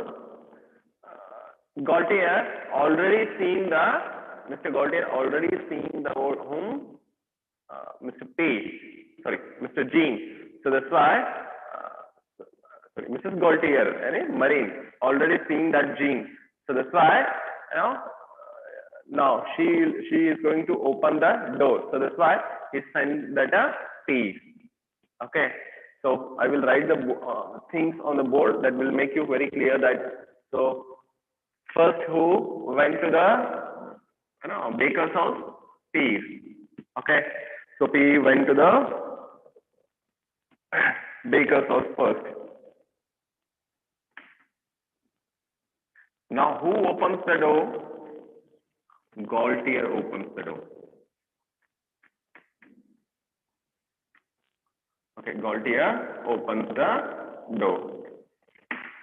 Now second, now go and he went and knocked on the door. Who opened the door? Marine.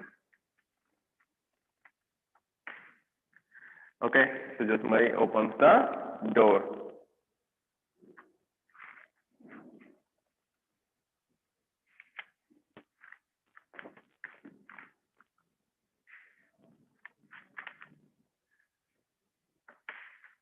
Third time, now, again, who went there?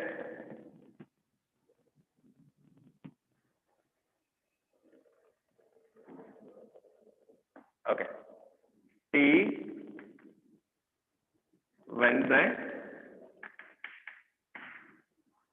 and so who opens the door? Now Mrs. Marine opens the door. Okay, simple.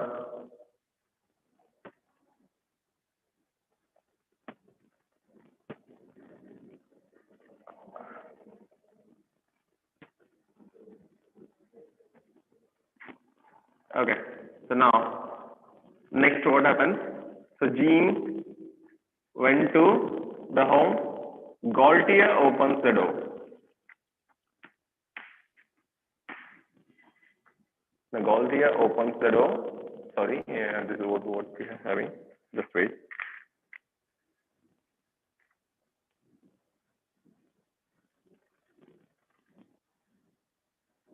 Okay, first time Peer was not. Okay, so first time Jean, okay, Marine opens the door. So then Peer, second time Peer went. So again Marine opens the door, and now this time he bring that pipe. Okay, so when Jean went for second time, Gaultier was present there. Okay, just he beaten him with the stick. Okay, he beaten him with the stick. Now he back to the bench, and now he sent to the P. Now P went for the second time. This time Gaultier only opens the door, and he holds the collars of that whom? Peer. But Peer, cleverly made a trick, and this time he bring the torch. Okay, so this is what 4 times. And it's 2 times Peer and 2 times Jean. So first time Jean went to Marine's house. Okay, sorry, Jean went to Gaultier's house. Who opens the door? Marine opens the door. So now Marine, just she watched the face of that Jean. So that's why now Marine was only see, she was the only person present in that house. So that's why he signed a P to bring that pipe. Because if he went there, okay, she will easily identify that he was a vagabond or a beggar. Okay, so that's why he hasn't gone there. Just he signed a P to bring that pipe. Now got that? So why he sent P instead of himself? So because Marine already know about that, or she's seen that Jean. Next, so Jean asked Peer to go and get the pipe instead of himself, because see, Mrs. Gaultier, yani Marine had already seen him. Okay, next, how does the playwright bring out Peer's nervous when he presents himself as the messenger to carry the eel pipe? So how he explained the nervousness of that Peer? Okay, so he went and he knocks on the door of Gaultier's house. So Marine opened the door. Now what he said, instead of saying what, he said that what? Instead of saying that he was the messenger of Gaultier, so Gaultier sent him to bring that pipe. He said that he was the messenger of pipe. Okay, he was the messenger of pipe, and he came there to bring that Gaultier. So this is what he got the confused. because of his nervousness. So now, Peer in his nervous interchanges the word saying Mr. Pai instead of Mr. Gaultier. Okay, had sent him to fetch the eel pie. So before, he corrects himself. Later he corrects his word. So this is what these words. So interchanging of these words will show the nervousness of Mr. P. Okay. So what he has to say actually. So Mr. Gaultier sent him to fetch that pie, eel pie. But he said that pie has sent him to fetch the Mr. Gaultier. So this is what interchanging the words. So that shows that nervousness of P. Next.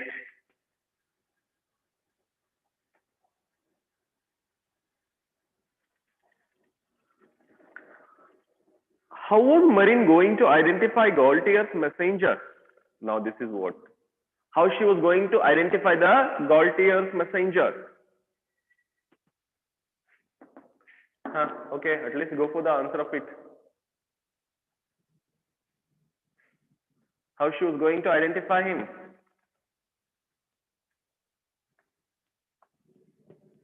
Come on. The messenger had to ask to kiss the Marine's hand. See, just what, see how she used to, how she going to identify that messenger.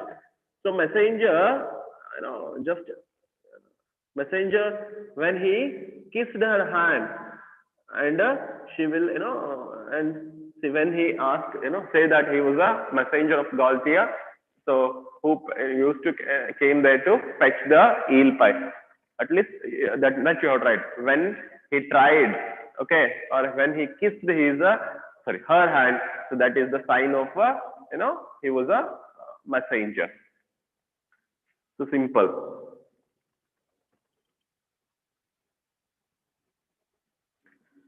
So Marine could identify Gaultier messenger when he kissed her hand and asked for the pie. So this is what she has to identify. Next. Jean does not give the details of the conversation between the baker and his wife to Peer as dash. So why he hasn't given the detailed, information about the conversation of a baker and his wife to Peer? Why? It is not necessary. Jean wants to play the boss. Jean wants to take advantages of situation. So now which one is the answer there? Jean wants to take advantage of the situation. No. Actually, that is not. Even he don't know that Jean was don't know about that. Just he want to take the advantages or anything. I think ಲಾಭ ಗಳಿಸಬೇಕು ಅಂತ ಏನಿಲ್ಲ. Just Jean thought that it is not necessary. Okay, I think ಅವಶ್ಯಕತೆ ಅನಿಸಿರ್ಲಿಕ್ಕಿಲ್ಲ. So that's why he hasn't given that.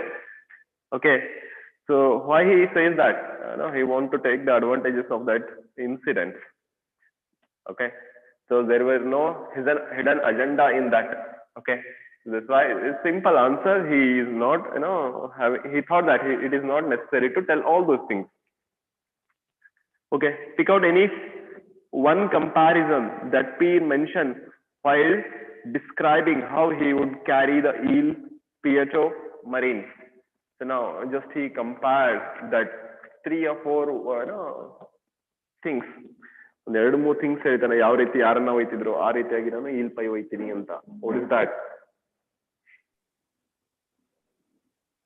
As a shepherd with his hands.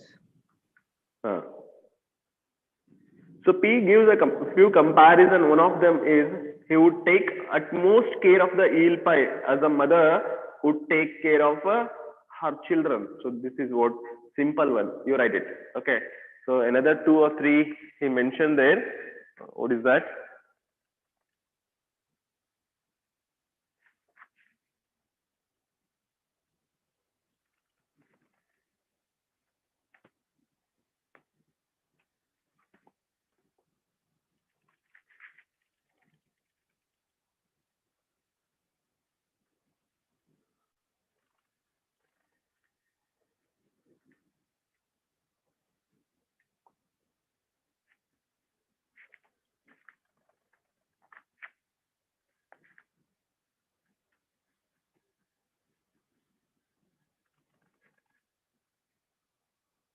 Okay. So now he says, he assured that lady that he will take care of the pie, like how a mother with her, bantlings. So how she will take care, like that, he will take. Another one, shepherds with his eaves, as a sent Ursula with her maiden. So these are the what comparisons he made. Okay.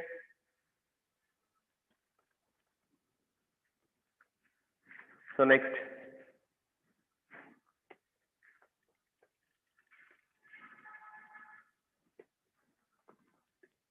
Why do the vagabonds go back to the bakery after eating the pie? So now vagabonds, both Jean and T, they have eaten the pie.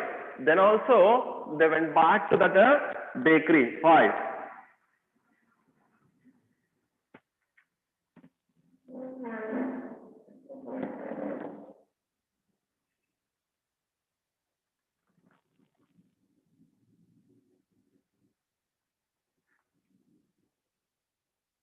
Why do the vagabonds go back to the bakery after eating the pie? So 15th one, I think we left. Okay, we will go for it later. Don't worry. 16th one, go for it.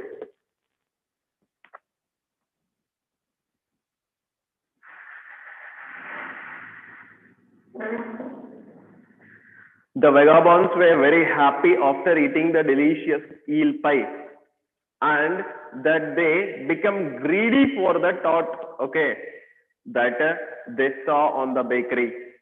Hence, they go to the bakery after eating the pie. Okay.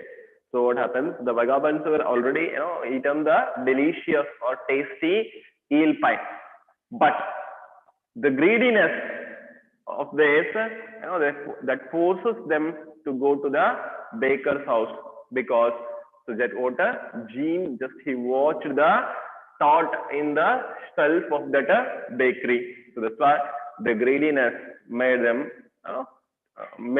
to go to the bakery again. Now,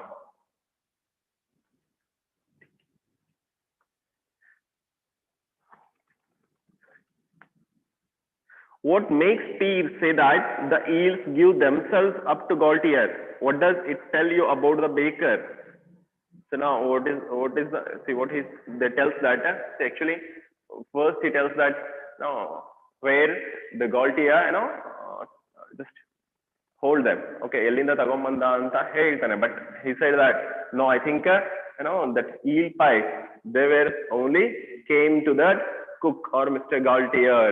He said, why he said that, or what is the intention of about saying that line, or what that line tells about the baker?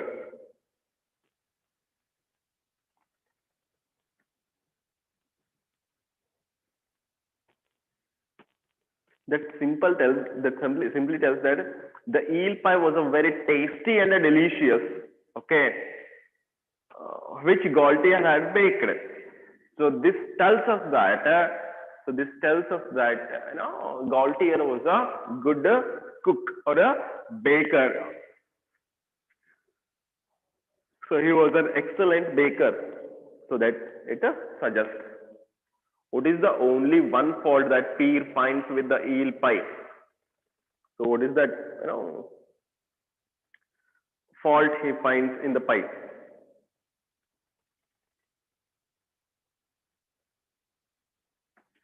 What is that fault he noticed in the pie? Simple thing is there. So he find out only one eel in that pie instead of two. So that is what he find the fault. Okay. So what was the fault he found there? Peer feels that the only fault with the eel pie was that it was only one single pie. It should have been two. Okay. So who opens the door when Jean goes to get the tart? Already we have written here. Now, sorry, change it. Okay. Now, when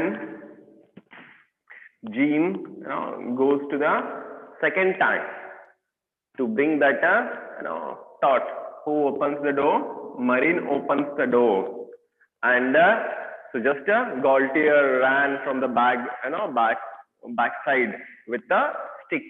Okay, and he started beating him. So that is what. So who opened the door? Marin opened the door when he came to bring the torch.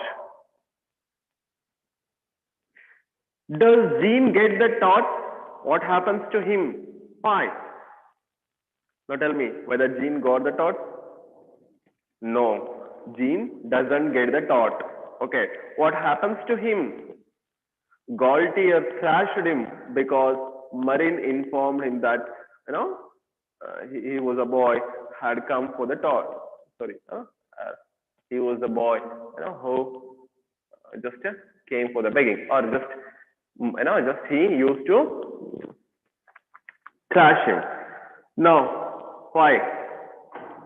Because Marin, without realizing the Gaultier was at home, just he came there and he knocked the door. So because of that, they already they were this Gaultier thought that they were thieves and they only taken his eel pie. So that's why he was started thrashing them. Simple. Okay. So again I will tell you that why. Sorry.